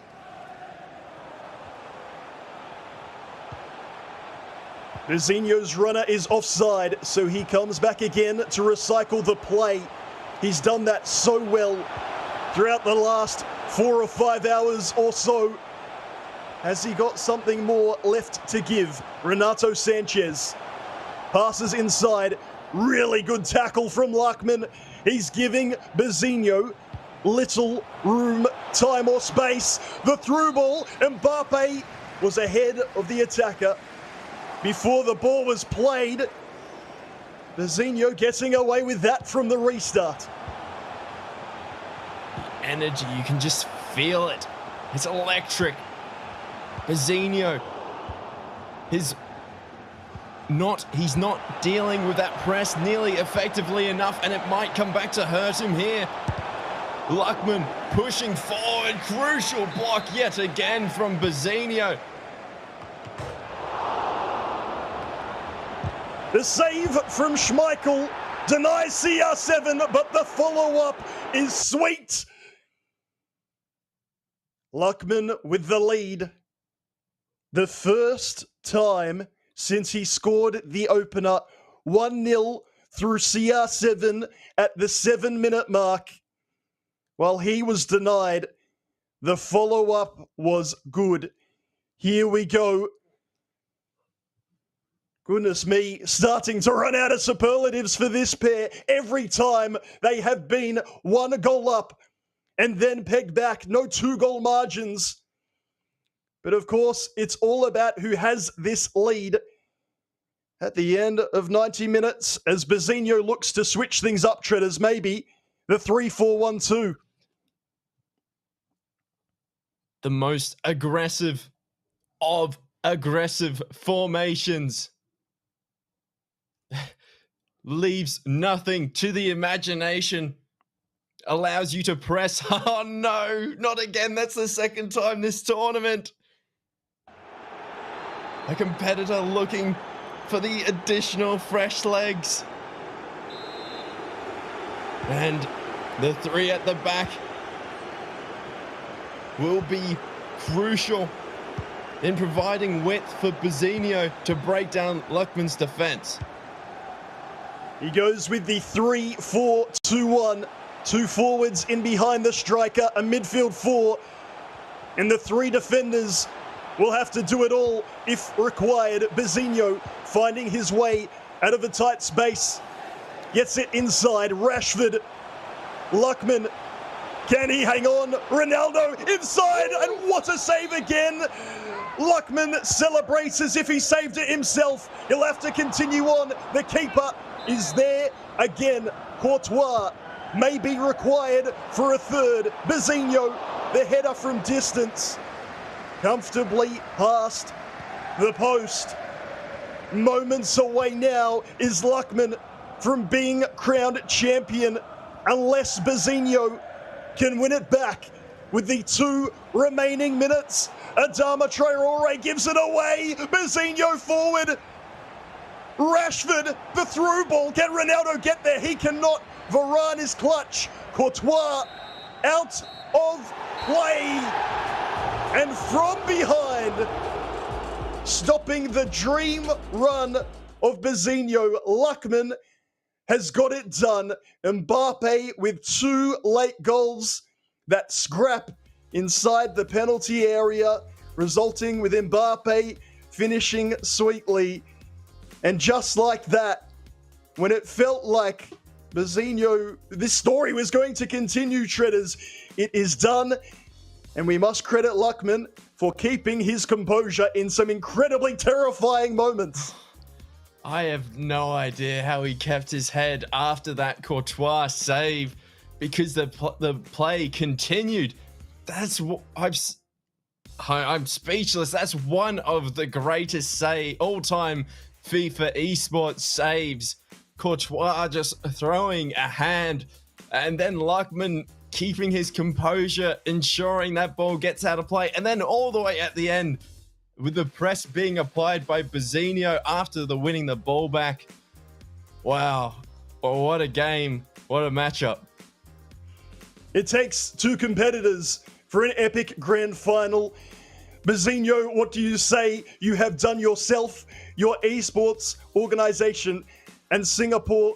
So proud. We thank you for your part in Championship Sunday. But for Luckman, you are the FIFA 21 Global Series Qualifier 3 here in East Asia champion. You wear that crown and you enjoy that success. That is the last you'll hear from Treaders and myself, Nate Patrick. It has been a joy, a pleasure to bring you these regional qualifiers from all around the world. As always, we focus on the competitors and of the winner here in East Asia. Luckman is your king. To break down the thrilling grand final one last time, we'll go back to Kyle and Mike. Nate, Treaders, thank you so much. Wow, what a performance that was by both of our competitors. Mike LaBelle, let's break it down. I'll be honest, I had no idea which way it was going to swing throughout the entire two legs. It's a good way of looking at FIFA. A lot of it comes down to these big moments and also small periods of the game, intervals that lead to the advantage or the disadvantage. We saw a lot of team pressure there towards the end, and it really opened up the game because leading off, it wasn't like this game didn't have activity, but it definitely had a little more control, a little more structure. I love that goal right there. Beautiful goal in terms of the drag back into the fake shot. But Bazinho was going anywhere. Scoop turn, very classic. Look at the turn. Scoop, scoop, scoop. Where can I find something? There's the extra pass across the body, off the post and in. We had a reaction from both Treaders and Nate. Pretty happy with that one. Pretty simple layoff, a little double tap there, so it has the opportunity to volley it, make sure it slots through. And there we have it in that second leg right now. As you can see, Luckman managed to get that all-important equalizer, but it was Bazinho who managed to find an inch of space. Finally, I mean, Mike, this is it. Bazinho was playing with confidence, and you could see it in that passage of play. He just kept on going and going, but it was so back and forth between the two of them. And I actually love that goal. I think we're going to look at it later. It looks like a very simple play, but basically you're seeing Luckman use to his advantage what's readily available, which is something that happens quite frequently in FIFA, or at least at the competitive level. You can leave or allow the readily available information to work towards your advantage in terms of some of the turns and opening up spaces and being deliberate with being clever. I really love it. So 4-3 final score. Wasn't the best goal to win an event, but they all count the same. They all count the same indeed, and we were talking about it before, Mike. Sometimes you've got to win ugly, and a win is a win at the end of the day. Luckman will not care about this at all. He is our East Asia third regional qualifier champion. And what a performance from him to wait all day yesterday after he's winning, goes through to that grand final. He waits the rest of today as well. He has to face against Bazinho, who's on fire. And we can chat to him right now. Let's bring him into the conversation. Luckman, congratulations. Well done. You are our East Asia third regional qualifier final. How does it feel? It feels great. Finally, my first championship in this level, so I feel very great. I've tried many times before to be the champion, but now I can happily say that I'm one of the champions in East Asia. First off, congratulations. What do you feel was different about this regional and compared to previous events? Because you said like this is your first time being a champion, obviously. So what has been the pathway? What have you had to shift? If we compare with previous years, we had a different format where I have to compete to join the Food Champions Cup, each Champions League, those tournaments. so I have to compete against players against around the world. But for now, this year, because I have to compete with pro players from only East Asia, so it's a bit different. But it's still tough because I feel that East Asia has a lot of hidden talents. As you can see, there's Bazinho, um, Hugin, Jay. So there's a lot of new talents. So I feel like it's a very good year for me so far. I feel very good. I love that. I can see on your face as well by the smile that it has been a good year for you. I did say this before. I said that East Asia is a hidden gem. Every single time we have a tournament here, you guys always show out. You're always so good. The level gets better and better. So now looking forward to the playoffs and the rest of the season. It's going to be an exciting time for East Asia. Yeah, definitely.